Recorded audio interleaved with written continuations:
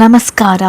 ಪ್ರತಿಷ್ಠಿತ company building ಒಂದರ ಎದುರು ಬಂದು ನಿಂತ ಕಾರ್ನಿಂದ ಇಳಿದು ಬರ್ತಾನೆ 28ರ ಅರೆಯದ ಯುವಕ ಆರುಷ್. ಗೋಧಿ ಬಣ್ಣ, ಕಟುಮಸ್ತಾದ ದೇಹ, ಚಿಗುರು ಮೀಸೆ, ಕಣ್ಣಿಗೆ ಪುಟ್ಟ ಕನ್ನಡಕ, ತೊಟ್ಟಿರೋದು ಫಾರ್ಮಲ್ಸ್ ಬಟ್ಟೆ, ಬಲಗೈಗೆ ವಾಚ್ ಕಟ್ಟಿ ಎಡಗೈಯಲ್ಲಿ ದಪ್ಪನಾದ ಬೆಳ್ಳಿ ಕಡಗ ಹಾಕೊಂಡಿರುವ ಆರುಷ್ ನಡೆದು ಬರ್ತಾ ಇದ್ರೆ ನೋಡೋ ಹುಡುಗಿಯರ ಮನಸ್ಸಿನಲ್ಲಿ ಸಾವಿರಾರು ಚಿಟ್ಟೆಗಳು ಹಾರಾಡಿದ ಅನುಭವ ಆಗುವಷ್ಟು ಸುಹೃದ್ರೂಪಿ ಯುವಕ. ಪ್ರತಿಯೊಂದು ವಿಷಯದಲ್ಲೂ ಪರ್ಫೆಕ್ಟ್ ಆಗಿರೋ ಹುಡುಗನಿಗೆ ಕೊರತೆ ಇರೋದು ಒಂದೇ ವಿಷಯದಲ್ಲಿ. ಅದು 1 ವರ್ಷದಿಂದ ಆತ ಮರೆತಿರುವ ನಗು. ಎಂಥವರನ್ನು ಆಕರ್ಷಿಸುವಂಥ ಗುಣ, ವ್ಯಕ್ತಿತ್ವ, ರೂಪ ಹೊಂದಿರುವ ಹುಡುಗನ ಮುಖದಲ್ಲಿ ನಗು ಅನ್ನೋದು ಮರೆಯಾಗಿ ಹೋಗಿದೆ. ಕೈಯಲ್ಲಿ 2-3 ಆಫೀಸ್ ಫೈಲ್ಗಳನ್ನು ಹಿಡಿದು ಬಂದವನು ಲಿಫ್ಟ್ ಒಳಗೆ ಹೋಗ್ತಿದ್ದ. ಹಾಗೆ ಆಫೀಸಲ್ಲಿ ಕೆಲಸ ಮಾಡ್ತಾ ಇರುವ 1-2 ಹುಡುಗಿಯರು ಅವನೊಂದಿಗೆ ಲಿಫ್ಟ್ ಏರ್ತಾರೆ. ಗುಡ್ ಮಾರ್ನಿಂಗ್ ಸರ್ ಅಂತ ಆರುಷ್ಗೆ ವಿಶ್ ಮಾಡ್ತಾರೆ. ಪ್ರತಿಯಾಗಿ ಗುಡ್ ಮಾರ್ನಿಂಗ್ ಅಂತಷ್ಟೇ ಹೇಳಿ ತನ್ನ ಪಾಡಿಗೆ ತಾನು ಸುಮ್ಮನೆ ನಿಲ್ತಾನೆ. ಅವನ ಒಂದು ನಗುವಿಗಾಗಿ ಎಷ್ಟೋ ಹೃದಯಗಳು ಕಾಯ್ತಾ ಇರ್ತವೆ. ಆದರೆ ಅವನ ಮುಖದಲ್ಲಿ ಮತ್ತೆ ನಗು ಅರಳಿಸೋಕ್ಕೆ ಸಾಧ್ಯ ಇರುವ ಆ ಹೃದಯ ಇನ್ನೆಲ್ಲೋ ಕೂತು ತಾನು ಕೂಡ ನಗುವುದನ್ನೇ ಮರೆತಿದೆ. 6ನೇ ಅಂತಸ್ತಿನಲ್ಲಿದ್ದ ಅವರ ಆಫೀಸ್ಗೆ ಲಿಫ್ಟಿಂದ ಹೊರ ಬರ್ತಿದ್ದಾಗೆ ರಿಸೆಪ್ಷನ್ನಲ್ಲಿದ್ದ ಹುಡುಗಿ ಗುಡ್ ಮಾರ್ನಿಂಗ್ ಸರ್ ಅಂತ ಮುಖದ ತುಂಬ ನಗು ತುಂಬಿಕೊಂಡು ವಿಶ್ ಮಾಡ್ತಾಳೆ. ಪ್ರತಿಯಾಗಿ ಗಂಭೀರ ವದನನಾಗಿ ಗುಡ್ ಮಾರ್ನಿಂಗ್ ಹೇಳಿ ತನ್ನ ಚೇಂಬರ್ನತ್ತ ಹೆಜ್ಜೆ ಹಾಕ್ತಾನೆ. ಒಳಬಂದು ಕೂತವನೇ ತನ್ನ ಕೆಲಸ ಪ್ರಾರಂಭಿಸುವ ಮೊದಲು ಮೊಬೈಲ್ ತೆಗೆದು ವಾಲ್ ಪೇಪರ್ನಲ್ಲಿದ್ದ ಫೋಟೋ ನೋಡ್ತಾ ಹ್ಯಾಮ ಗುಡ್ ಡೇ ವೈಫಿ ಅಂದು ಫೋಟೋಗೆ ಒಂದು ಮುತ್ತಿಟ್ಟು ತನ್ನ ದಿನದ ಕೆಲಸವನ್ನು ಪ್ರಾರಂಭಿಸ್ತಾನೆ. ಕಂಪನಿಯ ಮುಖ್ಯ ಜವಾಬ್ದಾರಿಯಾದ ಮ್ಯಾನೇಜರ್ ಕೆಲಸವನ್ನು ಆರುಷ್ ನಿರ್ವಹಿಸ್ತಾ ಇದ್ದಾನೆ. ಕಂಪನಿಯ ಮಾಲೀಕರಾದ ವೆಂಕಟೇಶ್ ಅವರಿಗೆ ಆರುಷ್ ಒಬ್ಬ ಎಂಪ್ಲಾಯ್ ಅನ್ನೋದಕ್ಕಿಂತ ಹೆಚ್ಚಾಗಿ ಮಗನ ಹಾಗೆ ನೋಡ್ತಾರೆ. ಆರುಷ್ ಕೂಡ ಕೆಲಸದ ವಿಷಯದಲ್ಲಿ ಅಷ್ಟೇ ಶ್ರದ್ಧೆ, ಜವಾಬ್ದಾರಿಯಿಂದ ಎಲ್ಲವನ್ನು ನಡೆಸಿಕೊಂಡು ಹೋಗ್ತಾ ಇದ್ದಾನೆ. ಕಂಪನಿಗೆ ಸೇರಿ ಇನ್ನೂ ವರ್ಷ ಆಗಿಲ್ಲ. ಆದರೂ ಕೂಡ ಅಷ್ಟರ ಮಟ್ಟಿಗೆ ವೆಂಕಟೇಶ್ ಅವರ ವಿಶ್ವಾಸ ಗಳಿಸುವುದರಲ್ಲಿ ಯಶಸ್ವಿಯಾಗಿದ್ದಾನೆ. ಲ್ಯಾಪ್ಟಾಪ್ ಆನ್ ಮಾಡಿ ಮೇಲ್ ಚೆಕ್ ಮಾಡ್ತಿರುವಾಗ ಕಂಪನಿ ಅಟೆಂಡರ್ ಸಿದ್ದಣ್ಣ ಬಂದು ಗುಡ್ ಮಾರ್ನಿಂಗ್ ಸರ್, ಯಜಮಾನರು ನಿಮ್ಮನ್ನು ಕರೀತಿದ್ದಾರೆ ಅಂದು ಒಂದು ಕ್ಷಣ ನಿಲ್ಲದೆ ಹೋಗ್ಬಿಡ್ತಾರೆ. ಲ್ಯಾಪ್ಟಾಪ್ ಕ್ಲೋಸ್ ಮಾಡಿ ವೆಂಕಟೇಶ್ ಅವರ ಚೇಂಬರ್ಗೆ ಬಂದವನೇ may I come in sir ಅಂತಾನೆ. ಬಾ ಆರುಷ್ ಅಂದು ಅವನನ್ನು ಒಳ ಕರೀತಾರೆ. ಸರ್ ಬರುವುದಕ್ಕೆ ಹೇಳಿ ಕಳಿಸಿದ್ರಂತೆ, ಏನು ವಿಷಯ ಸರ್? ಕೂತ್ಕೋ ಆರುಷ್, ನಿನ್ನ ಹತ್ರ ಸ್ವಲ್ಪ ಮಾತನಾಡೋದಿದೆ. ಅವರ ಎದುರಿನ ಚೇರ್ನಲ್ಲಿ ಕೂರ್ತಾನೆ. ಆರುಷ್, ಈ ವಿಷಯನ ಹೇಗೆ ಹೇಳೋದು ಅಂತಾನೆ ನನಗೆ ತಿಳಿತಿಲ್ಲ. ನನಗೆ ಗೊತ್ತು ನೀನು ಕಂಪನಿ ಕಡೆಯಿಂದ ನಿನ್ನ ಕೆಲಸಕ್ಕೆ ತಕ್ಕನಾದ ಸ್ಯಾಲ್ರಿ ಹೊರತಾಗಿ ಬೇರೇನನ್ನು ಎಕ್ಸ್ಪೆಕ್ಟ್ ಮಾಡೋಲ್ಲ ಅಂತ. ಆದರೆ ನನ್ನ ಮನಸ್ಸಿಗೆ ಬಂದ ಯೋಚನೆನ ನಿನ್ನ ಮುಂದೆ ಹೇಳ್ಕೊಳ್ಳದೆ ಹೋದರೆ ನನಗೆ ಸಮಾಧಾನ ಆಗೋದಿಲ್ಲ. ಸರ್, ನೀವು ನನಗೆ ತಂದೆ ಸಮಾನರು. ನನ್ನ ಹತ್ರ ಹೇಳೋದಕ್ಕೆ ಇಷ್ಟೊಂದು ಯೋಚನೆ ಮಾಡೋ ಅವಶ್ಯಕತೆನೇ ಇಲ್ಲ. ಏನು ವಿಷಯ ಹೇಳಿ ಸರ್? ಈ ಕಂಪನಿಯ ಪೂರ್ತಿ ಜವಾಬ್ದಾರಿನ ನಿನಗೆ ವಹಿಸ್ಕೊಡೋಣ ಅಂತ ನಾನು ತೀರ್ಮಾನ ಮಾಡಿದ್ದೇನಪ್ಪ. ತಕ್ಷಣ ಎದ್ದು ನಿಲ್ಲೋ ಆರುಷ್. ಸರ್, ಏನು ಹೇಳ್ತಾ ಇದ್ದೀರಾ ನೀವು? ನಾನು ಕಂಪನಿ ಜವಾಬ್ದಾರಿ ತೆಗೆದುಕೊಳ್ಳೋದಾ? ನಿಮ್ಮ ಮಾರ್ಗದರ್ಶನ ತಗೊಂಡು ನೀವು ಹೇಳಿದಾಗೆ ಕೆಲಸ ಮಾಡ್ಕೊಂಡು ಹೋಗ್ತಿದ್ದೀನಿ ಸರ್. ಅದನ್ನು ಬಿಟ್ಟು ಈ ಜವಾಬ್ದಾರಿಗಳನ್ನೆಲ್ಲ ನಾನು ಯಾಕೆ ತಗೋಬೇಕು ಸರ್? ನಿಮಗೆ ಗೊತ್ತೇ ಇದೆ, ನನಗಿರುವ ಒಬ್ಬಳೇ ಮಗಳು. ನನ್ನ ನಂತರ ಈ ಕಂಪನಿ ಜವಾಬ್ದಾರಿ ಪೂರ್ತಿ ನನ್ನ ಮಗಳು ಅಳಿಯನಿಗೆ ಸೇರಬೇಕು. ಅದಕ್ಕಾಗಿ ಈ ನಿರ್ಧಾರ ಮಾಡಿದ್ದೀನಿ.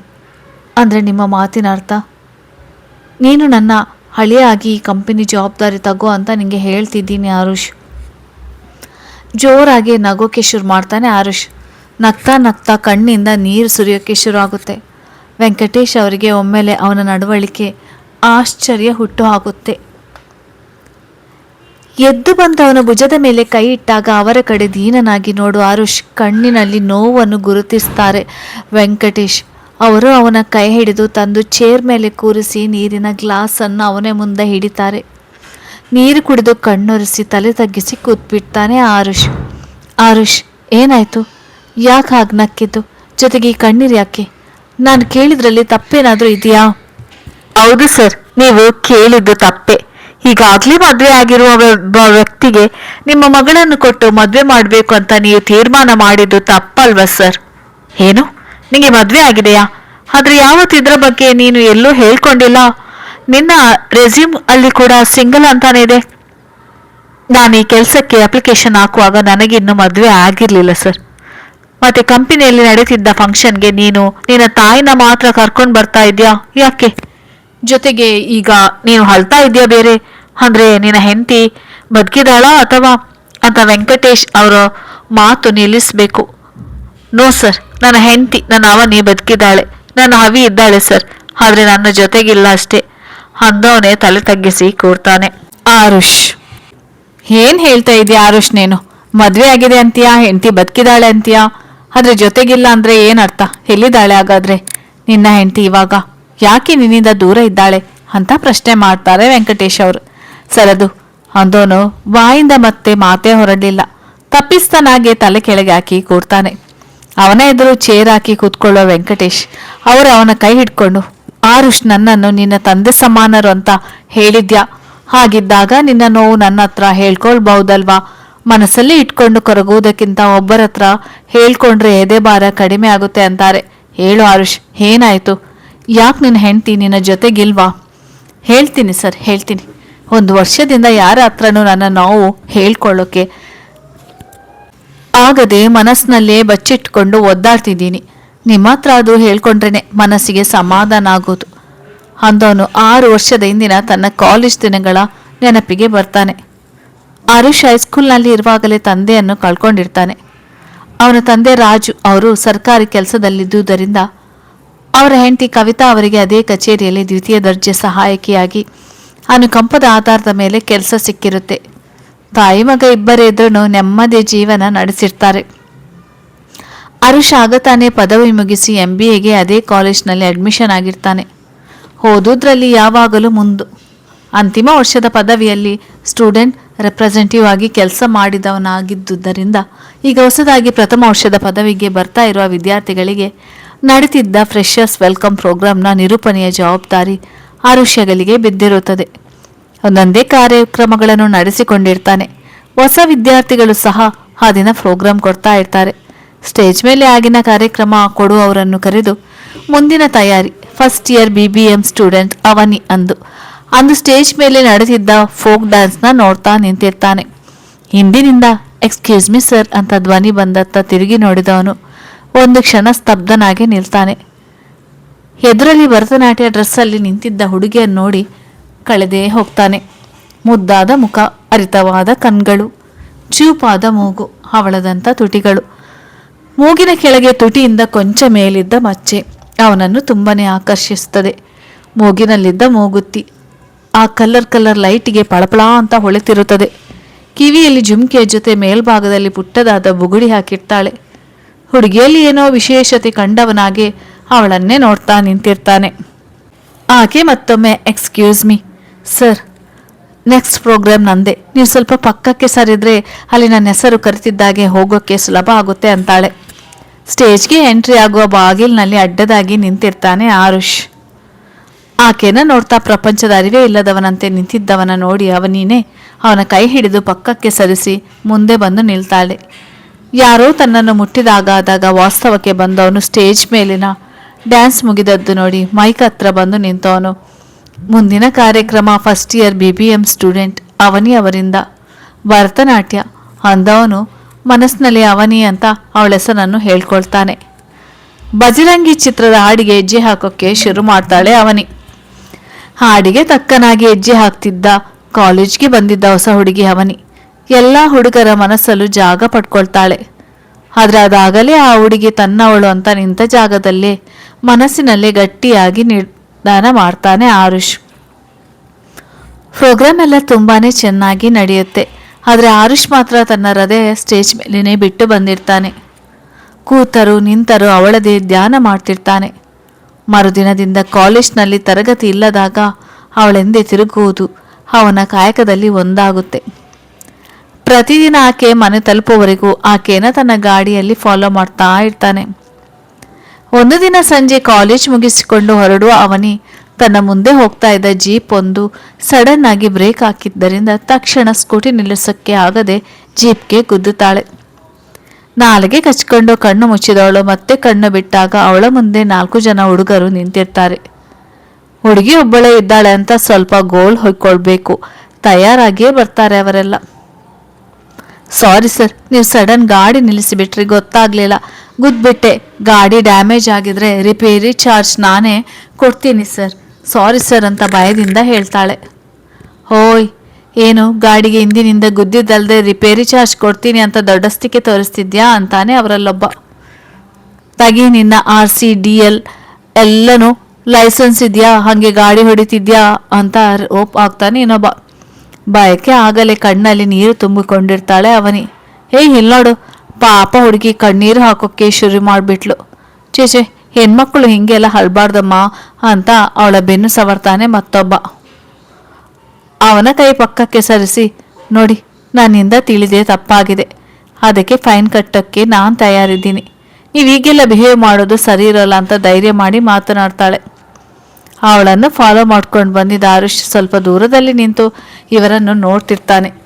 ಯಾವಾಗ ಅವರಲ್ಲೊಬ್ಬ ಅವನಿ ಮೈ ಸವರೋದು ನೋಡಿದ್ನೋ, ಗಾಡಿ ಪಕ್ಕಕ್ಕೆ ನಿಲ್ಲಿಸಿ ಓಡಿ ಬಂದವನೇ ಅವನಿ ಭುಜದ ಮೇಲೆ ಕೈ ಇಟ್ಟು ಅವನಿ ಅಂತಾನೆ.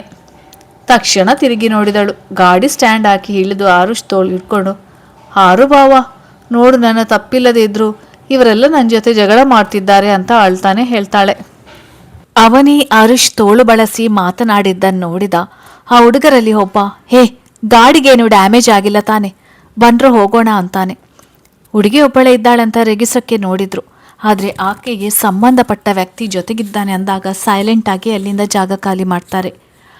ಆರುಷ್ ಇನ್ನೂ ತನ್ನ ತೋಳು ಹಿಡಿದು ನಿಂತಿದ್ದ ಅವನಿನ ನೋಡೋದ್ರಲ್ಲೇ ಇರ್ತಾನೆ.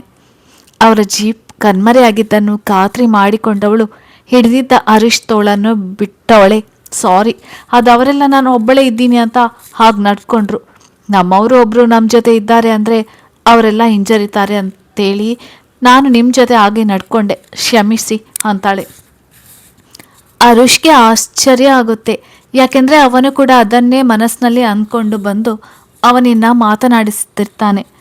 ತನ್ನ ಮನೆಯ ಹೆಣ್ಣುಗಳು ಅಂತ ಹೇಳ್ಕೊಳ್ಬೇಕು ಅಂತ ಅಂದ್ಕೊಂಡು ಬಂದಿರ್ತಾನೆ. ಅಷ್ಟರಲ್ಲಿ ಅವನೇನೆ ಆ ಕೆಲಸ ಮಾಡಿದ್ಲು. ಆರುಷ್ ಏನು ಮಾತನಾಡದೇ ಇರೋದು ನೋಡಿ, ಸಾರಿ, ನಾನು ಹಾಗೆ ನಡ್ಕೊಂಡಿದ್ದು ನಿಮಗೆ ಬೇಜಾರಾಗಿದ್ದರೆ ಅಂತಾಳೆ. ಇಟ್ಸ್ ಓಕೆ, ಬೇಜಾರೇನಿಲ್ಲ. ಆದರೆ ನಿಮಗೆ ನನ್ನ ಹೆಸರು ಹೇಗೆ ಗೊತ್ತು? ಅದು ಆ ದಿನ ಪ್ರೋಗ್ರಾಮ್ ನಿರೂಪಣೆ ಮಾಡ್ತಿದ್ರಲ್ಲ, ಆಗ ಫ್ರೆಂಡ್ಸ್ ಹತ್ರ ಕೇಳಿ ತಿಳ್ಕೊಂಡಿದ್ದೆ. ಹೋ ಹಾಗೆ, ಓಕೆ ಅಂದವನು ತಲೆಯಲ್ಲಿ ಮತ್ತೆ ಬೇರೆ ಪ್ರಶ್ನೆ ಒಂದು ಮೂಡುತ್ತೆ. ಅದನ್ನು ಕೇಳ್ತಾನೆ ಕೂಡ. ಒಂದು ವಿಷಯ, ನಿಮ್ಮವ್ರು ಅಂತ ಹೇಳ್ಕೊಳ್ಳೋಕೆ ನೀವು ನನ್ನ ಬೇರೆ ಥರನೂ ಅವ್ರಿಗೆ ಪರಿಚಯ ಮಾಡ್ಬೋದಿತ್ತು. ಅದ್ಯಾಕೆ ಭಾವ ಅಂತಾನೆ ಹೇಳಿದ್ರಿ, ಅಣ್ಣ ಅಂತ ಬೇಕಾದರೂ ಹೇಳ್ಬೋದಿತ್ತಲ್ವಾ ಅಂತ ಅವಳ ಮನಸ್ಸಿನಲ್ಲಿರುವ ಮಾತುಗಳನ್ನು ತಿಳ್ಕೋಬೇಕಾಗಿ ಕೇಳ್ತಾನೆ. ಆರುಷ್ ಹಾಗೆ ಪ್ರಶ್ನೆ ಮಾಡ್ಬೋದು ಅಂತ ಯೋಚನೆ ಮಾಡದವಳು ಏನು ಉತ್ತರ ಕೊಡೋದು ಅಂತ ಗೊತ್ತಾಗದೆ ತಲೆ ತಗ್ಗಿಸಿ ಯೋಚನೆ ಮಾಡ್ತಾ ನಿಲ್ತಾಳೆ. ಅಣ್ಣ ಅನ್ಬೋದಿತ್ತಲ್ವಾ ಅಂದಿದ್ದು ಸಣ್ಣದಾಗಿ ಸಿಟ್ಟು ಕೂಡ ತರಿಸುತ್ತೆ. ಅವಳು ಹಾಗೆ ನಿಂತಿದ್ದನ್ನು ನೋಡಿದವನೇ, ನಿಮ್ಮನ್ನೇ ಕೇಳಿದ್ದು ಅವನಿ, ಬೇರೆ ಥರನೂ ಪರಿಚಯಿಸ್ಬೋದಿತ್ತು ಅಲ್ವಾ? ಅದು ಪರಿಚಯಿಸ್ಬೋದಿತ್ತು, ಆದರೆ ಮನಸ್ಸು ಭಾವ ಅಂತಾನೆ ಕರಿ ಅಂತ ಹೇಳ್ತು, ಅದಕ್ಕೆ ಹಾಗೆ ಹೇಳ್ದೆ. ಆರುಷ್ಗೆ ಒಳಗೊಳಗೆ ಖುಷಿ ಆಗ್ತಾ ಇರ್ತದೆ. ಆದರೂ ಅವಳ ಮಾತುಗಳನ್ನು ಕೇಳುವ ಕಾತರದಿಂದಾಗಿ ಅವಳಿಗೆ ಪ್ರಶ್ನೆ ಮೇಲೆ ಪ್ರಶ್ನೆ ಮಾಡ್ತಾನೆ. ನಿಮ್ಮ ಮನಸ್ಸು ಯಾಕೆ ಹಾಗೆ ಹೇಳ್ತು? ಹಿಂದೆ ಮುಂದೆ ನೋಡದೆ ನೇರವಾಗಿ, ಯಾಕೆಂದರೆ ಆ ಮನಸ್ಸಿಗೆ ನೀವಂದರೆ ಇಷ್ಟ ಅದಕ್ಕೆ ಅಂತ ಅಂದವಳು ಕತ್ತೆತ್ತಿ ಮತ್ತೆ ಅವನನ್ನು ನೋಡುವ ಧೈರ್ಯ ಮಾಡೋಲ್ಲ. ಅವಳನ್ನು ಹತ್ತಿರದಿಂದ ನಿಂತು ನೋಡಿದ್ರಲ್ಲೇ ಮೈ ಮೆರೆತಿದ್ದವನಿಗೆ ಅವಳ ಮಾತುಗಳು ಎಲ್ಲೋ ದೂರದಲ್ಲಿ ಕೇಳಿದ ಹಾಗಾಗುತ್ತೆ. ಆದರೆ ಕಿವಿಗಂತೂ ಅವಳ ಮಾತು ಕೇಳಿಸಿರುತ್ತೆ. ಏನಂದ್ರಿ ನೀವು? ಇನ್ನೊಮ್ಮೆ ಹೇಳಿ, ನನಗೆ ಕೇಳಿಸ್ಲಿಲ್ಲ. ಕುಣಿದಾಡಬೇಕು ಅನ್ನಿಸ್ತಿರುತ್ತೆ, ಆದರೂ ತಡ್ಕೊಂಡು ಮಾತನಾಡ್ತಿರ್ತೀನಿ. ಈಗ ಕತ್ತೆ ಎತ್ತಿ ಅವನನ್ನು ನೋಡು. ಅವನಿ, ಏನಂದೆ? ಅಂದರೆ ನನಗೆ ಮೊದಲಿನಿಂದಲೂ ದಿನ ನೀವು ನನ್ನನ್ನು ಫಾಲೋ ಮಾಡೋದು ಚೆನ್ನಾಗಿ ಗೊತ್ತಿರುವ ವಿಷಯ ಅಂತ ಅಂದೆ ಅಂತ ಸ್ವಲ್ಪ ಜೋರು ಧ್ವನಿಯಲ್ಲಿ ಹೇಳ್ತಾಳೆ. ಈಗ ಶಾಕ್ ಆಗುವ ಸರದಿ ಆರುಷದು. ಅದು ನಾನು ನಿಮ್ಮನ್ನು ಅದು ಅಂತ ಬಿಡಿಸಿ ರಾಗ ಹೆಳೆದು ಮಾತನಾಡೋದ್ರಲ್ಲೇ ಇರ್ತಾನೆ. ಅವಳೇ ಅವನ ಮಾತನ್ನು ತಡೆದವಳು. ಏನ್ರಿ ನೀವು ಹುಡುಗಿ ಆಗಿ ನಾನೇ ಅಷ್ಟು ಧೈರ್ಯವಾಗಿ ಮನಸ್ಸಿನ ಮಾತನ್ನು ಹೇಳ್ತಿದ್ದೀನಿ, ನೀವೊಳ್ಳೆ ಅದು ಅಂತ ರಾಗ ಆಡ್ತಿದ್ದೀರಾ ಅಂತ ಅವನನ್ನು ಗದರಿಸುವಾಗೆ ಕೇಳ್ತಾಳೆ. ಅವಳ ತೀರ ಹತ್ತಿರಕ್ಕೆ ಹೋಗಿ ನಿಂತವನು ಅವಳ ಕಣ್ಣಲ್ಲಿ ಕಣ್ಣಿಟ್ಟು, ನಿಜವನಿ, ನೀನು ಹೇಳಿದ್ದು.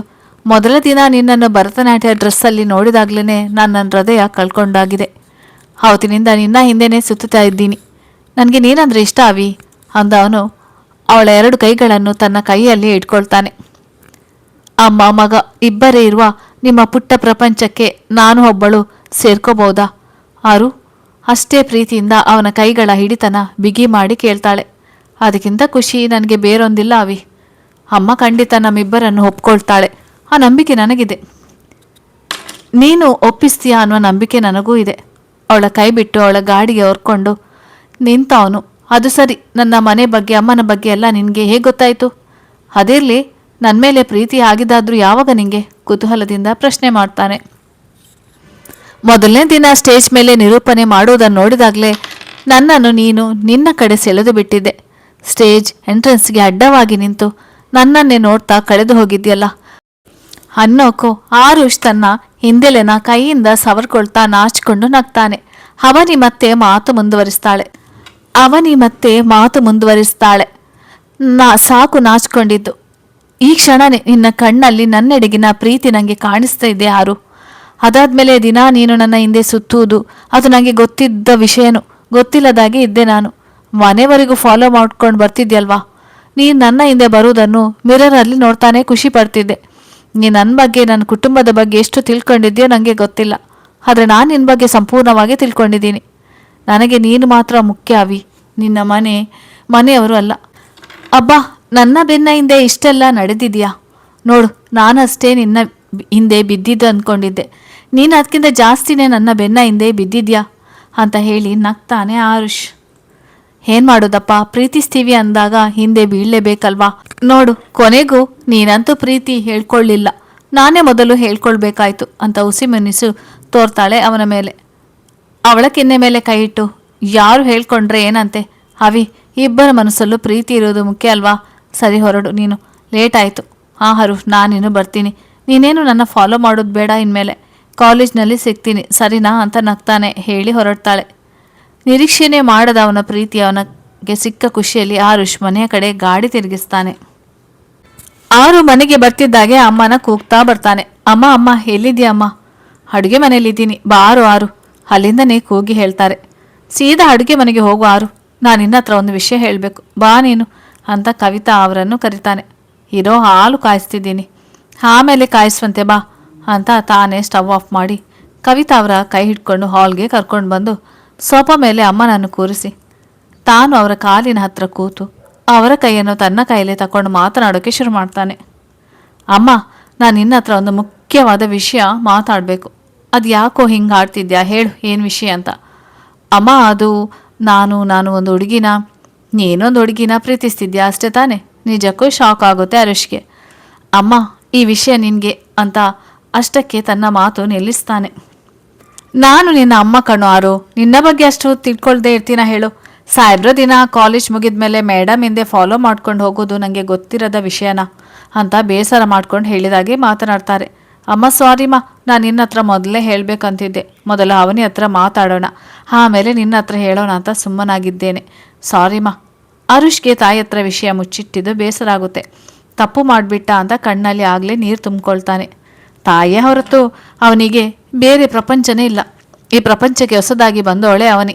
ಅದನ್ನು ತಾಯಿಗೆ ಮೊದಲೇ ಹೇಳಬೇಕಾಗಿತ್ತು. ಹೇಳದೆ ಅವಳ ಮನಸ್ಸಿಗೆ ನೋವು ಮಾಡಿದ್ದೇನೇನು ಅನ್ನೋ ಯೋಚನೆ ಅವನಿಗೆ ತುಂಬಾ ನೋವು ಮಾಡುತ್ತೆ. ಜೊತೆಗೆ ಕವಿತಾ ಅವರು ಬೇಸರ ಮಾಡ್ಕೊಂಡು ಮಾತನಾಡಿದ್ದು ಕೂಡ ಅಷ್ಟೇ ನೋವಾಗುತ್ತೆ ಅವನಿಗೆ. ಅವನ ಕಣ್ಣಲ್ಲಿ ನೀರು ನೋಡಿದ್ದೆ ಕವಿತಾ ಅವರು. ಹೇ ಯಾರು ಇದೇನೋ ಇದೋ, ಪುಟ್ಟ ಮಕ್ಕಳಾಗಿ ಕಣ್ಣೀರಾಗ್ತಾ ತಮಾಷೆ ಮಾಡಿದೆ ಕಣೋ. ನಿನ್ನ ಬಾಳ ಸಂಗಾತಿನ ನೀನೇ ಆರಿಸ್ಕೊಂಡಿದ್ದು ನನಗೆ ಖುಷಿ ವಿಷಯ ಕಣೋ ಅಂದು ಅವರು ಕಣ್ಣೀರು ಒರೆಸ್ತಾರೆ. ಸಾರಿಮ್ಮ, ನಾನು ಮೊದಲೇ ಹೇಳಬೇಕಾಗಿತ್ತು. ಸರಿ, ಅದು ಬಿಡು, ಅವಳ ಹತ್ರ ಮಾತಾಡಿದ್ಯಾ? ನಿನ್ನ ಪ್ರೀತಿ ಹೇಳ್ಕೊಂಡ್ಯಾ? ಒಪ್ಕೊಂಡ್ಲಾ? ನನಗಿಂತ ಮುಂಚೆ ಅವಳೇ ನನ್ನ ಪ್ರೀತಿ ಹೇಳ್ಕೊಂಡ್ಲು ಅಮ್ಮ ಅಂತ ಕಾಲೇಜ್ ಫಂಕ್ಷನಿಂದ ಇವತ್ತಿನವರೆಗಿನ ಎಲ್ಲ ವಿಷಯನೂ ಅಮ್ಮನ ಮುಂದೆ ಹೇಳ್ತಾನೆ. ಅಮ್ಮ, ನಿಂಗೆ ಹೇಗೆ ನಾನು ಅವಳನ್ನು ದಿನ ಫಾಲೋ ಮಾಡ್ತೀನಂತ ಗೊತ್ತಾಯಿತು? ಒಂದು ವಾರದ ಹಿಂದೆ ಆಟೋದಲ್ಲಿ ಬರುವಾಗ ತಾವು ಒಂದು ಸ್ಕೂಟಿನ ಫಾಲೋ ಮಾಡ್ಕೊಂಡು ಹೋಗೋದನ್ನು ನೋಡಿದೆ. 2-3 ದಿನ ನಾನು ಕೂಡ ನಿನ್ನ ಫಾಲೋ ಮಾಡಿ ತಿಳ್ಕೊಂಡನಪ್ಪ ಅಂತ ಮಗನ ಕಿವಿ ಹಿಂಡ್ತಾರೆ. ಅವರ ಕೈಯಿಂದ ತನ್ನ ಕಿವಿ ಬಿಡಿಸ್ಕೊಂಡವನೇ, ನೋಯ್ತಮ್ಮ, ಸಾರಿಮ್ಮ ಅಂದು ಅವರ ತೊಡೆ ಮೇಲೆ ತಲೆ ಇಡ್ತಾನೆ. ಅವನ ತಲೆ ಸವರ್ತಾನೆ. ನೀವಿಬ್ಬರು ಚೆನ್ನಾಗಿದ್ದರೆ ಅಷ್ಟೇ ಸಾಕು ಆರು ನನಗೆ, ಹಾಗಂತ ಓದಿನ ಕಡೆ ನೆಗ್ಲೆಕ್ಟ್ ಮಾಡೋ ಹಾಗಿಲ್ಲ, ನೆನಪಿರಲಿ. ಖಂಡಿತ ಅಮ್ಮ, ಈ ಸಲನೂ ನಾನೇ ಫಸ್ಟ್ ಬರ್ತೀನಿ ನೋಡ್ತಿರು ಅಂದು ತಾಯಿಯ ಕೆನ್ನೆಗೆ ಮುತ್ತಿಟ್ಟು ರೂಮ್ ಸೇರ್ಕೊಳ್ತಾನೆ. ಹುಚ್ಚು ಹುಡುಗ. ದೇವರೇ, ನನ್ನ ಮಗನ ಬಾಳಿಗೆ ಆ ಹುಡುಗಿ ಬೆಳಕಾಗಿ ಬರಲಪ್ಪ ಅಂತ ದೇವರಲ್ಲಿ ಬೇಡ್ಕೊಳ್ತಾರೆ. ಇದಾದ್ಮೇಲೆ ಆರುಷ್ ಅವನಿ ಒಬ್ಬರಿಗೊಬ್ಬರು ತುಂಬಾನೇ ಹಚ್ಕೊಳ್ತಾರೆ. ಓದುವುದರ ಕಡೆ ನಿರ್ಲಕ್ಷ್ಯ ಮಾಡದೆ ಅದರ ಜೊತೆಗಿನ್ನು ತಮ್ಮ ಪ್ರೀತಿನೂ ಜೋಪಾನ ಮಾಡ್ಕೊಳ್ತಾರೆ. ಆರುಷ್ ಪ್ರತಿದಿನ ಬಂದು ತಾಯಿಗೆ ಒಪ್ಪಿಸುವುದನ್ನು ಯಾವತ್ತಿಗೂ ಮರೆಯೋದಿಲ್ಲ. ಆರುಷ್ ತನ್ನ MBA ಎಕ್ಸಾಮ್ ರಿಸಲ್ಟ್ ಬಂದ ದಿನವೇ ಅವನಿನ ಮನೆಗೆ ಕರ್ಕೊಂಡೋಗಿ ತನ್ನ ತಾಯಿಗೆ ಪರಿಚಯ ಮಾಡ್ತಾನೆ. ಅಲ್ಲಿವರೆಗೂ ಇಬ್ಬರ ಭೇಟಿಗೆ ಕಾಲ ಕೂಡಿ ಬಂದಿರಲಿಲ್ಲ. ಅಮ್ಮ, ನಾನು ಹೇಳಿದ್ನಲ್ಲ ಅವನಿ ಅಂತ ಇವಳೆ. ಅವನಿ ಕವಿತಾ ಅವರ ಕಾಲಿಗೆ ಬಿದ್ದು ಆಶೀರ್ವಾದ ತಗೊಳ್ತಾಳೆ. ಅವಳ ಭುಜ ಬಳಸಿ ಎಬ್ಬಿಸಿ ನಿಲ್ಲಿಸೋದರ ತಲೆ ಸವರಿ, ತುಂಬ ಮುದ್ದಾಗಿದೆ ಕಂದ, ಅದಕ್ಕೆ ನನ್ನ ಮಗ ಪ್ರೀತಿಯಲ್ಲಿ ಬಿದ್ದಿರೋದು ಅಂತ ಮಗನ ಕಡೆ ತಿರುಗಿ ಹೇಳ್ತಾರೆ. ಅದಕ್ಕೆ ಪ್ರತಿಯಾಗಿ ಚಂದದೊಂದು ನಗು ಆರುಷ್ ಮುಖದಲ್ಲಿ ಕಾಣುತ್ತೆ. ಇನ್ನೇನು ಆರು, ಸ್ಟಡೀಸ್ ಕೂಡ ಮುಗೀತು, ಒಳ್ಳೆ ಕಂಪನಿಗೆ ಕ್ಯಾಂಪಸ್ ಸೆಲೆಕ್ಷನ್ ಕೂಡ ಆಗಿದೆ. ನಿಮ್ಮ ಮನೆಗೆ ಬಂದು ಮದುವೆ ಮಾಡುವುದು ಮಗಳೇ. ಅಮ್ಮ, ಹೀಗೆ ಹೇಳ್ತೀನಂತ ತಪ್ಪು ತಿಳ್ಕೊಬೇಡಿ. ನನಗೂ ಕೂಡ MBA ಮಾಡಬೇಕು ಅನ್ನೋ ಆಸೆ ತುಂಬಾ ಇದೆ. ಅಪ್ಪನ ಆಸೆ ಕೂಡ ಅದೇ. ಮದುವೆ ಆದಮೇಲೆ ಜವಾಬ್ದಾರಿ ಜಾಸ್ತಿ ಆಗುತ್ತೆ, ಓದುವುದರ ಕಡೆ ಗಮನ ಕೊಡೋಕ್ಕೆ ಕಷ್ಟ ಆಗುತ್ತೆ. ಅದಕ್ಕೆ ನನ್ನ ಸ್ಟಡೀಸ್ ಮುಗಿಯೋವರೆಗೂ ಮದುವೆ ಮಾತುಕತೆ ಮಾಡೋದು ಬೇಡ ಅನ್ನೋದು ನನ್ನ ಅನಿಸಿಕೆ ಅಮ್ಮ. ಸ್ವಲ್ಪ ಯೋಚನೆ ಮಾಡುವ ಕವಿತಾ ಅವರು, ಸರಿ ಮಗಳೇ, ನಿನ್ನ ಇಷ್ಟನೇ ನಮ್ಮಿಷ್ಟ ಕೂಡ. ನಿನ್ನ ಹುಡುಗಂಗೂ ಕೂಡ ಈಗಲೇ ಮದುವೆ ಇಷ್ಟ ಇಲ್ಲ ಅನಿಸುತ್ತೆ. ತನ್ನ ಕಾಲ ಮೇಲೆ ತಾನು ನಿಲ್ಲಬೇಕು ಅನ್ನುವ ಆಸೆ ಇದೆ ಅವನಿಗೆ, ಅಲ್ವೇನೋ ಆರು? ನನ್ನ ಸರಿಯಾಗಿ ಅರ್ಥ ಮಾಡಿಕೊಂಡಿದ್ಯಾ ನೋಡು ಅಮ್ಮ ನೀನು ಅಂದವನೇ ಹೋಗಿ ಕವಿತಾ ಅವರ ಕೆನ್ನೆಗೆ ಒಂದು ಮುತ್ತು ರವಾನೆ ಮಾಡಿ, ಅವಿ ನಿರ್ಧಾರ ನನಗಂತೂ ಸಂಪೂರ್ಣ ಒಪ್ಪಿಗೆ ಇದೆ ಅಮ್ಮ ಅಂತಾನೆ. ಹೆಂಡತಿ ಆಗೋಳ ಮುಂದೆ ಅಮ್ಮನಿಗೇನು ಮುತ್ತು ಕೊಡೋದು ನೀನು ಕೋತಿರಾಮ ಅಂತ ಮಗನ ಕೆನ್ನೆ ತಿವಿದು, ನೀವಿಬ್ಬರು ಒಪ್ಕೊಂಡ್ಮೇಲೆ ನಂದೇನಿದೆ, ನಿಮ್ಮ ಇಷ್ಟದಾಗೆ ಆಗಲಿ. ಆದರೆ ಈಗಿನ ಕಾಲದ ಮಕ್ಕಳು ನೀವು ಪ್ರೀತಿಸಿದ್ದೀವಿ, ಮದುವೆ ಆಗ್ತೀವಿ ಅಂತ ದುಡುಕ್ಬೇಡಿ ಅಂತ ಇಬ್ಬರಿಗೂ ಬುದ್ಧಿ ಮಾತು ಹೇಳ್ತಾರೆ. ಇಬ್ಬರು ಒಬ್ಬರ ಮುಖ ಒಬ್ಬರು ನೋಡ್ಕೊಂಡವ್ರು, ನೀವು ನಮ್ಮ ಮೇಲೆ ನಂಬಿಕೆ ಇಡ್ಬೋದಮ್ಮ ಅಂತಾರೆ. ಅವನಿ, ನಿಮ್ಮ ಮನೆಯಲ್ಲಿ ಯಾರು ವಿಷಯ ಗೊತ್ತೇನಮ್ಮ? ಅಮ್ಮ, ಅದು ನಾನಿನ್ನೂ ಮನೇಲಿ ಹೇಳಿಲ್ಲ, ಸಮಯ ನೋಡಿ ನಾನೇ ಮಾತಾಡ್ತೀನಮ್ಮ. ಸರಿ ಮಗಳೇ, ನೀವು ಕೂತು ಮಾತಾಡ್ತೀರಿ, ನಾನು ಕಾಫಿ ಮಾಡ್ಕೊಂಡು ಬರ್ತೀನಿ ಅಂತ ಒಳಗಡೆ ಎದ್ದು ಹೋಗ್ತಾರೆ. ಅವನಿ ಹೀಗೆ ಸಮಯ ಸಿಕ್ಕಾಗ ಬಂದು ಕವಿತಾ ಅವರ ಜೊತೆ ಸಮಯ ಕಳೆದು ಹೋಗ್ತಿರ್ತಾಳೆ. ಕವಿತಾ ಅವರಿಗೂ ಅವನಿ ತುಂಬಾ ಇಷ್ಟ ಆಗ್ತಾಳೆ. ಅವನಿ ತನ್ನ ಕಾಲೇಜ್ ಓದಿನ ಜೊತೆಗೆ ಆರುಗೆ ಸಮಯ ಕೊಡುವುದನ್ನು ಮಾತ್ರ ಯಾವತ್ತೂ ತಪ್ಪಿಸ್ತಿಲ್ಲ. ಆರು ಕೂಡ ಅಷ್ಟೇ, ಕೆಲಸದಲ್ಲಿ ಎಷ್ಟೇ ಒತ್ತಡ ಇದ್ದರೂ ಅವನಿ ಜೊತೆ ಮಾತನಾಡೋದು, ಅವಳಿಗೆ ಸಮಯ ಕೊಡುವುದನ್ನು ಯಾವತ್ತೂ ತಪ್ಪಿಸೋಲ್ಲ. ಹೀಗೆ ವರ್ಷ ಕಳೆದು ಅವನಿ ತನ್ನ ಕೊನೆ ಸೆಮಿಸ್ಟರಲ್ಲಿ ಓದ್ತಾ ಇರ್ತಾಳೆ. ಹೀಗೆ ಒಂದಿನ ಸಂಜೆ ಕಾಫಿ ಶಾಪಲ್ಲಿ ಆರುಷ್ ಜೊತೆ ಅವನಿ ಕಾಫಿ ಕುಡಿಯುತ್ತಾ ಮಾತನಾಡ್ತಾ ಕೂತಿರ್ತಾರೆ. ಯಾರೋ ಫ್ರೆಂಡ್ನ ಮೀಟ ಮಾಡೋಕ್ಕೆ ಅದೇ ಕಾಫಿ ಶಾಪ್ಗೆ ಬಂದಿದ್ದ ಅವನಿ ತಂದೆ ರಾಜೇಶ್ ಅವರು ಕಾರ್ನರ್ ಟೇಬಲಲ್ಲಿ ಯಾವುದೋ ಹುಡುಗನ ಜೊತೆ ಕಾಫಿ ಕುಡಿತಾ ಕೂತಿದ್ದ ತಮ್ಮ ಮಗಳನ್ನು ನೋಡ್ತಾರೆ. ಮಗಳನ್ನು ಯಾವುದೋ ಹುಡುಗನ ಜೊತೆ ನೋಡಿದ ರಾಜೇಶ್ ಅವರು ತಮ್ಮ ಫ್ರೆಂಡ್ನ ಮೀಟ್ ಮಾಡಿ ಅಲ್ಲಿಂದ ಮನೆ ಕಡೆ ಹೊರಡ್ತಾರೆ. ಅವರು ಬಂದು ಹೋದ ಸಣ್ಣ ಸುಳಿವು ಕೂಡ ಅವನಿಗೆ ಗೊತ್ತಾಗೋಲ್ಲ. ಆರು ಜೊತೆ ಟೈಮ್ ಸ್ಪೆಂಡ್ ಮಾಡಿ ಮನೆ ಕಡೆ ಹೊರಡ್ತಾಳೆ. ಮನೆಗೆ ಬರ್ತಿದ್ದಾಗೆ ಹಾಲ್ನಲ್ಲಿ ಕೂತಿದ್ದ ಅಪ್ಪನ ನೋಡಿ ಗುಡ್ ಈವ್ನಿಂಗ್ ಅಪ್ಪಪ್ಪ ಅಂತ ವಿಶ್ ಮಾಡ್ತಾಳೆ. ಗುಡ್ ಈವ್ನಿಂಗ್, ಯಾಕಮ್ಮ ಲೇಟ್ ಆಯಿತು? ಅದು ಲಾಸ್ಟ್ ಸೆಮ್ ಅಲ್ವಾ, ಪ್ರಾಜೆಕ್ಟ್ ವರ್ಕ್ ನಡೀತಿದೆ ಪಪ್ಪ, ಹಾಗಾಗಿ ಲೇಟ್ ಆಯಿತು. ಏನು ಪ್ರಾಜೆಕ್ಟ್ ಅಮ್ಮ? ಕಾಫಿ ಶಾಪ್ನಲ್ಲಿ ಕಾಫಿ ಹೇಗೆ ಮಾಡೋದು, ಹೇಗೆ ಕುಡಿಯೋದು ಅನ್ನೋದಾ? ಅವನಿಗೆ ನಿಂತಲ್ಲೇ ಕುಸಿದು ಬೀಳೋಕ್ಕಾಗುತ್ತೆ. ತಡವರಿಸ್ತಾನೆ, ಪಪ್ಪ ಅದು ಅಂತ ತನ್ನ ಮಾತು ನಿಲ್ಲಿಸ್ತಾಳೆ. ಅವನೇ ಮುಂದೆ ಬಂತು ನಿಂತೋರೆ ಜೋರು ಧ್ವನಿಯಲ್ಲಿ ಯಾರು ಆ ಹುಡುಗ ಅಂತ ಕೂಗ್ತಾರೆ. ಅಡುಗೆ ಮನೆಯಲ್ಲಿದ್ದ ಅವನೇ ತಾಯಿ ವೀಣಾ ಅವರು ಗಂಡನ ಜೋರು ಧ್ವನಿ ಕೇಳಿ ಹೊರಗಡೆ ಓಡಿ ಬರ್ತಾರೆ. ಏನಾಯ್ತ್ರಿ, ಯಾಕೆ ಹಾಗೆ ಕೂಗಾಡ್ತಿದ್ದೀರಾ? ನಿನ್ನ ಮಗಳು ಗನಂದಾರಿ ಕೆಲಸ ಮಾಡಿದ್ದಾಳೆ, ಅದನ್ನೇ ಕೇಳ್ತಾ ಇದ್ದೀನಿ ವೀಣಾ. ನಿನ್ನನ್ನೇ ಕೇಳಿದ್ದು. ಅವನು ಯಾರ ಆ ಹುಡುಗ? ಪಾಪ, ಅವನು ಆ ಆರುಷ್ ಅಂತ. ಎಷ್ಟು ದಿನದಿಂದ ನಡೀತಿದೆ ಈ ನಿನ್ನ ಕದ್ದು ಮುಚ್ಚಿ ವ್ಯವಹಾರ? ಅವನಿ ಸುಮ್ಮನೆ ತಲೆ ತಗ್ಗಿಸಿ ನಿಲ್ತಾಳೆ. ನಿನ್ನನ್ನೇ ಕೇಳಿದ್ದು, ಎಷ್ಟು ದಿನದಿಂದ ನಡೀತಿದೆ ಅಂತ ಜೋರಾಗಿ ಕಿರಿಸ್ತಾರೆ. ಅವರ ಧ್ವನಿಗೆ ಹೆದರಿದವಳೆ ತಕ್ಷಣ 5 ವರ್ಷ ಪಪ್ಪ. ಅಂದರೆ ನಾನು ಸರ್ವಿಸ್ನಲ್ಲಿ ಇದ್ದಾಗಿನಿಂದಲೂ ನಡೀತಿದ್ಯಾ ಅನ್ನು ನೋಡಿದ್ಯಾ ವೀಣಾ ನಿನ್ನ ಮಗಳನ್ನು? ಒಬ್ಬ ರಿಟೈರ್ಡ್ DGP ಮಗಳು ಅಪ್ಪನ ಕಣ್ಣಿಗೆ ಮಣ್ಣೆರಚಿ ಅಂತ ಕೆಲಸ ಮಾಡಿದಾಳೆ ನೋಡು. ಅಪ್ಪ ಪ್ಲೀಸ್ ನನ್ನ ಕ್ಷಮಿಸಿ. ಆರುಷ್ ತುಂಬ ಒಳ್ಳೆ ಹುಡುಗ, ಅವನಿಗೂ ನಾನು ಅಂದರೆ ಪ್ರಾಣ ಪಪ್ಪ. ತಂದೆ ಒಬ್ಬ ಪೊಲೀಸ್ ಅಧಿಕಾರಿ ಅನ್ನೋದಕ್ಕೆ ಮನೆಯಲ್ಲಿ ವಿಷಯ ಹೇಳೋದಕ್ಕೆ ಅವನಿ ಹೆದರ್ತಾ ಇದ್ದಿದ್ದು. ರಾಜೇಶ್ ವೀಣಾ ದಂಪತಿಗಳಿಗೆ ಅವನಿ ಒಬ್ಬಳೆ ಮಗಳು. ಮಗಳನ್ನು ತುಂಬ ಸ್ಟ್ರಿಕ್ಟ್ ಆಗಿ ಬೆಳೆಸಿರ್ತಾರೆ ರಾಜೇಶ್ ಅವರು. ತಮ್ಮ ಡಿಪಾರ್ಟ್ಮೆಂಟ್ನಲ್ಲಿ ಇರೋ ಹಾಗೇನೆ ಮನೆಯಲ್ಲೂ ಕೂಡ ಇರ್ತಿದ್ದ ವ್ಯಕ್ತಿ ಅವರು. ಆರುಷ್ಗೂ ಕೂಡ ರಾಜೇಶ್ ಅವರ ಬಗ್ಗೆ ಚೆನ್ನಾಗಿ ಗೊತ್ತಿದೆ. ಅದಕ್ಕೆ ತನ್ನ ಕಾಲ ಮೇಲೆ ನಿಂತ ಅವಳ ಮನೆಗೆ ಹೆಣ್ಣು ಕೇಳೋಕ್ಕೆ ಬರಬೇಕು ಅನ್ನೋದೇ ಅವನ ಆಸೆ ಆಗಿರುತ್ತೆ. ಮಗಳ ಮಾತು ಕೇಳಿ ಸ್ವಲ್ಪ ಸಮಾಧಾನ ಆಗುವ ರಾಜೇಶ್ ಅವರು, ಸರಿ ಏನು ಮಾಡಿಕೊಂಡಿದ್ದಾನೆ ಹುಡುಗ, MBA ಆಗಿದೆ ಪಪ್ಪ, ಪ್ರೈವೇಟ್ ಕಂಪನಿಯಲ್ಲಿ ಒಳ್ಳೆ ಪೋಸ್ಟಲ್ಲಿ ಇದ್ದಾನೆ. ತಂದೆ ಇಲ್ಲ, ಅವನು ಚಿಕ್ಕ ವಯಸ್ಸಿನಲ್ಲಿ ಇದ್ದಾಗಲೇ ತೀರಿ ಹೋಗಿದ್ದಾರೆ. ಸರ್ಕಾರಿ ಕೆಲಸದಲ್ಲಿದ್ದರಂತೆ. ಕಾಂಪೆನ್ಸ್ಟೋರಿ ಗ್ರೌಂಡ್ ಮೇಲೆ ಅವರ ತಾಯಿಗೆ SDA ಕೆಲಸ ಸಿಕ್ಕಿತ್ತಂತೆ. ತಾಯಿ ಮಗ ಇಬ್ಬರೇ ಇರುವುದು ಪಪ್ಪ. ಸ್ವಲ್ಪ ಹೊತ್ತು ಯೋಚನೆ ಮಾಡುವುದು ಸರಿ. ನಾಳೆ ಅಮ್ಮ ಮಗ ಇಬ್ಬರನ್ನು ಮನೆಗೆ ಬರೋಕ್ಕೆ ಹೇಳು. ಪಪ್ಪ, ಇದರಲ್ಲಿ ಅವರದ್ದೇನೂ ತಪ್ಪಿಲ್ಲ. ಮನೆಗೆ ಕರೆಸಿ ಅವಮಾನ ಮಾಡಬೇಡಿ ಪ್ಲೀಸ್, ಅವ್ರು ತುಂಬ ಒಳ್ಳೆಯವರು ಅಂತ ತಂದೆ ಮುಂದೆ ಕೈ ಮುಗ್ದು ನಿಲ್ತಾಳೆ. ಮತ್ತೆ ಅವಳ ಹತ್ರಕ್ಕೆ ಬಂದು ನಿಂತ ಅವಳ ಕೈ ಕೆಳಗಿಳಿಸಿದವರು, ಅಂದರೆ ನಿಮ್ಮ ಪಪ್ಪ ಕೆಟ್ಟವನು ಅಂತೇನೇನಮ್ಮ ನಿನ್ನ ಮಾತಿನ ಅರ್ಥ? ಅಯ್ಯೋ, ನಾನು ಹಾಗ ಅನ್ನಲಿಲ್ಲ ಪಪ್ಪ, ಅರ್ಥ ಆಗುತ್ತೆ ಮಗಳೇ, ಅವರನ್ನು ಮನೆಗೆ ಹೆಣ್ಣು ಕೇಳೋಕ್ಕೆ ಬನ್ನಿ ಅಂತ ನಾನು ಹೇಳಿದ್ದು. ನಾನು ಹೇಳಿದೆ ಅಂತೇನೆ ಹೇಳು ಸರಿನಾ ಅಂದು ಅವಳ ತಲೆ ನೆವರಿಸ್ತಾರೆ. ಅವನಿ ಆಶ್ಚರ್ಯದಿಂದ ತನ್ನ ತಾಯಿ ಕಡೆ ನೋಡ್ತಾಳೆ. ವೀಣಾ ಅವರಿಗೂ ಅಷ್ಟೇ ಶಾಕ್ ಆಗಿರುತ್ತೆ. ಯಾಕೆ ತಾಯಿ ಮಗಳು ಹಾಗೆ ನೋಡ್ತಾ ಇದ್ದೀರಾ ನನ್ನ? ಅದು ಪಪ್ಪ, ನೀವು ಇಷ್ಟು ಬೇಗ ಒಪ್ಕೊಂಡಿದ್ದು ಪ್ರಶ್ನಾರ್ಥಕವಾಗಿ ಹೇಳ್ತಾಳೆ. ನಿಜ ಅವನಿ, ನನ್ನ ಅಳಿಯ ಹೇಗಿರಬೇಕು ಅನ್ನುವ ನನ್ನ ಕಲ್ಪನೆಗೆ ಆ ನಿನ್ನ ಹುಡುಗ ಹೊಂದಿಕೆ ಆಗೋಲ್ಲ. ಆದರೆ ನಿನ್ನ ಖುಷಿಗೆ ನಾನು ಅಡ್ಡಿ ಮಾಡೋಲ್ಲಮ್ಮ.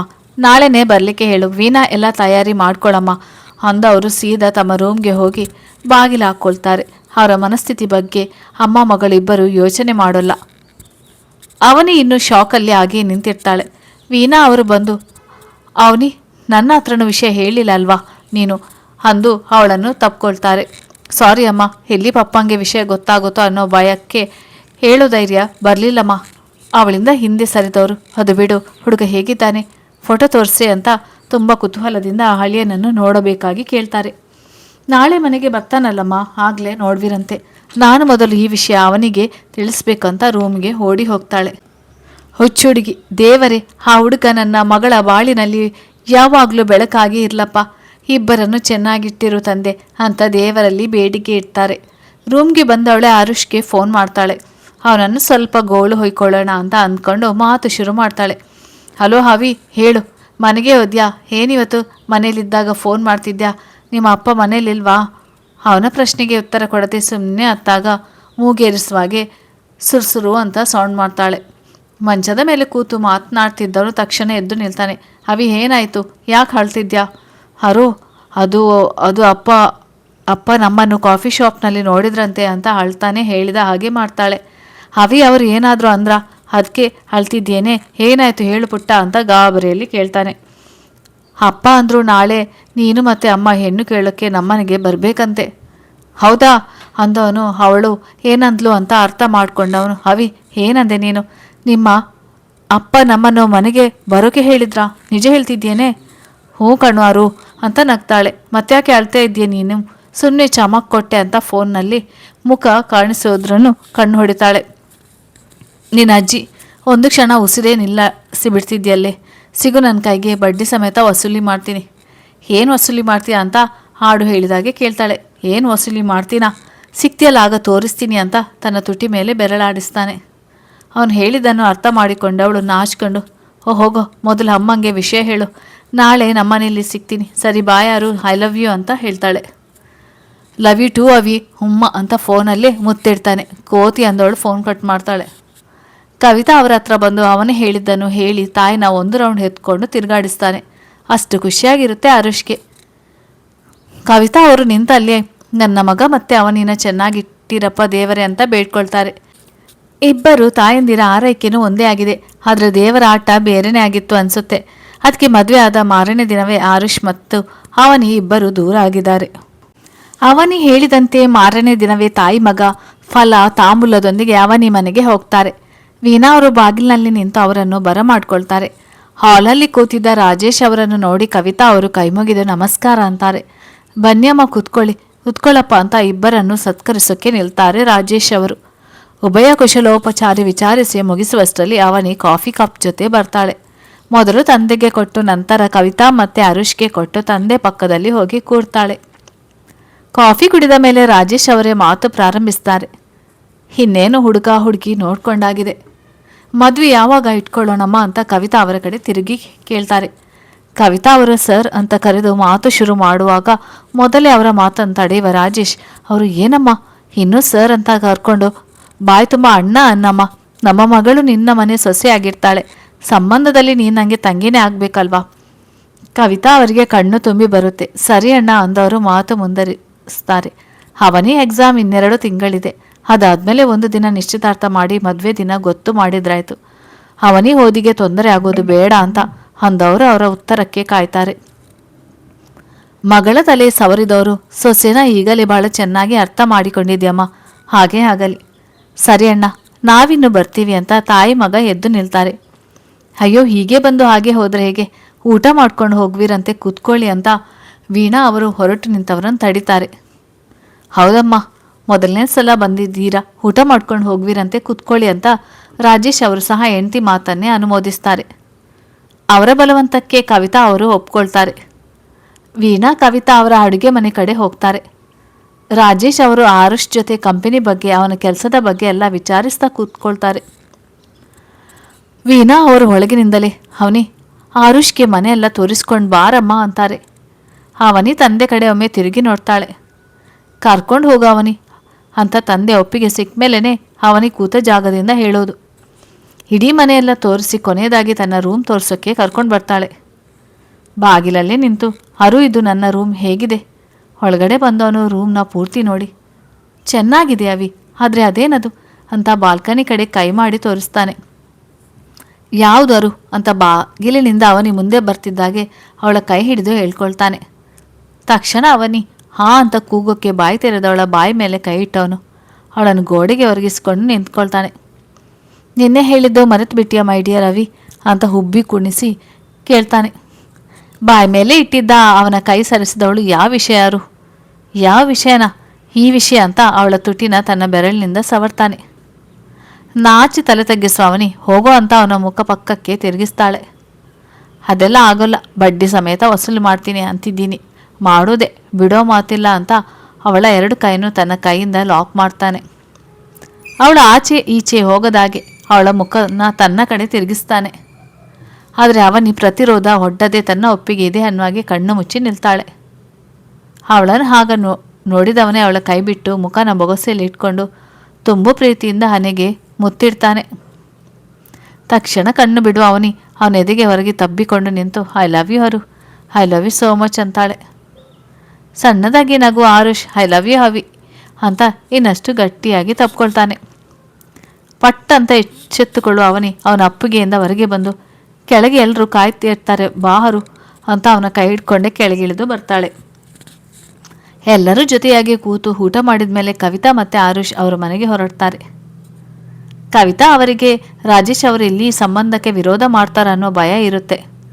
ಅವರ ಮನೆಗೆ ಹೋಗಿ ಬಂದಮೇಲೆ ಇದ್ದ ಕಿಂಚಿತ್ತು ಭಯ ಕೂಡ ದೂರ ಆಗುತ್ತೆ.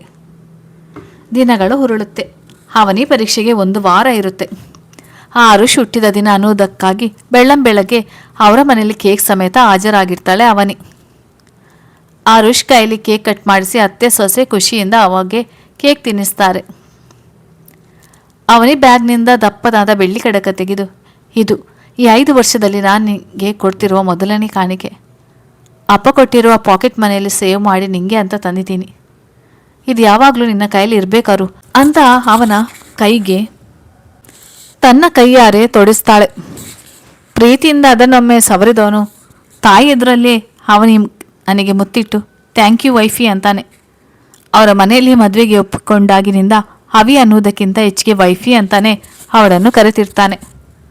ಇವರಿಬ್ಬರ ಪ್ರೀತಿ ಯಾವಾಗಲೂ ಹೀಗೆ ಇರಲಿ ಅಂತ ಆ ತಾಯಿ ಮತ್ತೊಮ್ಮೆ ದೇವರಲ್ಲಿ ಬೇಡಿಕೆ ಇಡ್ತಾರೆ. ಅವನಿ ಪರೀಕ್ಷೆಗಳೆಲ್ಲ ಮುಗಿಯುತ್ತೆ. ಅಂದ್ಕೊಂಡ ಹಾಗೆ ನಿಶ್ಚಿತಾರ್ಥ ಕೂಡ ನಿರ್ವಿಘ್ನವಾಗಿ ನಡೆದು ಮದುವೆಗೆ 1 ತಿಂಗಳ ಕಾಲಾವಕಾಶ ಇದೆ ಅಂತ ಹೇಳಿ ಅದೇ ದಿನ ಭಟ್ರು ದಿನಾಂಕ ನಿಗದಿ ಮಾಡಿ ಕೊಡ್ತಾರೆ. 2 ಮನೆಯಲ್ಲೂ ಮದುವೆ ತಯಾರಿ ಶುರು ಆಗಿರುತ್ತೆ. ಇದಾದ 2 ದಿನಕ್ಕೆ ರೂಮಲ್ಲಿ ಕೂತು ಯಾವುದೋ ಬುಕ್ ಓದ್ತಿದ್ದ ಅವನಿ ಫೋನ್ಗೆ ಒಂದು ಕರೆ ಬರುತ್ತೆ. ಹಲೋ, ಯಾರು? ಅವನಿ ಅವರು ಮಾತನಾಡ್ತಿರೋದು. ಹೌದು, ನೀವ್ಯಾರು? ನಾವು ಶುಭೋದಯ ಹಾಸ್ಪಿಟ್ಲಿನಿಂದ ಮಾತನಾಡ್ತಿದ್ದೇವೆ. ಅರುಷ್ ಅವರಿಗೆ ಆಕ್ಸಿಡೆಂಟ್ ಆಗಿದೆ, ನೀವು ಸ್ವಲ್ಪ ಹಾಸ್ಪಿಟ್ಲಿಗೆ ಬರಬೇಕಾಗುತ್ತೆ. ಫೋನಲ್ಲಿ ಹೇಳಿದ ಮಾತು ಕೇಳಿಸ್ಕೊಂಡವಳು ಜೋರಾಗಿ ಆರುಷ್ ಅಂತ ಕೂಕ್ಕೊಂಡು ಅವಸರದಲ್ಲಿ ಅಳ್ತಾನೆ ಕೆಳಗಿಳಿದು ಬರ್ತಾಳೆ. ಫೋನಲ್ಲಿ ಕೇಳಿದ ಮಾತು ಕೇಳಿಸ್ಕೊಂಡವಳು ಜೋರಾಗಿ ಆರುಷ್ ಅಂತ ಕೂಕ್ಕೊಂಡು ಅವಸರದಲ್ಲಿ ಅಳ್ತಾನೆ ಕೆಳಗಿಳಿದು ಬರ್ತಾಳೆ. ಅಳ್ತಾ ಬಂದ ಮಗಳನ್ನು ವೀಣಾ ಅವರು ತಡೆದು ನಿಲ್ಲಿಸಿ ವಿಷಯ ಏನು ಅಂತ ತಿಳ್ಕೊಳ್ತಾರೆ. ಅವನಿ ಜೊತೆ ರಾಜೇಶ್ ದಂಪತಿಗಳು ಸಹ ಆರುಷ್ ಇರುವ ಹಾಸ್ಪಿಟಲ್ ಕಡೆ ಹೊರಡ್ತಾರೆ. ಕವಿತಾ ಅವರಿಗೂ ವಿಷಯ ಗೊತ್ತಾಗಿ ಇವರೆಲ್ಲ ಬರುವ ಸಮಯಕ್ಕೆ ಅವರು ಕೂಡ ಹಾಸ್ಪಿಟಲ್ ತಲುಪ್ತಾರೆ. ರಿಸೆಪ್ಷನ್ ಅಲ್ಲಿ ಆರುಷ್ ಬಗ್ಗೆ ಕೇಳಿ ತಿಳ್ಕೊಂಡು ಸೀದಾ ಅವನಿದ್ದ ವಾರ್ಡ್ ಕಡೆ ಹೋಗ್ತಾರೆ. ಅಷ್ಟರಲ್ಲಿ ಆರುಷ್ ಕಾಲಿಗೆ ಬ್ಯಾಂಡೇಜ್ ಸುತ್ತಿ ಹಣೆಗೆ ಪುಟ್ಟ ಬ್ಯಾಂಡೇಜ್ ಹಾಕಿ ಕೈಗೆ ಡ್ರಿಪ್ ಏರಿಸಿ ಮಲಗಿಸಿರ್ತಾರೆ. ಅವನನ್ನು ನೋಡಿದ್ದೆ ತಡ ಅವನಿ ಮತ್ತೆ ಕವಿತಾ ಅವರು ಅವನ ಅಕ್ಕಪಕ್ಕ ಹೋಗಿ ನಿಂತವರೆ ಅಳೋಕೆ ಶುರು ಮಾಡ್ತಾರೆ. ಆರುಷ್ ಇಬ್ಬರನ್ನು ಸಮಾಧಾನ ಮಾಡುವಷ್ಟರಲ್ಲಿ ಸಾಕಾಗಿ ಹೋಗ್ತಾನೆ. ಹೇಗಾಯ್ತಪ್ಪ ಇದೆಲ್ಲ ಅಂತ ರಾಜೇಶ್ ಅವರು ಆರುಷ್ನ ಪ್ರಶ್ನೆ ಮಾಡ್ತಾರೆ. ನಾನು ದಿನದ ಹಾಗೇನೆ ಆಫೀಸ್ಗೆ ಹೊರಟಿದ್ದೆ ಮಾವ. ಎದುರಿನಿಂದ ಬಂದ ಟಿ ಗಾಡಿ. ಅವನು ಒನ್ ವೇದಲ್ಲಿ ಬಂದು ಗುದ್ಬಿಟ್ಟ. ಕುಡ್ದಿದ್ದ ಅನ್ಸುತ್ತೆ. ಗಾಬರಿಗೆ ಗಾಡಿ ಬಿಟ್ಟಾಕಿ ಓಡೋಗಿದಾನಂತೆ. ಗಾಡಿ ಸೀಸ್ ಮಾಡಿದ್ದಾರೆ. ನಾನು ತಕ್ಷಣ ಎಡಕ್ಕೆ ಬಿದ್ದೆ. ಬೆನ್ನಿಗೆ ಸ್ವಲ್ಪ ಏಟಾಯಿತು. ಕಾಲಿಗೆ ಗಾಡಿ ತಾಕಿತ್ತು. ಹೀಗಾಗಿದೆ ಅಂತ ತನ್ನ ಕಾಲು ಕಡೆ ಕೈ ಮಾಡಿ ತೋರಿಸ್ತಾನೆ. ಅರು ಕಾಲು ಮೂಳೆ ಮುರಿದಿದೆಯೇನೋ, ಬ್ಯಾಂಡೇಜ್ ಹಾಕಿದ್ದಾರೆ. ಅಮ್ಮ ಸ್ವಲ್ಪ ಫ್ರ್ಯಾಕ್ಚರ್ ಆಗಿದೆ. ಒಂದು 15ರಿಂದ 20 ದಿನ ಬೇಕು ರಿಕವರ್ ಆಗೋಕ್ಕೆ ಹೇಳಿದ್ದಾರೆ. ಮತ್ತೇನು ಸಮಸ್ಯೆ ಆಗಿಲ್ಲ ಅಲ್ವೇನಪ್ಪ ಅಂತ ವೀಣಾ ಅವರು ಗಾಬರಿಯಲ್ಲಿ ಕೇಳ್ತಾರೆ. ಇದೇ ಅತ್ತೆ, ಬಿದ್ದಾಗ ಬೆನ್ನಿನ ನರ ಒಂದರ ಮೇಲೆ ಒಂದು ಬಂದು ಕೂತಿದ್ದೇವಂತೆ. ಒಂದು ಸಣ್ಣ ಆಪರೇಷನ್ ಆಗಬೇಕು ಅಂದಿದ್ದಾರೆ. ಮದುವೆ ಮುಂದಕ್ಕೆ ಹಾಕೊಂಡ್ವ ಅಪ್ಪ ಹಾಗಾದ್ರೆ? ಅಯ್ಯೋ ಬೇಡ ಮಾವ, ಆಪರೇಷನ್ ಏನು ದೊಡ್ಡದಲ್ಲ, ಮೈನರ್ ಅಂತ ಹೇಳಿದ್ದಾರೆ. ಮದುವೆ ಒಳಗೆ ನಾನು ಕ್ಯೂರ್ ಆಗ್ತೀನಿ, ಮುಂದಕ್ಕೆ ಹಾಕೋದು ಬೇಡ ಅಂದವನು ಅವನಿನ ನೋಡ್ತಾನೆ. ಅವಳಿನ್ನೂ ಅಳುವುದ್ರಲ್ಲೇ ಇರ್ತಾಳೆ. ವೈಫಿ ಇಲ್ಲೋಡು, ನನಗೇನು ಆಗಿಲ್ಲ, ಸಣ್ಣ ಏಟು ಅಷ್ಟೇ, ಬೇಗ ಹುಷಾರಾಗ್ತೀನಿ. ಮದುವೆ ಒಳಗೆ ಸರಿ ಹೋಗ್ತೀನಿ, ನೀನು ಅಳ್ಬೇಡ ಕಣೆ ಪ್ಲೀಸ್. ನನ್ನಿಂದ ನೋಡೋಕ್ಕಾಗೋಲ್ಲ ನೀನು ಅಳೋದು. ನಿನಗೇನಾದರೂ ಹೆಚ್ಚು ಕಡಿಮೆ ಆಗಿದ್ರೆ ಗಾಡಿ ಓಡಿಸುವಾಗ ನಿಂಗೆ ಅಂತ ನಾನು ಅಮ್ಮ ಮನೆಯಲ್ಲಿ ಕಾಯ್ತಾ ಇರ್ತೀವಿ ಅನ್ನೋದು ನೆನಪಿರಲಿ ನಿಂಗೆ ಅಂತ ಮತ್ತೆ ಅಳೋಕ್ಕೆ ಶುರು ಮಾಡ್ತಾಳೆ. ಮಾವ, ನೀವಾದರೂ ಸಮಾಧಾನ ಮಾಡಿ ಇವಳಿಗೆ. ರಾಜೇಶ್ ಅವರು ಅವನಿ ಭುಜ ಬಳಸಿ, ಅವನಿ ಆರುಷ್ ಹುಷಾರಾಗಿದ್ದಾನಮ್ಮ, ಬಾ ನೀನು ಅಂತ ಅವಳನ್ನು ವಾರ್ಡಿಂದ ಆಚೆ ಕರ್ಕೊಂಡು ಬರ್ತಾರೆ. ಹೊರಗಡೆ ಕೂರಿಸ್ಕೊಂಡು ಅವಳಿಗೆ ಸಮಾಧಾನ ಮಾಡ್ತಾರೆ. ಆರುಷ್ ಹೇಳಿದ ಹಾಗೆ ಅವಂಗೆ ಮೈನರ್ ಆಗಿ ಒಂದು ಆಪರೇಷನ್ ಕೂಡ ಆಗುತ್ತೆ. ವಾರದ ಒಳಗೆ ಅವನನ್ನು ಮನೆಗೆ ಕರ್ಕೊಂಡು ಬರ್ತಾರೆ. ಇದರ ಮಧ್ಯೆ ರಾಜೇಶ್ ಅವರಿಗೆ ಡೆಂಗ್ಯೂ ಸಿಂಪ್ಟಮ್ಸ್ ಕಾಣಿಸಿಕೊಂಡಿದ್ದರಿಂದ ಅವರು ಕೂಡ ಮನೆಯಲ್ಲೇ ಎದ್ದು ರೆಸ್ಟ್ ಮಾಡೋ ಪರಿಸ್ಥಿತಿ ಬರುತ್ತದೆ. ಹಾಗಾಗಿ ಮದುವೆನ ಸಿಂಪಲ್ ಆಗಿ ಅತ್ತವರು ಎದುರು ದೇವಸ್ಥಾನದಲ್ಲಿ ಆಗೋ ತೀರ್ಮಾನ ಕೂಡ ಆಗುತ್ತೆ. ಅದಾದಮೇಲೆ ಒಂದಿನ ಗ್ರ್ಯಾಂಡ್ ಆಗಿ ರಿಸೆಪ್ಷನ್ ಮಾಡಿದ್ರಾಯ್ತು ಅಂತೇಳಿ ಮನೆಯವರೆಲ್ಲ ಮಾತಾಡಿಕೊಂಡು ಈಗ ನಿಗದಿ ಆಗಿರುವ ದಿನಾಂಕದಲ್ಲೇ ಮದುವೆ ಮಾಡೋಣ ಅಂತ ನಿರ್ಧಾರ ಮಾಡ್ತಾರೆ. ಆರುಷ್ ಕಂಪನಿ ತುಂಬ ದೂರದಲ್ಲಿ ಇದ್ದುದರಿಂದ ದಿನ ಓಡಾಡೋಕ್ಕೆ ಕಷ್ಟ ಆಗುತ್ತೆ ಅಂತೇಳಿ ಕೆಲಸಕ್ಕೆ ರಿಸೈನ್ ಮಾಡ್ತಾನೆ. ಮನೆಗೆ ಹತ್ತಿರದಲ್ಲೇ ಇದ್ದ ವೆಂಕಟೇಶ್ ಅವರ ಕಂಪನಿಯಲ್ಲಿ ಮ್ಯಾನೇಜರ್ ಪೋಸ್ಟ್ಗೆ ಅಪ್ಲಿಕೇಶನ್ ಹಾಕ್ತಾನೆ. ಹಾಗಾಗಿ ರೆಸ್ಯೂಮಲ್ಲಿ ಆರುಷ್ ವೈವಾಹಿಕ ಸ್ಥಿತಿ ಸಿಂಗಲ್ ಅಂತಾನೆ ಇರುತ್ತೆ. ಆರುಷ್ ಸ್ಟಿಕ್ ಇಟ್ಕೊಂಡು ನಿಧಾನಕ್ಕೆ ಓಡಾಡೋಕ್ಕೆ ಟ್ರೈ ಮಾಡಿರ್ತಾನೆ. ಎರಡೂ ಮನೆಯಲ್ಲೂ ಹೆಣ್ಮಕ್ಕಳೇ ನಿಂತು ಮದುವೆ ತಯಾರಿ ನಡೆಸಿರ್ತಾರೆ. ಯಾರನ್ನು ಕರೆಯುವ ಪ್ರಮೇಯವೂ ಇಲ್ಲವಾದುದರಿಂದ ಮದುವೆಗೆ ಹೆಚ್ಚಿನ ತಯಾರಿ ಅವಶ್ಯಕತೆ ಇರುವುದಿಲ್ಲ. ಎಲ್ಲರನ್ನು ರಿಸೆಪ್ಷನ್ಗೆ ಇನ್ವೈಟ್ ಮಾಡಿದ್ರಾಯ್ತು ಅಂತ ಅಂದ್ಕೊಂಡಿರ್ತಾರೆ. ರಾಜೇಶ್ ಅವರು ತುಂಬಾ ಸುಸ್ತಾಗಿದ್ದರಿಂದ ಅವ್ರಿಗೆ ಯಾವ ಕೆಲಸವನ್ನು ಹಚ್ಚದೆ ಮನೆಯಲ್ಲಿ ರೆಸ್ಟ್ ತಗೊಳ್ಳೋಕ್ಕೆ ಮಗಳು ಮತ್ತು ಹೆಂಡತಿ ಕಡೆಯಿಂದ ಆರ್ಡರ್ ಆಗಿರುತ್ತೆ. ಮದುವೆಗೆ 2 ದಿನ ಇದೆ ಅಂದಾಗ ರಾಜೇಶ್ ಅವರು ಹೆಂಡತಿ ಮಗಳ ಮುಂದೆ, ನಾನು ಹಾಸ್ಪಿಟಲ್ಗೆ ಹೋಗಿ ಒಮ್ಮೆ ಚೆಕ್ ಮಾಡ್ಕೊಂಡು ರಿಪೋರ್ಟ್ ತಗೊಂಡು ಬರ್ತೀನಿ. ಇರೋಳು ಒಬ್ಬಳೆ ಮಗಳು, ಅವಳ ಮದುವೆಗೆ 2 ದಿನವಾದರೂ ಓಡಾಡೋಕ್ಕೆ ಬಿಡಿ ನೀವಿಬ್ರು ಅಂತ ಹೇಳ್ತಾರೆ. ಇವರಿಗೂ ಕೂಡ ಅವರ ಮನಸ್ಥಿತಿ ಅರ್ಥ ಆಗಿ ಅವನೇನೆ ಅವರನ್ನು ಹಾಸ್ಪಿಟಲ್ಗೆ ಕರ್ಕೊಂಡು ಹೋಗಿ ಬರ್ತೀನಿ ಅಂತ ಹೇಳ್ತಾಳೆ. ಅಷ್ಟರಲ್ಲಿ ಮನೆಗೆ ಅವನಿಗೆ ಮೆಹಂದಿ ಹಾಕೋಕ್ಕಾಗಿ ಮೆಹಂದಿ ಆರ್ಟಿಸ್ಟ್ ಬರ್ತಾರೆ. ಹಾಗಾಗಿ ರಾಜೇಶ್ ಅವರು ಡ್ರೈವರ್ ಜೊತೆ ಒಬ್ಬರೇ ಹೋಗಿ ಬರ್ತೀವಿ ಅಂತೇಳಿ ಹೋಗ್ತಾರೆ. ಅಂದ್ಕೊಂಡ ಹಾಗೆ ಮದುವೆ ದಿನ ಕೂಡ ಬಂದೇ ಬಿಡುತ್ತೆ. ಹೆತ್ತವರ ಆಶೀರ್ವಾದದೊಂದಿಗೆ ಆರುಷ್ ಮತ್ತೆ ಅವನೇ ಸತಿಪತಿಗಳಾಗುತ್ತಾರೆ. ಅಷ್ಟು ವರ್ಷದಿಂದ ಪ್ರೀತಿಸಿ ಮದುವೆ ಆಗುವುದು ಪ್ರೀತಿಸಿದವ್ರಿಗೆ ಒಂದು ದೊಡ್ಡ ಗೆಲುವಿನ ಹಾಗೆ. ಆ ದಿನ ಆರುಷ್ ಮತ್ತು ಅವನಿ ಅದೇ ಖುಷಿಯಲ್ಲಿರ್ತಾರೆ. ಅವನಿನ ಮನೆ ತುಂಬಿಸಿಕೊಳ್ಳುವ ಕವಿತಾ ಅವರು ಅವಳ ಕೈಯಿಂದ ದೇವರಿಗೆ ದೀಪ ಬೆಳಗಿಸ್ತಾರೆ. ಎಲ್ಲವೂ ಸುಸೂತ್ರವಾಗಿ ನಡೆಯಿತು ಅಂತೇಳಿ ಖುಷಿ ಪಡ್ತಾರೆ. ವೀಣಾ ಅವರು ಮಗಳ ತೋಳು ಇಟ್ಕೊಂಡು ನಿಂತಿರುವ, ಕವಿತಾ ಅವರೇ, ಇವತ್ತು ಶಾಸ್ತ್ರ ಮಾಡಲಿಕ್ಕೆ ದಿನ ಚೆನ್ನಾಗಿಲ್ವಂತೆ, ನಾಳೆ ಒಳ್ಳೆ ದಿನ ಇದೆ ಅಂತ ಹೇಳಿದ್ದಾರೆ. ಹಾಗಾಗಿ ಇವತ್ತೊಂದಿನ ಶಾಸ್ತ್ರ ಮುಂದಕ್ಕೆ ಹಾಕೋಣ. ಆರುಷ್ ಒಪ್ಪಿಗೆ ಇದೆ ತಾನೆ ಅಂತ ಆರುಷ್ನ ನೋಡಿ ನಗ್ತಾರೆ. ಅದು ಅತ್ತೆ ಅಂತ ಅವನಿನ ನೋಡ್ತಾ ತನ್ನ ಹಿಂದಲೇನ ಸವರ್ಕೊಳ್ತಾ ನಗ್ತಾನೆ. ಅವನಿ ಆರುಷ್ನ ನೋಡಿ ಒಳಗೊಳಗೆ ನಗ್ತಾ ಇರ್ತಾಳೆ. ಹಾಗೇ ಆಗ್ಲಿ ವೀಣಾ ಅವ್ರೆ, ಇಷ್ಟು ವರ್ಷ ಪ್ರೀತಿಸಿರೋರು ಇನ್ನೊಂದಿನ ಕಾಯ್ತಾರೆ ಬಿಡಿ. ನೀವು ಮತ್ತೆ ಅಣ್ಣ ಇವತ್ತಿಲ್ಲೇ ಇರಿ, ನಾಳೆ ಎಲ್ಲರೂ ಒಟ್ಟಿಗೆ ದೇವಸ್ಥಾನಕ್ಕೆ ಹೋಗಿ ಬರೋಣ. ಬಂದ್ಮೇಲೆ ರಿಸೆಪ್ಷನ್ ತಯಾರಿ ಬಗ್ಗೆ ಮಾತಾಡೋಣ.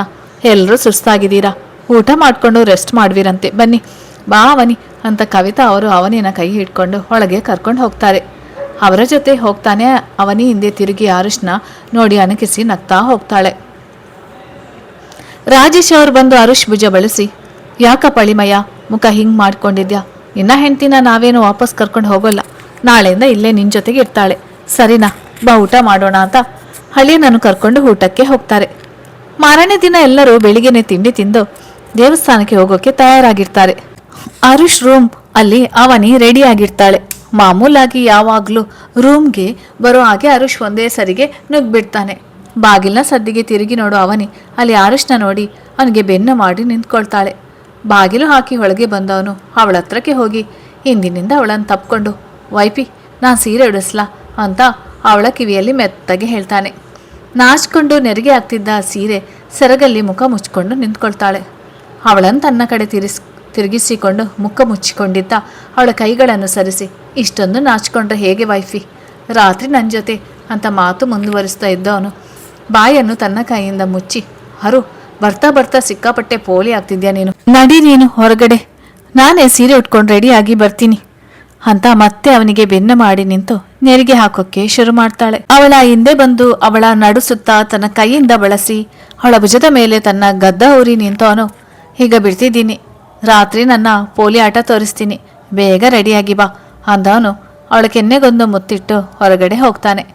ಅವನು ಹೋದ ದಾರಿ ನೋಡ್ತಾ ಅವನು ಹೊಸ ವರಸಿಗೆ ನಾಚ್ಕೊಳ್ತಾ ನಗ್ತಾನೆ ಸೀರೆ ಉಟ್ಕೊಂಡು ರೆಡಿಯಾಗಿ ಕೆಳಗಿಳಿದು ಬರ್ತಾಳೆ. ಮದುವೆ ಅಂತ ನಿಗದಿ ಆದಾಗಲೇ ಹೊಸ ಕಾರ್ ಬುಕ್ ಮಾಡಿರ್ತಾನೆ ಆರುಷ್. ಅದು ಮನೆ ಮುಂದೆ ಬಂದು ನಿಂತಿರುತ್ತೆ. ದೇವಸ್ಥಾನದಲ್ಲಿ ಹೊಸ ಕಾರ್ ಪೂಜೆ ಮಾಡಿಸ್ಕೊಂಡು ಬಂದ್ರಾಯ್ತು ಅಂತ ಮಾತಾಡ್ಕೊಂಡು ಎಲ್ಲರೂ ತಯಾರಾಗಿ ಬಂದು ನಿಲ್ತಾರೆ. ಸರಿ ಹೊರಡೋಣವಾ, ಬಾ ವೈಫಿ ಅಂತ ಅವನೇ ಕೈ ಹಿಡ್ಕೊಳ್ತಾನೆ ಆರುಷ್. ನನ್ನ ಮಗಳು ನಿನ್ನ ಜೊತೆ ಎಲ್ಲಿಗೋ ಬರೋಲ್ಲ ಅಂತ ಜೋರಾಗಿ ಬಂದ ರಾಜೇಶ್ ಅವರ ಧ್ವನಿ ಕೇಳಿ ಎಲ್ಲರೂ ಮೆಟ್ಟಿಲ ಕಡೆ ತಿರುಗ್ತಾರೆ. ತನ್ನ ಹಳೆ ಕತೆ ಹೇಳ್ತಾ ಇದ್ದ ಆರುಷ್ ವೆಂಕಟೇಶ್ ಅವರ ಚೇಂಬರಲ್ಲಿ ಕಿಟಕಿ ಸರಳು ಹಿಡಿದು ಹೊರಗಡೆ ನೋಡ್ತಾ ನಿಂತಿರ್ತಾನೆ. ವೆಂಕಟೇಶ್ ಅವರು ಎದ್ದು ಬಂದು ಆರುಷ್ ಭುಜದ ಮೇಲೆ ಕೈ ಇಟ್ಟಾಗ ತಿರುಗಿ ನೋಡ್ತಾನೆ. ಮುಂದೇನಾಯ್ತು ಆರುಷ್? ನಿಮ್ಮ ಮಾವ ಯಾಕೆ ಅವನಿನ ನಿನ್ನ ಜೊತೆ ಕಳಿಸೋಲ್ಲ ಅಂತ ಹೇಳಿದ್ರು? ಹೇಳ್ತೀನಿ ಸರ್, ಆವತ್ತಿನ ದಿನ ನಾವೆಲ್ಲರೂ ದೇವಸ್ಥಾನಕ್ಕೆ ಹೋಗಿ ಹಾಗೆ ಹೊಸ ಕಾರ್ ಪೂಜೆ ಕೂಡ ಮಾಡಿಸ್ಕೊಂಡು ಬರೋಣ ಅಂತ ಹೊರಟಿದ್ವಿ. ಇದ್ದಕ್ಕಿದ್ದಾಗೆ ಮಾವ ಅವನಿ ನಿನ್ನ ಜೊತೆ ಬರೋಲ್ಲ ಅಂತೇಳಿ ಕೂಗ್ತಾ ಬಂದರು. ಮತ್ತೆ ಆ ದಿನದ ನೆನಪಿಗೆ ಬರ್ತಾನೆ. ರಾಜೇಶ್ ಅವರ ಮಾತು ಕೇಳಿ ಎಲ್ಲರೂ ಆಶ್ಚರ್ಯದಿಂದ ಅವರನ್ನೇ ನೋಡ್ತಾರೆ.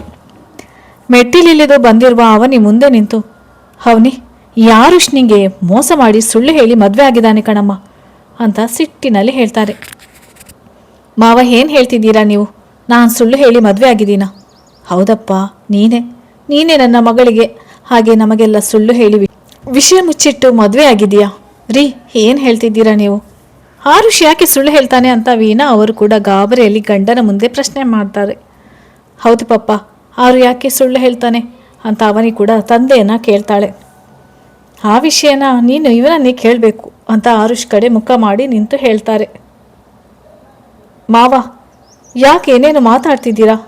ನಾನು ಯಾವತ್ತೂ ಅವಿಗೆ ಸುಳ್ಳು ಹೇಳಿಲ್ಲ ಮಾವ ಅಂತ ರಾಜೇಶ್ ಅವರಿಗೆ ಹೇಳಿದವನು ಅವನಿ ಮುಂದೆ ನಿಂತು, ಅವಿ ನೀನೇ ಹೇಳು, ಇಷ್ಟು ವರ್ಷದಲ್ಲಿ ನಾನು ಯಾವತ್ತಾದರೂ ಸುಳ್ಳು ಹೇಳಿದ್ದೀನಾ ನಿನ್ನ ಹತ್ರ? ಹೇಳು ಅವಿ.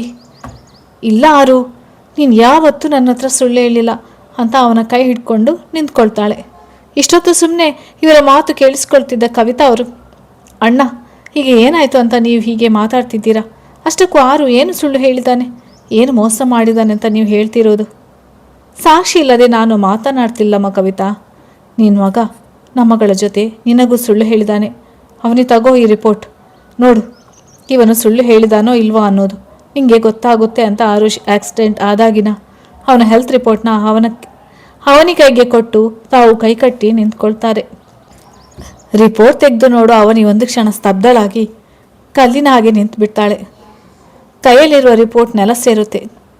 ಅವಿ ಏನಾಯಿತು, ಯಾಕೆ ಹೀಗೆ ನಿಂತಿದ್ಯಾ ಅಂತ ಅವನಿ ತೋಳು ಹಿಡಿದು ಕೇಳು ಆರುಷಿಂದ ಅವನಿನ ಕೈ ಬಿಡಿಸಿ ತಮ್ಮ ಕಡೆ ಹೇಳ್ಕೊಳ್ಳುವ ರಾಜೇಶ್ ಅವರು, ನನ್ನ ಮಗಳಿಗೆ ನೀನು ಮಾಡಿರೋ ಮೋಸ ಗೊತ್ತಾಗಿ ಈಗ ನಿಂತಿದ್ದಾಳೆ ಅಂತಾರೆ. ಕೆಳಗಡೆ ಬಿದ್ದಿದ್ದ ರಿಪೋರ್ಟನ್ನು ತಗೊಂಡು ನೋಡು ಆರುಷ್ ಕೂಡ ಒಂದು ಕ್ಷಣ ಶಾಕ್ ಆಗ್ತಾನೆ. ತಕ್ಷಣ ಅವನಿ ಮುಂದೆ ಬಂದು ನಿಂತು, ಅವಿ, ನನ್ನ ಮಾತು ಕೇಳು, ದೇವರಾಣೆ ನಾನು ಸುಳ್ಳು ಹೇಳಿಲ್ಲ ಕಣೆ. ಈ ವಿಷಯ ನನಗೆ ಗೊತ್ತಾಗಿದೆ ಇವಾಗ. ಡಾಕ್ಟರ್ ನನ್ನ ಹತ್ರ ಅವತ್ತು ಹೇಳಿದ್ದನ್ನೇ ನಾನು ನಿಮ್ಮ ಮುಂದೆ ಹೇಳಿದ್ದವಿ. ನಾನು ಯಾವ ಸುಳ್ಳು ಹೇಳಿಲ್ವೇ, ಮೋಸ ಮಾಡಿ ಮದುವೆ ಆಗಿಲ್ವೇ. ಅವಿ, ಇಲ್ಲೋಡವಿ, ಒಂದ್ಸಲ ಮಾತಾಡವಿ ಅಂತ ಅವಳ ಕೆನ್ನೆ ಇಟ್ಕೊಂಡು ಕೇಳ್ತಾನೆ. ಅವನಿಗೆ ಶಾಕಿಂದಾಗಿ ಏನು ಮಾತನಾಡದ ಹಾಗೇನೆ ನಿಂತಿರ್ತಾಳೆ. ಕವಿತಾ ಮತ್ತು ವೀಣಾ ಅವರು ಅವನಿನ ಮಾತನಾಡ್ಸೋಕ್ಕೆ ಪ್ರಯತ್ನ ಮಾಡ್ತಾರೆ. ಬಿಡು ಆರುಷ್, ನನ್ನ ಮಗಳನ್ನು ವಿಷಯ ಗೊತ್ತಾದ ಮೇಲೂ ಅವಳೇನು ಮಾಡ್ತಾಳೆ? ತನ್ನೆದುರೇ ಸತ್ಯ ಇರುವಾಗ ಮಾತನಾಡುವುದೇನಿದೆ?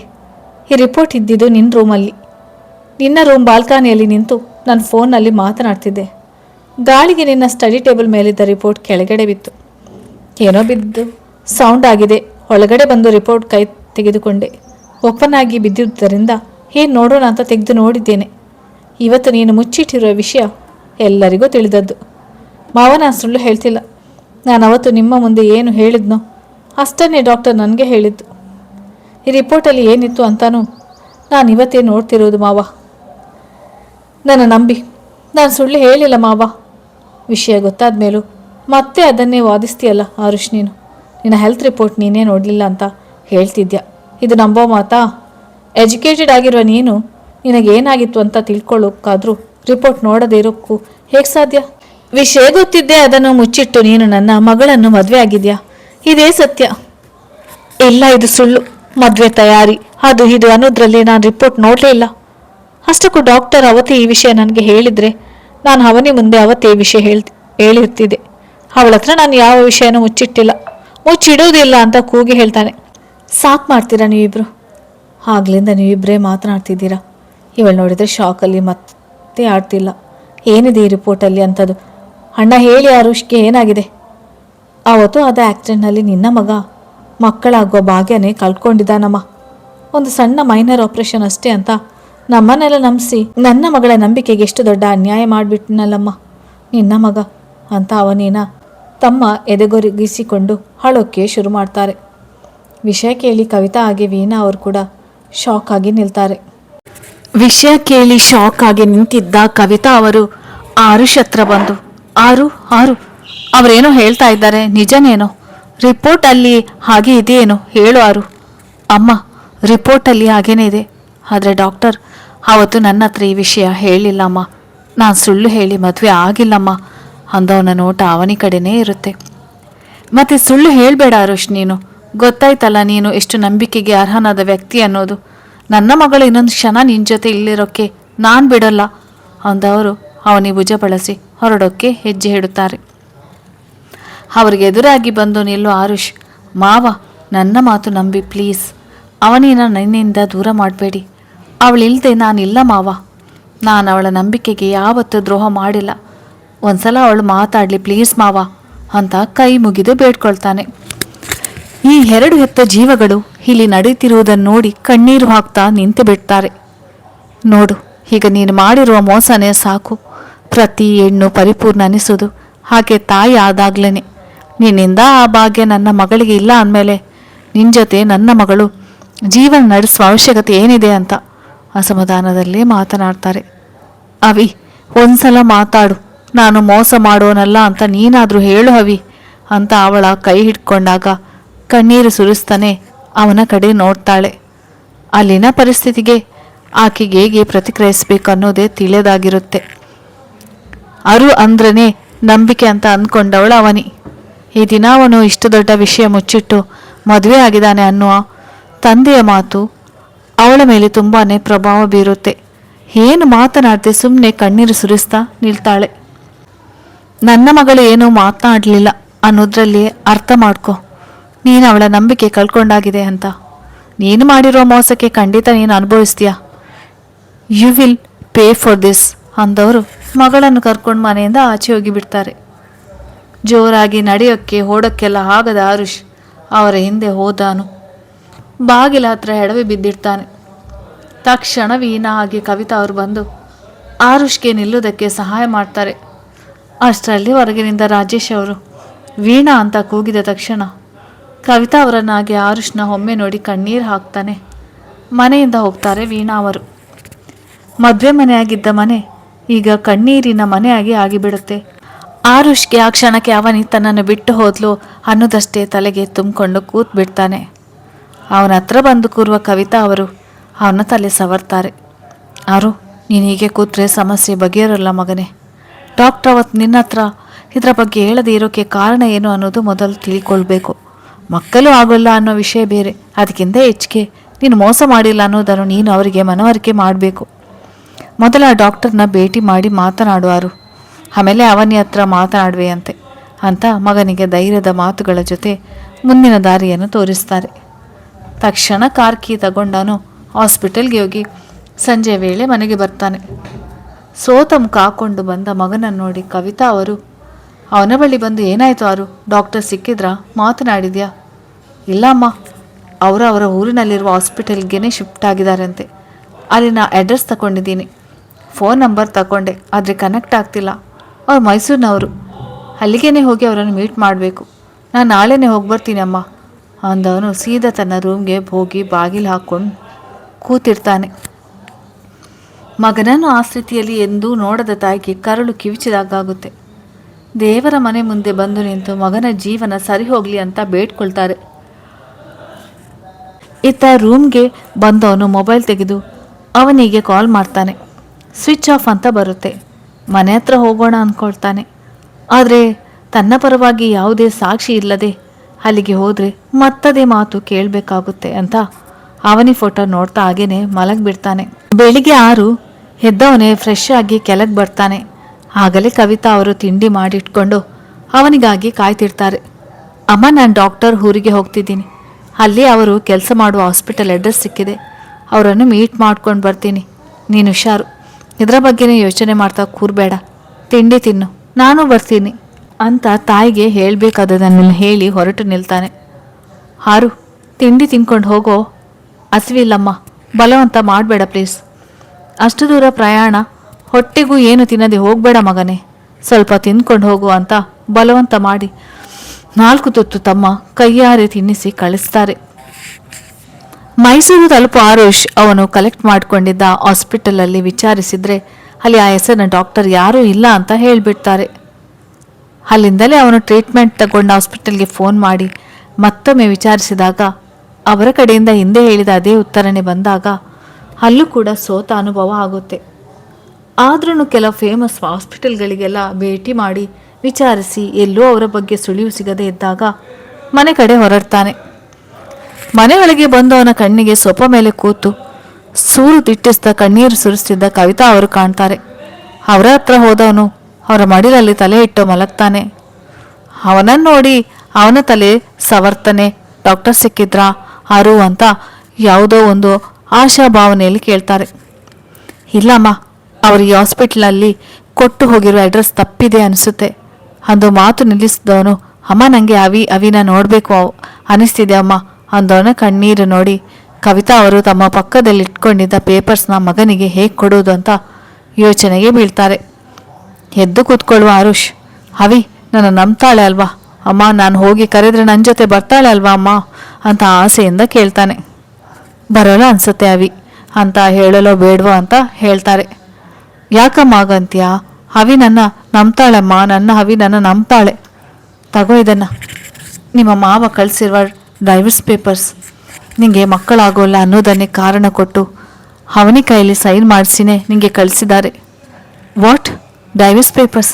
ನೋ, ಹಾಗಾಗಬಾರ್ದು. ನಾನು ಅವಿ ಇಲ್ಲದೆ ಇರೋಲ್ಲ ಅಮ್ಮ, ನನಗೂ ನನ್ನ ಅವಿ ಬೇಕು ಅಂದವನೇ ಆ ಪೇಪರ್ಸ್ ಕೈಯಲ್ಲಿ ಇಟ್ಕೊಂಡು ಅವನಿ ಮನೆ ಕಡೆ ಹೊರಡ್ತಾನೆ. ಅರು ನಿಧಾನ ಅಂತ ಆ ತಾಯಿ ಕೂಗಿ ಹೇಳಿದ್ದು ಅವನ ಕಿವಿಗೆ ತಲುಪುವುದೇ ಇಲ್ಲ. ಅವನಿ ಮನೆಗೆ ಬಂದವನು ಅವಳ ಹೆಸರು ಹಿಡಿದು ಕರೀತಾನೆ. ಒಳಗಡೆ ಬರ್ತಾನೆ. ಅವನಿಗೆ ಎದುರಾಗಿ ಬಂದು ನಿಲ್ವ ರಾಜೇಶ್ ಅವರು, ಕಿರಿಚ್ಬೇಡ, ಏನು ಬಂದಿದ್ದು ಅಂತ ಪ್ರಶ್ನೆ ಮಾಡ್ತಾರೆ. ನಾನು ನನ್ನ ಹೆಂಡತಿ ನೋಡಬೇಕು ಅನ್ನೋದೊಂದೇ ಅವನ ಬಾಯಿಂದ ಬಂದ ಮಾತು.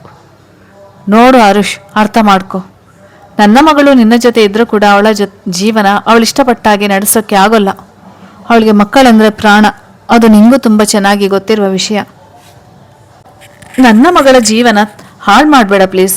ಅವಳಿಗೆ ನಿನ್ನ ಜೊತೆ ಇರೋಕ್ಕೆ ಇಷ್ಟ ಇಲ್ಲ ಅಂತಾನೆ ಡೈವರ್ಸ್ ಕೊಡ್ತೀನಿ ಅಂತ ಹೇಳಿದ್ಲು ಅವಳು. ಇಲ್ಲ, ನನ್ನ ಅವಿ ಆಗ ಹೇಳೋಲ್ಲ. ಅವಳಿಗೆ ಮಕ್ಕಳಂದರೆ ಪ್ರಾಣ ಅಂತ ನಂಗೆ ಗೊತ್ತೂ ಇದೆ. ಆದರೆ ಅವಳು ಅಂದರೆ ನನಗೂ ಪ್ರಾಣ ಮಾವ. ಅವಳಿಲ್ದೆ ನಾನು ಬದುಕಿದ್ದು ಸತ್ತ ಹಾಗೆ. ಪ್ಲೀಸ್ ಒಂದ್ಸಲ ಮಾತಾಡೋಕ್ಕೆ ಅವಕಾಶ ಕೊಡಿ ಪ್ಲೀಸ್ ಅಂತ ಕೈ ಮುಗಿದು ನಿಲ್ತಾನೆ. ಅವನ ಮುಂದೆ ಕೈ ಮುಗಿದು ನಿಲ್ಲುವ ರಾಜೇಶ್ ಅವರು, ನನ್ನ ಮಗಳ ಜೀವನ ಸರಿ ಹೋಗ್ಬೇಕಂದ್ರೆ ಅವಳಿಗೆ ನಿನ್ನಿಂದ ಬಿಡುಗಡೆ ಬೇಕು. ಅವಳನ್ನು ನೆಮ್ಮದಿಯಾಗಿ ಖುಷಿಯಾಗಿ ಜೀವನ ನಡೆಸೋಕ್ಕೆ ಬಿಟ್ಬಿಡು. ಬೇಕಾದರೆ ನಿನ್ನ ಕಾಲಿಗೂ ಬೀಳ್ತೀನಿ ಆರುಷ್ ಅಂತ ಕಾಲಿಗೆ ಬೀಳೋಕ್ಕೆ ಮುಂದಾಗ್ತಾರೆ. ಅವರನ್ನು ತಡೆಯುವ ಆರುಷ್ ಒಂದು ಕ್ಷಣ ನಿಂತು ಯೋಚನೆ ಮಾಡಿದವನು ಡೈವರ್ಸ್ ಪೇಪರ್ಸ್ಗೆ ಸೈನ್ ಮಾಡಿ ರಾಜೇಶ್ ಅವರ ಕೈಲಿ ಕೊಟ್ಟು, ನೀವು ಹುಷಾರ್ ಮಾವ ಅಂದವನು ತಿರುಗಿ ನೋಡದೆ ಮನೆಯಿಂದ ಹೊರಟು ಬಿಡ್ತಾನೆ. ಅವನಿಂದ ಲೀಗಲ್ ಆಗಿ ಕೂಡ ದೂರ ಆದ ಆ ದಿನದ ನೆನಪಿನಿಂದ ಹೊರಗೆ ಬರುವ ಆರುಷ್ ಕಣ್ಣೀರು ಹಾಕ್ತಾ ಕೂರ್ತಾನೆ. ಅವನನ್ನು ಆ ಸ್ಥಿತಿಯಲ್ಲಿ ನೋಡುವ ವೆಂಕಟೇಶ್ ಅವರಿಗೆ ಈ ವಯಸ್ಸಿಗೆ ಈ ಹುಡುಗ ಇಷ್ಟು ನೋವು ಪಡ್ತಿದ್ದಾನಲ್ಲ ಅಂತ ಬೇಸರದಲ್ಲಿ ಅವನಿಗೆ ಸಮಾಧಾನ ಮಾಡ್ತಾರೆ. ಮತ್ತೆ ಆ ಡಾಕ್ಟರ್ನ ನೀನು ಭೇಟಿ ಮಾಡಲಿಲ್ವಾ ಆರುಷ್? ಇಲ್ಲ ಸರ್, ನನಗೆ ಅವರ ಬಗ್ಗೆ ಬೇರೆ ಯಾವ ಮಾಹಿತಿನೂ ಸಿಗಲೇ ಇಲ್ಲ. ಅವನೇನೇ ನನ್ನ ಜೊತೆ ಇಲ್ಲ ಅಂದಮೇಲೆ ಅವನು ಯಾಕೆ ವಿಷಯ ಮುಚ್ಚಿಟ್ಟ ಅಂತ ತಿಳ್ಕೊಂಡು ನಾನೇನು ಸಾಧಿಸಲಿ ಸರ್ ಅಂತ ಹತಾಶನಾಗಿ ಹೇಳ್ತಾನೆ. ಈಗ ಅವನು ಎಲ್ಲಿದ್ದಾಳೆ? ಅದಾದಮೇಲೆ ನೀನು ಅವಳನ್ನು ಭೇಟಿ ಆಗಲೇ ಇಲ್ವಾ ಅಂತ ಕುತೂಹಲದಿಂದ ವೆಂಕಟೇಶ್ ಅವರು ಪ್ರಶ್ನಿಸ್ತಾರೆ. ಈಗ ಅವನು ಎಲ್ಲಿದ್ದಾಳೆ? ಅದಾದಮೇಲೆ ನೀನು ಅವಳನ್ನು ಭೇಟಿ ಆಗಲೇ ಇಲ್ವಾ ಅಂತ ವೆಂಕಟೇಶ್ ಅವರು ಕುತೂಹಲದಿಂದ ಪ್ರಶ್ನೆ ಮಾಡ್ತಾರೆ. ಇಲ್ಲ ಸರ್, ಅದಾದಮೇಲೆ ಅವರ ಮನೆಯೇ ಖಾಲಿ ಮಾಡಿಬಿಟ್ಟಿದ್ದಾರೆ. ನನಗೆ ಗೊತ್ತಿರುವ ಕಡೆ ಎಲ್ಲ ಹುಡುಕಿದೆ, ಎಲ್ಲೂ ಸಿಗಲಿಲ್ಲ ಸರ್. ಯಾರೊಬ್ಬರ ಫೋನ್ ಕೂಡ ರೀಚ್ ಆಗಲಿಲ್ಲ ಸರ್. ಅವನೇ ನಮ್ಮ ಮನೆಯಿಂದ ಹೊರಗೆ ಹೋದ್ಮೇ ದಿನನೇ ನಾನು ಅವಳನ್ನು ಕಡೆಯದಾಗಿ ನೋಡಿದ್ದು ಸರ್. ಆದರೆ ಮಾವ ನನ್ನ ಹತ್ರ ಕೇಳ್ಕೊಂಡಾಗೆ ಅವಳಿಗೆ ಒಂದೊಳ್ಳೆ ಜೀವನ ಕಲ್ಪಿಸಿರ್ತಾರೆ. ಅವಳು ಎಲ್ಲೇ ಇದ್ದರೂ ಸಂತೋಷವಾಗಿದ್ದರೆ ಅಷ್ಟೇ ಸಾಕು ನನಗೆ. ಅರು ನಿಜವಾಗ್ಲೂ ನೀನು ಚಿನ್ನದಂಥ ಹುಡುಗ ಕಣೋ. ಅವಳ ಜೀವನ ಚೆನ್ನಾಗಿರಬೇಕು, ಅವಳ ಆಸೆ ಎಲ್ಲ ಈಡೇರಬೇಕು ಅನ್ನೋದಕ್ಕಾಗಿ ಅಷ್ಟು ಪ್ರೀತಿಸುವ ಹೆಂಡತಿನ ದೂರ ಮಾಡ್ಕೊಂಡಿದ್ಯಲ್ಲ. ಮಕ್ಕಳ ವಿಷಯಕ್ಕೆ ಇಬ್ಬರು ಕೂತು ಬೇರೆಯೇ ಏನಾದರೂ ನಿರ್ಧಾರ ಮಾಡ್ಬೋದಿತ್ತು ನೀವು. ಆದರೂ ತುಂಬ ಗಟ್ಟಿ ಮನಸ್ಸು ಕಣೋ ನಿಂದು. ಅವರ ಮಾತಿಗೆ ಆರುಷ್ ಉತ್ತರ ಕೊಡುವಷ್ಟರಲ್ಲಿ ವೆಂಕಟೇಶ್ ಅವರ ಫೋನ್ ರಿಂಗ್ ಆಗುತ್ತೆ. ರಿಸೀವ್ ಮಾಡಿದವರು ಮಾತಾಡಿ ಕೊನೆಯಲ್ಲಿ, ಓಕೆ ಸರ್, ನಮ್ಮ ಚೀಫ್ ಎಕ್ಸಿಕ್ಯೂಟಿವ್ ಆಫೀಸರ್ ಮತ್ತು ನಮ್ಮ ಮ್ಯಾನೇಜರ್ ಮೀಟಿಂಗ್ ಅಟೆಂಡ್ ಮಾಡ್ತಾರೆ, ಥ್ಯಾಂಕ್ ಯು ಸರ್ ಅಂದು ಫೋನ್ ಇಡ್ತಾರೆ. ಅರು ಕಣ್ಣು ಒರೆಸ್ಕೊಂಡು, ಸರ್ ಎಲ್ಲಿಗೆ ಹೋಗೋದ್ರ ಬಗ್ಗೆ ನೀವು ಹೇಳ್ತಾ ಇದ್ದಿದ್ದು? ಆರುಷ್, ಬರೋ ವಾರ ಡೆಲ್ಲಿಯಲ್ಲಿ ಮೀಟಿಂಗ್ ಇದೆ ಗೊತ್ತಿದೆ ಅಲ್ವಾ? ನೀನು ಮತ್ತು ಸಂತೋಷ್ ಅಟೆಂಡ್ ಮಾಡಬೇಕು. ಅದನ್ನೇ ಫೋನಲ್ಲಿ ಅವರಿಗೆ ಹೇಳ್ತಾ ಇದ್ದೆ.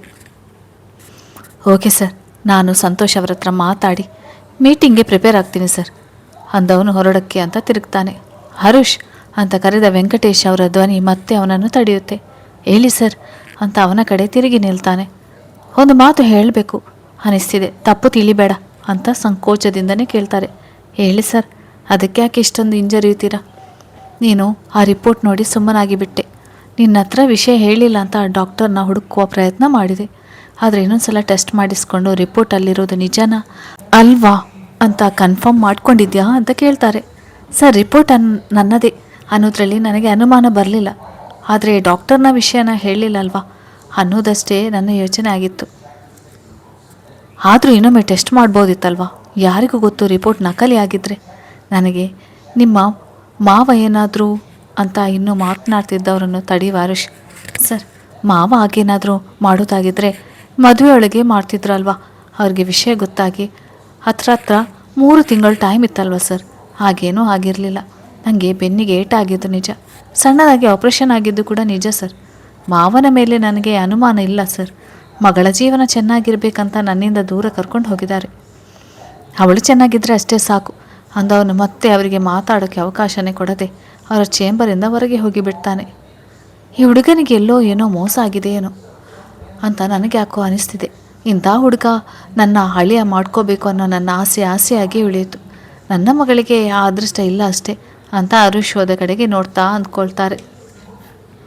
ಆರುಷ್ ಡೆಲ್ಲಿಗೆ ಹೋಗುವ ಹಿಂದಿನ ದಿನ ಜ್ಯುವೆಲರಿ ಶಾಪ್ಗೆ ಹೋಗಿ ಮೊದಲೇ ಮಾಡೋಕ್ಕೆ ಆರ್ಡ್ರ್ ಕೊಟ್ಟು ಬಂದಿದ್ದ ಲಾಕೆಟ್ ಇರುವ ಚಿನ್ನದ ಸರನ ತಗೋಬರ್ತಾನೆ. ಯಾಕಂದರೆ 2 ದಿನಕ್ಕೆ ಅವನ ಮದುವೆಯಾಗಿ 1 ವರ್ಷ ಆಗೋದ್ರಲ್ಲಿತ್ತು. ಹೆಂಡತಿಗೆ ತಾನು ಕೊಡಬೇಕು ಅಂದ್ಕೊಂಡಿದ್ದನ್ನು ಅದೇ ಪ್ರೀತಿಯಲ್ಲಿ ಮಾಡಿಸಿರ್ತಾನೆ. ಆ ದಿನ ಅವಳ ನೆನಪಿಗೆ ತಾನೇ ಹಾಕ್ಕೊಂಡ್ರಾಯ್ತಾ ಅಂತ ಅಂದ್ಕೊಂಡಿರ್ತಾನೆ. ಡೆಲ್ಲಿಗೆ ಹೊರಡೋ ದಿನ ತಾಯಿಗೆ ಜೋಪಾನ ಅಂತ ಹೇಳಿ ಏರ್ಪೋರ್ಟ್ ಕಡೆ ಹೊರಡ್ತಾನೆ. ಹೆಂಡತಿಗೆ ಅಂತ ತಂದಿದ್ದ ಸರವನ್ನು ಜೇಬಿಗೆ ಇಳಿಸುವುದನ್ನು ಮಾತ್ರ ಮರೆಯೋಲ್ಲ. ಯಾಕಂದರೆ ಆ ದಿನ ಅವನು ಡೆಲ್ಲಿಯಲ್ಲಿ ಇರ್ತಾನೆ ಅಲ್ವಾ, ಅದಕ್ಕೆ. ಸಂತೋಷ್ ಕೂಡ ಆರುಷ್ನ ಜಾಯಿನ್ ಆಗ್ತಾನೆ. ಇಬ್ಬರು ಕಂಪನಿ ಬಗ್ಗೆ ಮಾತನಾಡ್ತಾ ಡೆಲ್ಲಿ ತಲುಪ್ತಾರೆ. ಹೋಟೆಲಲ್ಲಿ ರೂಮ್ ಮಾಡಿ ಫ್ರೆಶ್ ಆಗಿ ಮೀಟಿಂಗ್ ಇರೋ ಜಾಗಕ್ಕೆ ಹೋಗ್ತಾರೆ. ಸಂಜೆವರೆಗೂ ಮೀಟಿಂಗ್ ನಡೆಯುತ್ತೆ. ಅಲ್ಲೇ ಊಟ ಮಾಡಿಕೊಂಡು ತಾವು ತಂಗಿದ್ದ ಹೋಟೆಲ್ ಕಡೆ ಪ್ರಯಾಣ ಮಾಡ್ತಾರೆ. ನೆಕ್ಸ್ಟ್ ಡೇ ಸಂಜೆ ಫ್ಲೈಟ್ ಟಿಕೆಟ್ ಬುಕ್ ಆಗಿರುವುದರಿಂದ ಮಾರನೇ ದಿನ ಡೆಲ್ಲಿಯಲ್ಲಿ ನೋಡುವಂಥ ಕೆಲವು ಪ್ಲೇಸ್ಗೆ ಹೋಗಿ ಬರೋಣ ಅಂತ ಮಾತಾಡಿಕೊಂಡು ತಮ್ಮ ತಮ್ಮ ರೂಮ್ನ ಹತ್ರ ಸೇರ್ತಾರೆ ಇಬ್ಬರು. ಬೆಳಗ್ಗೆಯಿಂದಾಗಿದ್ದ ಸುಸ್ತಿಗೋ ಏನೋ ಆರುಷ್ ಬೇಗ ನಿದ್ರೆಗೆ ಜಾರ್ತಾನೆ. ಬೆಳಿಗ್ಗೆ ಎದ್ದು ರೆಡಿಯಾಗಿ ಕ್ಯಾಬ್ ಬುಕ್ ಮಾಡಿಕೊಂಡು ಹೊರಡ್ತಾರೆ. ಅಕ್ಷರಧಾಮ ನೋಡಬೇಕು ಅಂತ ಹೊರಟವರ ಕಾರಿಗೆ ಕೈಯಲ್ಲಿ ಪುಟ್ಟ ಆಟಿಕೆ ಸಾಮಾನುಗಳನ್ನು ಇಟ್ಕೊಂಡು ರೋಡ್ ದಾಟ್ತಾ ಇದ್ದ ಹುಡುಗಿ ಒಬ್ಬಳು ಅಡ್ಡನಾಗಿ ಬಂದಿದ್ದರಿಂದ ಕಾರ್ ಅವಳಿಗೆ ಗುದ್ದಿ ಬಿಡುತ್ತೆ. ತಪ್ಪು ಹುಡುಗಿದೇ ಆಗಿರುತ್ತೆ. ತಕ್ಷಣ ಜನ ಸೇರಿಬಿಡ್ತಾರೆ. ಆರುಷ್ ಮತ್ತು ಸಂತೋಷ್ ಇಬ್ಬರು ಹತ್ತಿರದಲ್ಲೇ ಇದ್ದ ಹಾಸ್ಪಿಟಲ್ಗೆ ಆ ಹುಡುಗಿನ ಕರ್ಕೊಂಡು ಹೋಗ್ತಾರೆ. ಆ ಹುಡುಗಿ ಜೊತೆಗಿದ್ದ ಆಟಿಕೆ ಸಾಮಾನು ನೋಡಿದ್ರೇ ತಿಳಿಯುತ್ತಿತ್ತು ಆ ಹುಡುಗಿ ಹೊಟ್ಟೆಪಾಡಿಗಾಗಿ ಅವುಗಳನ್ನೆಲ್ಲ ಮಾರಾಟ ಮಾಡೋ ಕೆಲಸ ಮಾಡ್ತಿದ್ಲು ಅಂತ. ಅವಳಿಗೆ ಟ್ರೀಟ್ಮೆಂಟ್ ಕೊಡಿಸಿ ಆಕೆನ ಮಾತಾಡಿಸಿ ಆಕೆಗೆ ಸಂಬಂಧಿಸಿದವರಿಗೆ ಫೋನ್ ಮಾಡಿ ವಿಷಯ ಮುಟ್ಟಿಸಿ ಆರುಷ್ ಆಕೆ ವಾರ್ಡ್ ಹೊರಗಡೆ ನಿಂತು ಡಾಕ್ಟರ್ ಜೊತೆ ಮಾತನಾಡ್ತಾ ಇರ್ತಾನೆ. ಸಂತೋಷ್ ಆ ಹುಡುಗಿಗೆ ಕೆಲವು ಮೆಡಿಸಿನ್ ತರೋಕ್ಕಾಗಿ ಹೋಗಿ ಬರ್ತಾನೆ. ಡಾಕ್ಟರ್ ಕಡೆ ಮುಖ ಮಾಡಿ ನಿಂತಿದ್ದವನ ಹಿಂದಿನಿಂದ ಬಂದು ಭುಜದ ಮೇಲೆ ಯಾರೋ ಕೈ ಹಿಟ್ಟಾಗಾದಾಗ ಆರುಷ್ ತಿರುಗಿ ನೋಡ್ತಾನೆ. ಎದುರಿಗಿದ್ದ ವ್ಯಕ್ತಿನ ನೋಡಿ ಆರುಷ್ಗೆ ಶಾಕ್ ಜೊತೆಗೆ ಖುಷಿ ಕೂಡ ಅಷ್ಟೇ ಆಗುತ್ತೆ. ಅತ್ತೆ, ನೀವಿಲ್ಲಿ ಹೇಗಿದ್ದೀರಾ? ಮಾವ ಹೇಗಿದ್ದಾರೆ? ಅವಿ ಹೇಗಿದ್ದಾಳೆ? ಹಾಸ್ಪಿಟಲಲ್ಲಿ ಇದ್ದೀರಾ? ಯಾಕೆ? ಯಾರಿಗೆ ಏನಾಗಿದೆ? ಮಾವ ಹುಷಾರಾಗಿದ್ದಾರೆ ತಾನೆ? ನೀವೀಗ ಡೆಲ್ಲಿಯಲ್ಲಿ ಇರೋದಾ ಅಂತ ಒಂದೇ ಸಮನೆ ಪ್ರಶ್ನೆ ಮಾಡ್ತಾನೆ. ವೀಣಾ ಅವರು ಆರುಷ್ನ ದೂರದಿಂದ ನೋಡಿ ಹೌದೋ ಅಲ್ವೋ ಅನ್ನುವ ಅನುಮಾನದಲ್ಲಿಯೇ ಬಂದು ಭುಜದ ಮೇಲೆ ಕೈ ಇಟ್ಟಿರ್ತಾರೆ. ಅವನನ್ನು ನೋಡಿ ಖುಷಿ ಜೊತೆಗೆ ದುಃಖ ಎರಡೂ ಆಗುತ್ತೆ. ಈ ಇಬ್ಬಂದಿ ಸ್ಥಿತಿಯಲ್ಲಿನ ಮನಸ್ಥಿತಿಯಲ್ಲಿನ ಕಣ್ಣೀರು ತಾನಾಗಿ ಅವರ ಕೆನ್ನೆ ಮೇಲೆ ಇಳಿಯುತ್ತೆ. ಅತಿ ಯಾಕೆ ಹಾಳ್ತಿದ್ದೀರಾ? ಏನಾಯಿತು? ಮಾವಂಗೆ ಆರೋಗ್ಯ ಚೆನ್ನಾಗಿದೆ ತಾನೆ? ಹುಷಾರಾಗಿದ್ದಾರೆ ಅಲ್ವಾ? ಅವರು ಅಳುವುದನ್ನು ನೋಡಿ ಗಾಬರಿ ಕೇಳ್ತಾನೆ. ಆರುಷ್, ನೀನು ಇಲ್ಲಿ ಹೇಗಿದ್ದೀಯಪ್ಪ? ಅಮ್ಮ ಹೇಗಿದ್ದಾರೆ ಅಂತ ಅಳ್ತಾನೆ ಕೇಳ್ತಾರೆ. ನಾನು ಅಮ್ಮ ಇಬ್ಬರು ಚೆನ್ನಾಗಿದ್ದೇವೆ. ನೀವು ಯಾಕೆ ಹಾಸ್ಪಿಟ್ಲ್ನಲ್ಲಿದ್ದೀರಾ? ಯಾರಿಗೆ ಹುಷಾರಿಲ್ಲ? ಅದು ಹೇಗೆ ಹೇಳೋದಂತ ಯೋಚಿಸ್ತಾರೆ. ಯಾಕತ್ತೆ? ಯಾಕೆ ಅಷ್ಟೊಂದು ಇಂಜರಿ ತಿದ್ದೀರಾ? ಏನಾಯಿತು ಅಂತ ಹೇಳಿ. ವೀಣಾ ಅವರಿಂದ ಯಾವುದೇ ಉತ್ತರ ಬರದೇ ಇದ್ದಾಗ ಆರುಷ್ಗೆ ಭಯ ಶುರುವಾಗುತ್ತೆ. ಅತ್ತೆ, ಅವಿಯಲ್ಲಿ ಹೇಗಿದ್ದಾಳೆ? ಚೆನ್ನಾಗಿದ್ದಾಳೆ ತಾನೆ? ಕೇಳಲೋ ಬೇಡವಾ ಅಂತ ಅಂದ್ಕೊಳ್ತಾನೆ. ಕೇಳ್ತಾನೆ. ಅವನೇ ವಿಷಯ ಕೇಳಿದ್ದೆ ವೀಣಾ ಅವರ ಅಳು ಜೋರಾಗುತ್ತೆ. ಆರುಷ್ ಮತ್ತೆ ಮಾತನಾಡುವಷ್ಟರಲ್ಲೇ ಹಿಂದಿನಿಂದ ಯಾರೋ ಅವನ ಭುಜದ ಮೇಲೆ ಕೈ ಇಡ್ತಾರೆ. ತಿರುಗಿ ನೋಡುವ ಆರುಷ್ ತಲೆ ತಗ್ಗಿಸಿ ನಿಲ್ತಾನೆ. ಹೇಗಿದ್ದೀಯಪ್ಪ ಆರುಷ್? ತಲೆ ಎತ್ತಿ ಅವರನ್ನು ನೋಡಿದವನು ಚೆನ್ನಾಗಿದ್ದೀನಿ ಮಾವ, ನೀವು ಹೇಗಿದ್ದೀರಾ? ಚೆನ್ನಾಗಿದ್ದೀನಪ್ಪ. ಯಾವಾಗ ಬಂದೆ ಡೆಲ್ಲಿಗೆ? ಒಂದು ಮೀಟಿಂಗ್ ಇತ್ತು ಮಾವ, ಅದಕ್ಕೆ ನಿನ್ನೆ ಬಂದಿದ್ದೆ. ಅತ್ತೆನ ನೋಡಿ ಮಾತನಾಡ್ಸೋಣ ಅಂತ ನಿಂತೆ. ನಿಮ್ಮ ಆರೋಗ್ಯ ಹೇಗಿದೆ? ಯಾಕಿಬ್ಬರು ಹಾಸ್ಪಿಟಲ್ನಲ್ಲಿದ್ದೀರಾ? ಯಾರಿಗೂ ಹುಷಾರಿಲ್ಲ ಅಂತ ಇಬ್ಬರ ಕಡೆನೂ ನೋಡ್ತಾನೆ. ಬಾಪ ನನ್ನ ಜೊತೆ ಅಂತ ಅವನನ್ನು ಒಂದು ವಾರ್ಡ್ ಮುಂದೆ ಕರ್ಕೊಂಡು ಹೋಗಿ ನಿಲ್ಲಿಸ್ತಾರೆ. ವೀಣಾ ಅವರು ಇಬ್ಬರನ್ನು ಹಿಂಬಲಿಸ್ತಾರೆ. ವಾರ್ಡ್ ಮುಂದೆ ನಿಂತು ಒಳಗಡೆ ಕೈ ಮಾಡಿ ತೋರಿಸ್ತಾ ಅವರಿಗೆ ಹುಷಾರಿಲ್ಲ, ಅದಕ್ಕೆ ಹಾಸ್ಪಿಟ್ಲ್ನಲ್ಲಿ ಇದ್ದೀವಿ ಅಂತ ಒಳಗಿರುವ ವ್ಯಕ್ತಿ ಕಡೆ ಕೈ ಮಾಡಿ ತೋರಿಸ್ತಾರೆ. ಬಾಗಿಲಲ್ಲಿ ನಿಂತು ಒಳಗಡೆ ನೋಡು ಆರುಷ್ಗೆ ಬೆಡ್ ಮೇಲೆ ಹಾಸ್ಪಿಟಲ್ ಡ್ರೆಸ್ ಹಾಕ್ಕೊಂಡು ಮಲಗಿರುವ ವ್ಯಕ್ತಿ ಮುಖ ಕಾಣಿಸುವುದಿಲ್ಲ. ಬಾಗಿಲ ಕಡೆ ಬೆನ್ನು ಮಾಡಿ ಮಲಗಿರ್ತಾರೆ. ಯಾರು ಮಾವ? ಅದು ಏನಾಗಿದೆ ಅವರಿಗೆ? ಒಂದು ದೀರ್ಘ ಉಸಿರು ಬಿಡುವ ರಾಜೇಶ್ ಅವರು. ಹೇಳ್ತೀನಿ ಬಾ ನನ್ನ ಜೊತೆ ಅಂತ ಅವನ ಕೈ ಇಟ್ಕೊಂಡವರು ವೀಣಾ ಅವರ ಕಡೆ ತಿರುಗಿ, ನಿನ್ನ ಹತ್ರನೂ ಮಾತನಾಡಬೇಕು ಬಾ ವೀಣಾ ಅಂತ ಇಬ್ಬರನ್ನು ಕರ್ಕೊಂಡು ಹಾಸ್ಪಿಟಲ್ನ ಒಳಾಂಗಣದಲ್ಲಿ ಇದ್ದ ಪಾರ್ಕಿಗೆ ಕರ್ಕೊಂಡೋಗಿ ಕಲ್ಲು ಬೆಂಚಿನ ಮೇಲೆ ಅವರಿಬ್ಬರನ್ನು ಕೂರಿಸ್ತಾರೆ. ಸಂತೋಷ್ಗೆ ಕಾಲ್ ಮಾಡಿ ನನಗೆ ಪರಿಚಯದವರು ಸಿಕ್ಕಿದ್ದಾರೆ, ನಾನು ಅರ್ಧ ಗಂಟೆ ಆದಮೇಲೆ ಸಿಗ್ತೀನಿ ಅಂತ ಹೇಳ್ತಾನೆ. ಮಾವ, ಇಲ್ಲಿಗೆ ಯಾಕೆ ಕರ್ಕೊಂಡು ಬಂದ್ರಿ? ಅಲ್ಲಿ ಮಲಗಿದ್ದವರು ಯಾರು ಅಂತ ಪ್ರಶ್ನೆ ಕೇಳಿದವನು ಮತ್ತೇನು ನೆನಪಿಸಿಕೊಂಡು, ಮಾವ ಅವನೇ ಎಲ್ಲಿದ್ದಾಳೆ ಇವಾಗ? ಚೆನ್ನಾಗಿದ್ದಾಳೆ ತಾನೆ? ಅವಳನ್ನೊಂದ್ಸಲ ನೋಡಬೇಕು ಮಾವ, ದೂರದಿಂದ ನೋಡ್ಕೊಂಡು ಹೋಗ್ತೀನಿ. ಅವಳ ಸಂಸಾರಕ್ಕೆ ನಾನು ತೊಂದರೆ ಮಾಡೋಲ್ಲ, ಒಂದ್ಸಲ ಅವಳನ್ನು ನೋಡಬೇಕು ಮಾವ ಪ್ಲೀಸ್, ಅವಳಿರುವ ಕಡೆ ಕರ್ಕೊಂಡು ಹೋಗಿ ಅಂತ ಬೇಡ್ಕೊಳ್ತಾನೆ. ತಲೆ ತಗ್ಗಿಸಿ ಅವರಿಬ್ಬರ ಕಾಲ ಹತ್ರ ಕೆಳಗಡೆ ಕೂತು ಅಳೋಕ್ಕೆ ಶುರು ಮಾಡ್ತಾರೆ ರಾಜೇಶ್ ಅವರು. ತಕ್ಷಣ ಎದ್ದು ನಿಲ್ವ ವೀಣಾ ಮತ್ತು ಆರುಷ್ ರಾಜೇಶ್ ಅವರನ್ನು ಹೆಪ್ಸಿ ಮೇಲೆ ಕೂರಿಸ್ತಾರೆ. ರೀ, ಯಾಕ್ರಿ ಹೀಗೆ ಮಾಡ್ತಿದ್ದೀರಾ? ಮಾವ ಯಾಕೆ ಆಳ್ತಿದ್ದೀರಾ? ಏನಾಯಿತು? ನೀವಿಬ್ಬರು ನನ್ನನ್ನು ಕ್ಷಮಿಸಿಬಿಡಬೇಕು ಅಂತ ಇಬ್ಬರ ಮುಂದೆ ಕೈ ಮುಗಿತಾರೆ. ಕ್ಷಮೆಣ? ನೀವ್ಯಾಕೆ ಕ್ಷಮೆ ಕೇಳ್ತಿದ್ದೀರಾ? ಒಬ್ಬ ತಂದೆಯಾಗಿ ಅವಳ ಜೀವನ ಸರಿ ಹೋಗ್ಬೇಕಂತ ಅವತ್ತು ನಮ್ಮ ಮಗಳನ್ನು ಕರ್ಕೊಂಡು ಬಂದ್ರಿ. ಆಮೇಲೆ ಆಗಿದ್ದೆಲ್ಲ ನಮ್ಮ ಕೈ ಮೀರಿ ನಡೆದದ್ದು. ಅದ್ಯಾಕೆ ಕ್ಷಮೆ ಕೇಳ್ತಿದ್ದೀರಾ ನೀವು? ಏನು ಹೇಳ್ತಿದ್ದೀರಾ ಅತ್ತೆ ನೀವು? ಅಲ್ಲಿಂದ ಬಂದಮೇಲೆ ಏನಾಗಿದೆ ಅಂಥದ್ದು? ಅದು ಅರುಷ್, ಅದು ಹೇಗೆ ಹೇಳೋದಂತ ತಿಳಿದೆ ಮಾತು ತಡವರಿಸ್ತಾರೆ. ಮಾವ, ನೀವು ಯಾವ ವಿಷಯಕ್ಕೆ ಕ್ಷಮೆ ಕೇಳ್ತಿದ್ದೀರಾ? ಅಂಥದ್ದೇನಾಯಿತು ಅಂತ ಹೇಳಿ. ಧ್ವನಿ ಜೋರು ಮಾಡಿ ಕೇಳ್ತಾನೆ. ಹೇಳ್ತೀನಿ ಅರುಷ್, ಎಲ್ಲನೂ ಹೇಳ್ತೀನಿ. ನಿಮಗೆ ಯಾರಿಗೂ ಗೊತ್ತಿಲ್ಲದೇ ಇರುವ ವಿಷಯಗಳನ್ನು ಇವತ್ತು ಹೇಳ್ತೀನಿ. ನಾನು ಕಾಲೇಜ್ನಲ್ಲಿ ಓದುವಾಗ ನನಗೊಬ್ಬ ಫ್ರೆಂಡ್ ಇದ್ದ, ಈಶ್ವರ್ ಅಂತ. ಮನೆಯಲ್ಲಿ ತುಂಬ ಅನುಕೂಲಸ್ಥರು. ಅವರ ತಂದೆನೇ ಸ್ವಂತ ಬಿಸ್ನೆಸ್ ಇತ್ತು. ಆಗಿನ ಕಾಲಕ್ಕೇನೆ ಒಳ್ಳೆ ಶ್ರುತಿವಂತರು. ಹಾಗಿನ ನಮ್ಮ ಸ್ನೇಹ ಕಾಲೇಜ್ ಮುಗಿದು ದೂರವಾಗಿತ್ತು. ನಾವು ನಮ್ಮದೇ ವೃತ್ತಿ ಜೀವನ ಅಂತ ಶುರು ಮಾಡಿದ ಮೇಲೆ ಮತ್ತೆ ಹೊಸದಾಗಿ ಶುರು ಆಯಿತು. ಆವತ್ತಿನಿಂದ ನನ್ನ ಮೊಬೈಲ್ಗೆ ಯಾವುದೋ ಅನ್ನೋನ್ ನಂಬರಿಂದ ಕರೆ ಬಂತು. ಯಾರು ಅಂತ ತಿಳಿದೇನೆ ನಾನು ರಿಸೀವ್ ಮಾಡಿದೆ. ಅಂದವರು ತಮ್ಮ ದಿನವನ್ನು ನೆನಪಿಸಿಕೊಳ್ತಾರೆ. ಹಲೋ, ಯಾರು? ರಾಜೇಶ್ ಅವರು ಮಾತನಾಡ್ತಿರೋದಾ? ಆ ಕಡೆಯಿಂದ ಗಂಡಸೊಬ್ಬರು ಮಾತನಾಡ್ತಾರೆ. ಹೌದು, ನೀವ್ಯಾರು ಮಾತನಾಡ್ತಿರೋದು? ಪೊಲೀಸ್ ಗತ್ತಿನಲ್ಲೇ ಕೇಳ್ತಾರೆ. ಹೇ ರಾಜೇಶ್, ನಾನು ಕಣೆ ಈಶ್ವರ್. ತಮ್ಮನ್ನ ತಾವು ಪರಿಚಯ ಮಾಡ್ಕೊಳ್ತಾರೆ. ಈಶ್ವರ್ ತಮ್ಮ ನೆನಪಿನ ಆಳದಿಂದ ಯಾರು ಅಂತ ಯೋಚಿಸ್ತಾರೆ ರಾಜೇಶ್. ರಾಜೇಶ್ ಅಲ್ಲಿ ಹೋದುವಾಗ ನಿನ್ನ ಜೊತೆ ಇರ್ತಿದ್ನಲ್ಲ, ಆ ಈಶ್ವರ್ ಕಣೋ. ರಾಜೇಶ್ ಅವರಿಗೆ ತನ್ನ ನೆನಪನ್ನು ಮಾಡಿಸುವ ಪ್ರಯತ್ನ ಮಾಡ್ತಾರೆ. ಹೇ ಈಶ್ವರ್, ನೀನೇನು ಇದೇನು ಇಷ್ಟು ವರ್ಷ ಆದಮೇಲೆ ನನ್ನ ನೆನಪು ಮಾಡ್ಕೊಂಡಿದ್ಯಾ? ನಂಬರ್ ಯಾರು ಕೊಟ್ಟರು? ಹೇಗಿದ್ಯಾ? ಎಲ್ಲಿದ್ಯಾ ನೀನೀಗ? ಸ್ನೇಹಿತನನ್ನು ನೆನಪಿಸಿಕೊಂಡು ಅವನ ಬಗ್ಗೆ ವಿಚಾರಿಸ್ತಾರೆ. ಎಲ್ಲ ಹೇಳ್ತೀನೋ ಮಾರಯ್ಯ, ಅದೊಂದು ನಂಬರ್ ಫ್ರೆಂಡ್ ಹತ್ರ ಕಲೆಕ್ಟ್ ಮಾಡ್ಕೊಂಡಿದ್ದೆ. ತಂದೆ ಬಿಸ್ನೆಸ್ಸನ್ನೇ ನಾನು ನೋಡ್ಕೊಳ್ತಾ ಇರೋದು. ಮದುವೆ ಆಗಿದ್ದು, ಒಬ್ಬ ಮಗ ಇರುವ ವಿಷಯ ಎಲ್ಲವನ್ನು ಹೇಳ್ಕೊಳ್ತಾರೆ. ಅಂತೂ ಇಷ್ಟು ವರ್ಷ ಆದಮೇಲೆ ಮತ್ತೆ ನಿನ್ನ ಜೊತೆ ಮಾತನಾಡಿದ್ದು ತುಂಬ ಖುಷಿ ಆಯ್ತು ಕಣು. ಎಲ್ಲಿರೋದು ಇವಾಗ ನೀನು? ಡೆಲ್ಲಿಯಲ್ಲಿ ಕಣು. ಇಬ್ಬರು ತುಂಬ ಹೊತ್ತು ಮಾತನಾಡಿ ವಿಷಯಗಳನ್ನೆಲ್ಲ ಹಂಚ್ಕೊಳ್ತಾರೆ. ಇಬ್ಬರ ಸ್ನೇಹ ಮತ್ತೊಮ್ಮೆ ಶುರು ಆಗಿರುತ್ತೆ. ಈ ಸ್ನೇಹ ಹಾಗೇನೆ ಮುಂದುವರಿದು ಮುಂದೊಂದು ದಿನ ರಾಜೇಶ್ ಅವರ ತಲೆಯಲ್ಲಿ ಈಶ್ವರ್ ಅವರ ಮಗನಿಗೆ ತಮ್ಮ ಮಗಳನ್ನು ಕೊಟ್ಟು ಮದುವೆ ಮಾಡಿದರೆ ಮಗಳ ಜೀವನ ಚೆನ್ನಾಗಿರುತ್ತೆ ಅಂತ ಯೋಚನೆ ಮಾಡುವಷ್ಟರ ಮಟ್ಟಿಗೆ. ಹಾಗಾಗಿ ಮಗಳನ್ನು MBA ಮಾಡಿಸಬೇಕು ಅನ್ನೋ ಕನಸು ಕಾಣ್ತಾರೆ. ಈಶ್ವರ್ ಅವರ ಮಗ ಮತ್ತು ಅವನಿಬ್ಬರು ಸೇರಿ ಅವರ ಬಿಸ್ನೆಸ್ ನೋಡ್ಬೋದು ಅನ್ನುವ ದೂರಾಲೋಚನೆ ಮಾಡಿ ಈ ವಿಷಯವನ್ನು ಈಶ್ವರ್ ಹತ್ರ ಒಂದು ದಿನ ಪ್ರಸ್ತಾಪ ಕೂಡ ಮಾಡ್ತಾರೆ. ಈಶ್ವರ್, ನಾನೊಂದು ಮಾತು ಕೇಳ್ತೀನಿ, ತಪ್ಪು ತಿಳ್ಕೊಳ್ಳ ತಾನೆ? ಹಿಂಜರಿಕೆಯಿಂದನೇ ಪ್ರಶ್ನೆ ಮಾಡ್ತಾನೆ. ಅದು ಯಾಕೋ ಅಷ್ಟೊಂದು ಪೀಟಿಕೆ ಆಗ್ತಿದ್ಯಾ? ಏನು ವಿಷಯ ಹೇಳು. ಅದು ನಾವ್ಯಾಕೆ ಗೆಳೆತನದಿಂದ ಬೀಗರಾಗಬಾರ್ದು ಅಂತ ಒಂದು ಯೋಚನೆ ನನ್ನ ತಲೆಗೆ ಬಂತು. ಅದನ್ನು ಇನ್ನು ಮುಂದೆ ಹೇಗೆ ಕೇಳುವುದಂತ ಸಂಕೋಚದಿಂದ ಮಾತು ಅಲ್ಲಿಗೆ ನಿಲ್ಲಿಸ್ತಾರೆ. ವಾರೇವಾ, ನನ್ನ ಮನಸ್ಸಿನಲ್ಲಿರುವುದನ್ನೇ ನೀನು ಹೇಳಿದೆ ಕಣೋ ರಾಜೇಶ್. ನಾನು ಅವನಿ ಫೋಟೋ ನೋಡಿದ್ನಲ್ಲ. ನನ್ನ ಸ್ನೇಹಿತ ನನ್ನ ಬೀಗರಾಗ್ತಾನೆ ಅಂದರೆ ಅದಕ್ಕಿಂತ ಖುಷಿ ವಿಷಯ ಏನಿದೆ? ನನಗಂತೂ ಇದಕ್ಕೆ ಸಂಪೂರ್ಣ ಒಪ್ಪಿಗೆ ಇದೆ. ಖುಷಿಯಿಂದ ಒಪ್ಪಿಗೆ ನೀಡ್ತಾರೆ. ತುಂಬ ಸಂತೋಷ ಕಣೋ. ಆದರೆ ಇದಕ್ಕೆ ಅವನು ಒಪ್ಕೊಳ್ತಾನ? ಅನುಮಾನದಿಂದ ಕೇಳ್ತಾರೆ. ಯಾರು? ನಿನ್ನ ಮಗ ಸುಮ.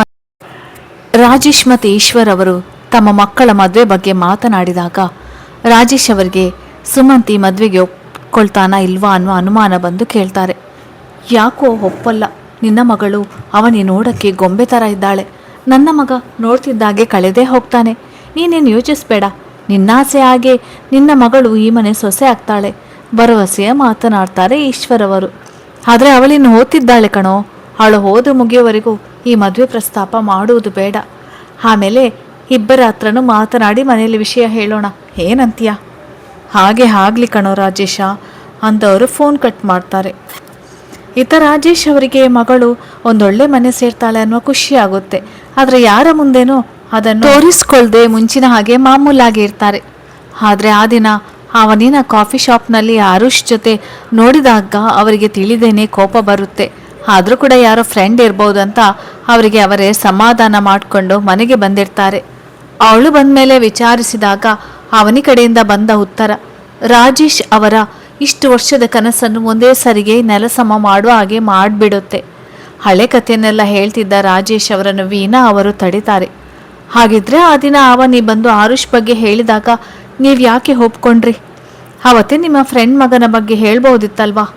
ಮನಸ್ಸಿನಲ್ಲಿದ್ದ ಮಾತನ್ನು ಆ ಕ್ಷಣನೇ ಗಂಡನ ಮಾತುಗಳನ್ನು ತಡೆದು ಕೇಳ್ತಾರೆ ವೀಣಾ ಅವರು. ಆ ದಿನ ನಾನು ಅವಳನ್ನು ತಡೆದಿದ್ರೆ ಆರುಷ್ ಜೊತೆ ಓಡಿ ಹೋಗಿ ಆದರೂ ಮದುವೆ ಆಗ್ತಿದ್ಲು ನಿನ್ನ ಮಗಳು. ಅವನನ್ನು ಅಷ್ಟು ಹಚ್ಕೊಂಡಿದ್ದಾಳೆ ಅನ್ನೋದು ಅವಳ ಮಾತಲ್ಲೇ ನನಗೆ ತಿಳಿಯಿತು. ಹೆಂಡತಿಗೆ ಯಾಕಾಗಿ ಒಪ್ಪಿಕೊಂಡೆ ಅನ್ನೋ ಕಾರಣ ಹೇಳ್ತಾರೆ. ಆಮೇಲೆ ಹೋಗಿ ರೂಮಲ್ಲಿ ಕೂತು ತುಂಬ ಯೋಚನೆ ಮಾಡಿದೆ. ಅವನಿನ ಸುಮಂತ್ಗೆ ಕೊಟ್ಟು ಮದುವೆ ಮಾಡಬೇಕನ್ನೋದು ನನ್ನ ಆಸೆ ಆಗಿತ್ತು. ಅದರಿಂದ ಯಾವ ಲಾಭದ ಅಪೇಕ್ಷೆ ಕೂಡ ನನಗಿರಲಿಲ್ಲ. ಆದ್ರೆ ಸ್ನೇಹಿತನ ಹತ್ರ ಮದುವೆ ಬಗ್ಗೆ ಹೇಳ್ಕೊಂಡಿದ್ದೆ. ಜೊತೆಗೆ ಮಗಳು ಅವರ ಮನೆ ಸೇರಿದ್ರೆ ಅವಳ ಜೀವನ ತುಂಬ ಚೆನ್ನಾಗಿರುತ್ತೆ ಅನ್ನೋದು ನನ್ನ ಮನಸ್ಸಲ್ಲಿತ್ತು. ಅಷ್ಟೇ ಅಂದವರು ಮತ್ತೆ ಅಂದಿನ ದಿನಕ್ಕೆ ಹೋಗ್ತಾರೆ. ರೂಮಲ್ಲಿ ಕೂತವನು ಆ ದಿನ ಒಂದು ಯೋಚನೆ ಮಾಡಿದೆ. ನಾನೀಗ ಅವನಿ ತಡೆಯೋ ಪ್ರಯತ್ನ ಮಾಡಿದರೆ ಅವಳು ನನ್ನ ವಿರುದ್ಧ ಹೋಗ್ಬೋದು. ಅದಕ್ಕೆ ಅವಳಿಷ್ಟದಂತೆ ನಡ್ಕೊಂಡು ಆ ಹುಡುಗನಿಂದ ಅವಳನ್ನು ದೂರ ಮಾಡಬೇಕನ್ನೋ ಯೋಜನೆ ಮಾಡಿದೆ. ಅದರಂತೆ ಅರುಷ್ ಜೊತೆ ಅವರಮ್ಮನ ಮನೆಗೆ ಕರೆದು ನನಗೆ ಮದುವೆ ಸಂಪೂರ್ಣ ಒಪ್ಪಿಗೆ ಇದೆ ಅನ್ನುವ ಹಾಗೆ ನಡ್ಕೊಂಡೆ. ನೀವೆಲ್ಲರೂ ಕೂಡ ನನ್ನ ನಂಬಿದ್ರಿ. ಅವನೇ ತುಂಬಾ ಖುಷಿಯಾಗಿದ್ಲು. ಅವಳು ಆರಾಮವಾಗಿ ಅವಳ ಓದು ಮುಗಿಸುವುದು ಕೂಡ ನನಗೆ ಅಷ್ಟೇ ಮುಖ್ಯ ಆಗಿತ್ತು. ಅದಕ್ಕೆ ಅರುಷಿಂದ ಅವಳನ್ನು ದೂರ ಮಾಡುವ ಯಾವ ಪ್ರಯತ್ನ ಕೂಡ ನಾನು ಮಾಡಲಿಲ್ಲ. ಎಕ್ಸಾಮ್ ಮುಗಿತಿದ್ದಾಗೆ ಎಂಗೇಜ್ಮೆಂಟ್ ಅಂತ ನೀವೆಲ್ಲ ಡಿಸೈಡ್ ಮಾಡಿಬಿಟ್ರಿ. ಅದಕ್ಕೆ ವಿಧಿ ಇಲ್ಲದೆ ಮನೆಯವರಷ್ಟೇ ಇದ್ದು ಆ ಕಾರ್ಯಕ್ರಮ ಕೂಡ ಮುಗಿಯೋ ಹಾಗೆ ಮಾಡಿದೆ. ಇದು ಯಾವ ವಿಷಯನೂ ನಾನು ಈಶ್ವರನ ಹತ್ರ ಹೇಳ್ಕೊಳ್ಳೋಕ್ಕೆ ಹೋಗಿಲ್ಲ.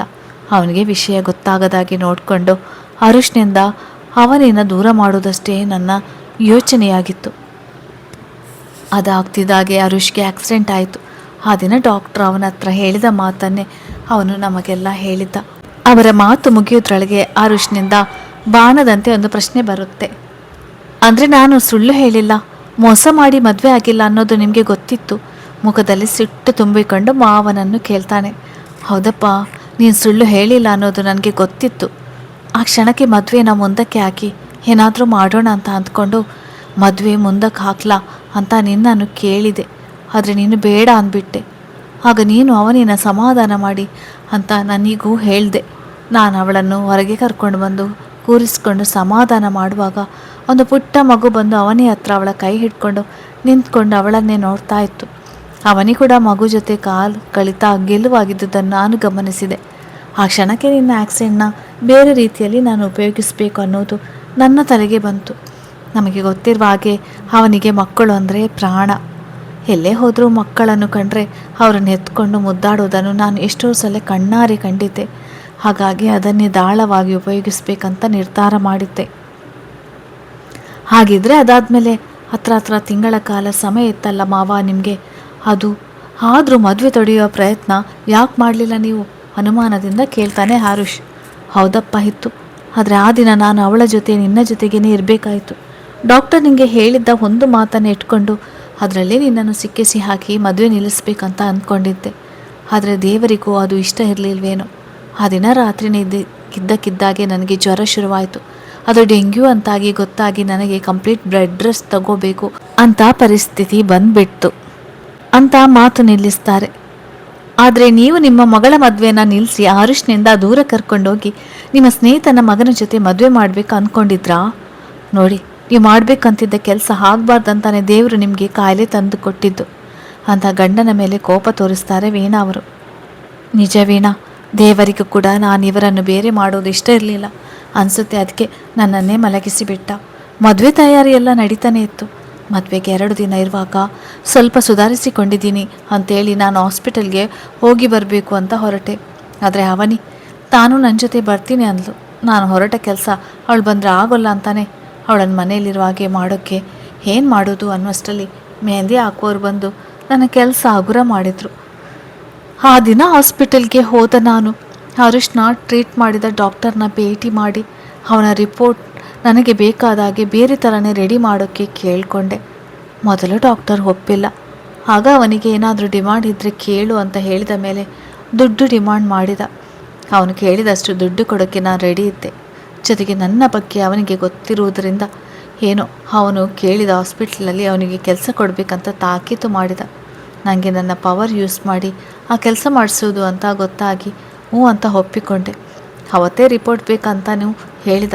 ಆದರೆ ಅವನು ಹಾಸ್ಪಿಟಲಲ್ಲಿ ಕೆಲಸ ಸಿಕ್ಕಿರುವ ತನ್ನ ಆರ್ಡ್ರ್ ಕಾಪಿ ಸಿಗೋವರೆಗೂ ರಿಪೋರ್ಟ್ ಸಿಗೋಲ್ಲ ಅಂತ ನನ್ನನ್ನೇ ಆಟ ಆಡಿಸಿದ. ಮಾರನೇ ದಿನವೇ ಆರ್ಡ್ರ್ ಕಾಪಿ ಅವನಿಗೆ ಸಿಗೋ ವ್ಯವಸ್ಥೆ ಮಾಡಿದೆ.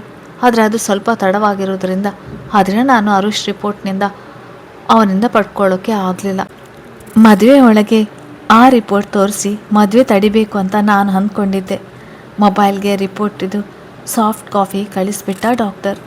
ಆದರೆ ಅದನ್ನು ನಾನು ತೋರಿಸಿ ಮಾತಾಡಿದರೆ ನನ್ನ ಮೇಲೆ ನೀವೆಲ್ಲ ಅನುಮಾನ ಪಡೋ ಚಾನ್ಸ್ ಇತ್ತು. ಅದೇ ಕೈಯಲ್ಲಿ ರಿಪೋರ್ಟ್ ಹಿಡಿದು ಇದಕ್ಕೆ ಇತಿಶ್ರೀ ಆಡಬೇಕು ನೋಡಿದೆ. ಡಾಕ್ಟರ್ನ ನಿನ್ನ ಕಣ್ಣಿನಿಂದ ದೂರ ಮಾಡೋಕ್ಕೆ ಅವನ ಕೈಯಲ್ಲಿ ಹಾಸ್ಪಿಟಲಲ್ಲಿ ಸುಳ್ಳು ಅಡ್ರೆಸ್ ಕೂಡ ಕೊಡಿಸಿದೆ. ಮಾರನೇ ದಿನವೇ ಮದುವೆ ಇತ್ತು. ಮದುವೆ ಹೇಗಿದ್ದರೂ ದೇವಸ್ಥಾನದಲ್ಲಿ, ಅದು ಮನೆಯವರ ಮುಂದೆ ಆಗುವುದರಿಂದ ನನಗೆ ಟೆನ್ಷನ್ ಇರಲಿಲ್ಲ. ಸುದ್ದಿ ಹೊರಗೆಲ್ಲೂ ಹೋಗೋಲ್ಲ ಅನ್ನೋ ಧೈರ್ಯ ಇತ್ತು. ನಿಮ್ಮ ಫಸ್ಟ್ ನೈಟ್ ನಡಿಬಾರ್ದು ಅಂತಲೇ ನಾನು ದಿನ ಸರಿಯಿಲ್ಲ ಅಂತ ವೀಣಾ ಕೈಲಿ ಹೇಳಿಸಿದೆ. ನೀವು ಅದನ್ನೆಲ್ಲ ನಂಬಿ ಶಾಸ್ತ್ರ ಮುಂದಕ್ಕೆ ಹಾಕಿದರೆ ಮಾರನೇ ದಿನ ನಾನು ಅಂದುಕೊಂಡಾಗೇ ಎಲ್ಲನೂ ನಡೆಯುತ್ತೆ ಅನ್ನುವ ವಿಶ್ವಾಸದ ಮೇಲೆ ನೆಮ್ಮದಿಯಾಗಿ ನಿದ್ರೆ ಮಾಡಿದೆ ಆ ರಾತ್ರಿ. ಮಾರನೇ ದಿನ ಅಂದ್ಕೊಂಡಾಗೆ ನಿಮಗೆ ಮಕ್ಕಳಾಗೋಲ್ಲ ಅನ್ನೋದನ್ನು ಹೇಳಿ ಗಲಾಟೆ ಮಾಡಿ ಅಲ್ಲಿಂದ ಅವನಿನ ಕರ್ಕೊಂಡು ಬಂದುಬಿಟ್ಟೆ ಅಂತ ಮಾತು ಮುಗಿಸುವಷ್ಟರಲ್ಲಿ ರಾಜೇಶ್ ಅವರ ಕೆನ್ನೆಗೆ ರಪ್ ರಪ್ ಅಂತ ಒಂದು ಏಟು ಬೀಳುತ್ತೆ. ಕತ್ತೆತ್ತಿ ನೋಡುವ ರಾಜೇಶ್ ಎದುರು ವೀಣಾ ಅವರು ಕಣ್ಣೀರು ಸುರಿಸ್ತಾ ನಿಂತಿರ್ತಾರೆ. ಹೆಂಡತಿ ಕೈಯಿಂದ ಏಟು ತಿನ್ನೋದಕ್ಕಿಂತ ಬೇರೆ ಶಿಕ್ಷೆ ಬೇಕಾ? ತಲೆ ತಗ್ಗಿಸಿ ನಿಂತುಬಿಡ್ತಾರೆ ರಾಜೇಶ್. ನೀವು ಒಬ್ಬ ತಂದೆನಾ? ನಾಚಿಕೆ ಹಾಕಬೇಕು ನಿಮಗೆ. ಮಗಳ ಜೀವನ ಚೆನ್ನಾಗಿರ್ಬೇಕು ಅಂತ ಇಲ್ಲದೇ ಇರುವ ಯೋಚನೆ ಮಾಡಿ ಈಗಾಗಲೇ ಚೆನ್ನಾಗಿದ್ದ ಮಗಳ ಜೀವನವೇ ಹಾಳು ಮಾಡಿದ್ರಲ್ರಿ. ಏನು ಪಾಪ ಮಾಡಿದ್ಲು ನನ್ನ ಮಗಳು ಅಂತ ಇಂಥ ಶಿಕ್ಷೆ ಕೊಟ್ರಿ? ಖುಷಿಯಾಗಿ ಗಂಡನ ಜೊತೆ ಬಾಳ್ಬೇಕಾಗಿದ್ದ ಮಗಳನ್ನು ಜೀವಾಂತ ಶವದ ಹಾಗೆ ಮಲಗೋ ಹಾಗೆ ಮಾಡಿಬಿಟ್ರಲ್ರಿ. ಹಣೆ ಚಚ್ಚುತ್ತಾ ಕೆಳಗಡೆ ಕೂತು ಅಳೋಕ್ಕೆ ಶುರು ಮಾಡ್ತಾರೆ. ತಕ್ಷಣ ಅವರ ಹತ್ರಕ್ಕೆ ಬಂದು ಅವರ ಭುಜ ಹಿಡಿದು ಕೂರು ಆರುಷ್, ಅತ್ತೆ ಏನಂದ್ರಿ ನೀವು? ಅವಿಗೇನಾಗಿತ್ತು? ಎಲ್ಲಿದ್ದಾಳೆ ನನ್ನ ಅವಿ? ಹೇಳಿ ಅತ್ತೆ. ಕಣ್ಣಿನಿಂದ ನೀರು ಧಾರಾಕಾರವಾಗಿ ಹರಿಯುತ್ತೆ. ಹೇಳ್ತೀನಿ ಆರುಷ್, ಹೇಳ್ತೀನಿ. ಆ ದಿನ ನಿಮ್ಮ ಮನೆಯಿಂದ ಅವಳನ್ನು ಕರ್ಕೊಂಡು ಬಂದರು. ಅವಳು ಆಗ ಶಾಕಲ್ಲಿದ್ದು ನಮ್ಮ ಜೊತೆ ಬಂದುಬಿಟ್ಲು. ಸಂಜೆ ಎಷ್ಟೋ ಹೊತ್ತಾದ್ಮೇಲೆ ರೂಮಿಂದ ಆಚೆ ಬಂದಳು. ನನ್ನ ಹತ್ರ ಬಂದವಳೆ, ಅಮ್ಮ ಆರು ಯಾಕಮ್ಮ ನನ್ನಿಂದ ವಿಷಯ ಮುಚ್ಚಿಟ್ಟ ಅಂತ ನೇರವಾಗಿ ಪ್ರಶ್ನೆ ಮಾಡಿದ್ಲು. ನಾನು ಉತ್ತರ ಕೊಡುವಷ್ಟರಲ್ಲಿ ಅಲ್ಲಿ ನಿಂತಿದ್ದಾರಲ್ಲ ಮಹಾನುಭಾವ, ಅವಳ ಹತ್ರ ಬಂದು ಬಾ ಮಗಳೇ ಟೆರೆಸ್ ಮೇಲೆ ಕೂತು ಮಾತಾಡೋಣ ಅಂತ ಮೇಲೆ ಕರ್ಕೊಂಡೋದ್ರು. ನಾನು ಮಗಳಿಗೆ ಬುದ್ಧಿ ಹೇಳ್ತಾರೆ ಅಂತ ಅಂದ್ಕೊಂಡಿದ್ದೆ. ಆದರೆ ಇವರಿಗೆ ಅವಳನ್ನು ನಿನ್ನಿಂದ ದೂರ ಮಾಡೋ ಯೋಚನೆ ಇತ್ತು. ಅಂದರೆ ಅವಳ ತಲೆಗೆ ಅದೇನು ತುಂಬಿದ್ರೋ ಗೊತ್ತಿಲ್ಲಪ್ಪ ಅಂದವರೇ ಮತ್ತೆ ಅಳೋಕ್ಕೆ ಶುರು ಮಾಡ್ತಾರೆ. ರಾಜೇಶ್ ಎದುರು ಬಂದು ನಿಲ್ಲುವ ಆರುಷ್, ಹೇಳಿ ಏನು ಹೇಳಿದ್ರಿ ನನ್ನ ಹೆಂಡತಿಗೆ? ಅವಳಾಗೆ ಡೈವರ್ಸ್ ಪೇಪರ್ಗೆ ಸೈನ್ ಮಾಡೋ ಹಾಗೆ ಅಂಥದ್ದು ಏನು ಹೇಳಿದ್ರಿ ಅಂತ ಗುಡುಗುತ್ತಾನೆ. ಆರುಷ್, ಏನು ಹೇಳ್ತಿದ್ಯಾ ನೀನು? ಡೈವರ್ಸ್ ಪೇಪರ್ಸಾ? ಅದು ಅವನಿ ಸೈನ್ ಮಾಡಿದ್ಲಾ? ಸಾಧ್ಯನೇ ಇಲ್ಲ. ವೀಣಾ ಅವರು ದೃಢವಾಗಿ ಮಾತು ಹೇಳಿದಾಗ ಆರುಷ್ ಅನುಮಾನದಿಂದ ಮಾವನ ಕಡೆ ತಿರುಗ್ತಾನೆ. ಅದು ಅವನಿ ಸೈನ್ ಅಲ್ಲಪ್ಪ, ನಾನೇ ಫೋರ್ಜರಿ ಮಾಡಿದ್ದು. ತಲೆ ತಗ್ಗಿಸಿನೇ ಆ ಮಾತು ಹೇಳ್ತಾರೆ. ಆರುಷ್ ಸಿಟ್ಟಿನಲ್ಲಿ ಮುಷ್ಟಿ ಬಿಗಿ ಮಾಡ್ತಾನೆ. ರಾಜೇಶ್ ಅವರು ಮಾತು ಮುಂದುವರಿಸ್ತಾರೆ. ನನ್ನ ಮಗಳು ಮತ್ತೆ ನಿನ್ನ ಹತ್ರ ಬರಬೇಕು ಅಂತಾನೆ ಅಂದ್ಕೊಂಡಿದ್ಲು. ಇಬ್ಬರು ಕೂತು ಮಾತನಾಡುವಾಗ ನನ್ನ ಹತ್ರ ಅದನ್ನೇ ಹೇಳಿದ್ಲು ಕೂಡ.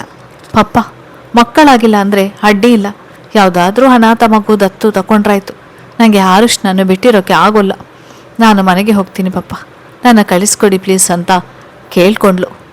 ನನಗೆ ಆ ಕ್ಷಣ ತಲೆ ಮೇಲೆ ತಣ್ಣೀರು ಸುರಿದಾಗಾಯಿತು. ಇಷ್ಟೆಲ್ಲ ಮಾಡಿದ್ರು ಇವಳಿನ್ನು ಅವನ ಧ್ಯಾನನೇ ಮಾಡ್ತಿದ್ದಾಳಂತ ಯೋಚನೆ ಶುರುವಾಯಿತು. ಆದರೂ ಅವಳಿಗೆ ಬುದ್ಧಿ ಹೇಳುವ ಪ್ರಯತ್ನ ಮಾಡಿದೆ. ನೋಡು ಮಗಳೇ, ಮಕ್ಕಳ ವಿಷಯ ಬೇರೆ, ಆದರೆ ಅವನು ಇಷ್ಟು ದೊಡ್ಡ ವಿಷಯನೇ ನಿನ್ನಿಂದ ಮುಚ್ಚಿಟ್ಟಿದ್ದಾನೆ ಅಂದಮೇಲೆ ನಿಂಗೆ ಇನ್ನೆಷ್ಟು ಮೋಸ ಮಾಡ್ಬೋದು ಯೋಚನೆ ಮಾಡು. ಬೇಡ ಮಗಳೇ, ಅವನ ಸಾವಾಸ ನಿಂಗೆ. ಅವನಿಗೆ ಡೈವರ್ಸ್ ಕೊಟ್ಬಿಡು, ಬೇರೆ ಹುಡುಗನ ನೋಡಿ ನಿಂಗೆ ಮದುವೆ ಮಾಡೋಣ ಅಂತ ಅವನಿ ತಲೆ ಸವರಿ ಮಾತಾಡ್ತಾರೆ. ತಂದೆ ಕೈಕೊಸರಿ ಎದ್ದು ನಿಲ್ವ ಅವನಿ, ಏನು ಹೇಳ್ತಿದ್ದೀರಾ ಪಪ್ಪ ನೀವು? ನಾನು ಆರುಷ್ಗೆ ಡೈವರ್ಸ್ ಕೊಡೋದಾ? ಅದು ಈ ಜನ್ಮದಲ್ಲಿ ಸಾಧ್ಯ ಇಲ್ಲ. ಇಲ್ಲ, ನಾನಿಲ್ಲಿ ಇರೋಲ್ಲ, ನಾನು ನನ್ನ ಮನೆಗೆ ಹೋಗ್ತೀನಿ ಅಂತ ಎದ್ದು ಹೊರಟವಳ ಕೈ ಹಿಡಿದು ತಡಿತಾರೆ. ಅವನಿ ನನ್ನ ಮಾತು ಕೇಳು, ಹಠ ಮಾಡಬೇಡ. ಅವಳ ಭುಜ ಹಿಡಿದು ಹೇಳೋಕ್ಕೆ ಪ್ರಯತ್ನ ಮಾಡ್ತಾರೆ. ಆದರೆ ಅವನಿ ಅವರ ಮಾತು ಕೇಳುವುದರಲ್ಲಿ ಇರಲಿಲ್ಲ. ಇಬ್ಬರ ಮಾತುಕತೆಯಲ್ಲಿ ಅವನಿ ತಂದೆ ಕೈ ಬಿಡಿಸ್ಕೊಂಡು ಹೋಗುವ ಅವಸರದಲ್ಲಿ ಮೆಟ್ಟಿಲ್ ಮೇಲಿಂದ ಜಾರಿ ಬೀಳ್ತಾಳೆ. ಅಮ್ಮ ಅಂತ ಕಿರುಚಿದ ಅವನಿ ಧ್ವನಿಗೆ ವೀಣಾ ಅವರು ಓಡಿ ಬಂದು ನೋಡಿದಾಗ ಅವನಿ ಮೆಟ್ಟಿಲ ಕೆಳಗೆ ಬಿದ್ದಿರ್ತಾಳೆ. ರಾಜೇಶ್ ಅವರು ಹಿಂದೆನೇ ಓಡಿ ಬರ್ತಾರೆ. ತಕ್ಷಣ ಅವಳನ್ನು ಹಾಸ್ಪಿಟಲ್ಗೆ ಕರ್ಕೊಂಡು ಹೊರಡ್ತಾರೆ. ತಲೆಗೆ ಬಲವಾದ ಏಟು ಬಿದ್ದಿರುತ್ತೆ, ರಕ್ತ ಕೂಡ ತುಂಬ ಹೋಗಿರುತ್ತೆ.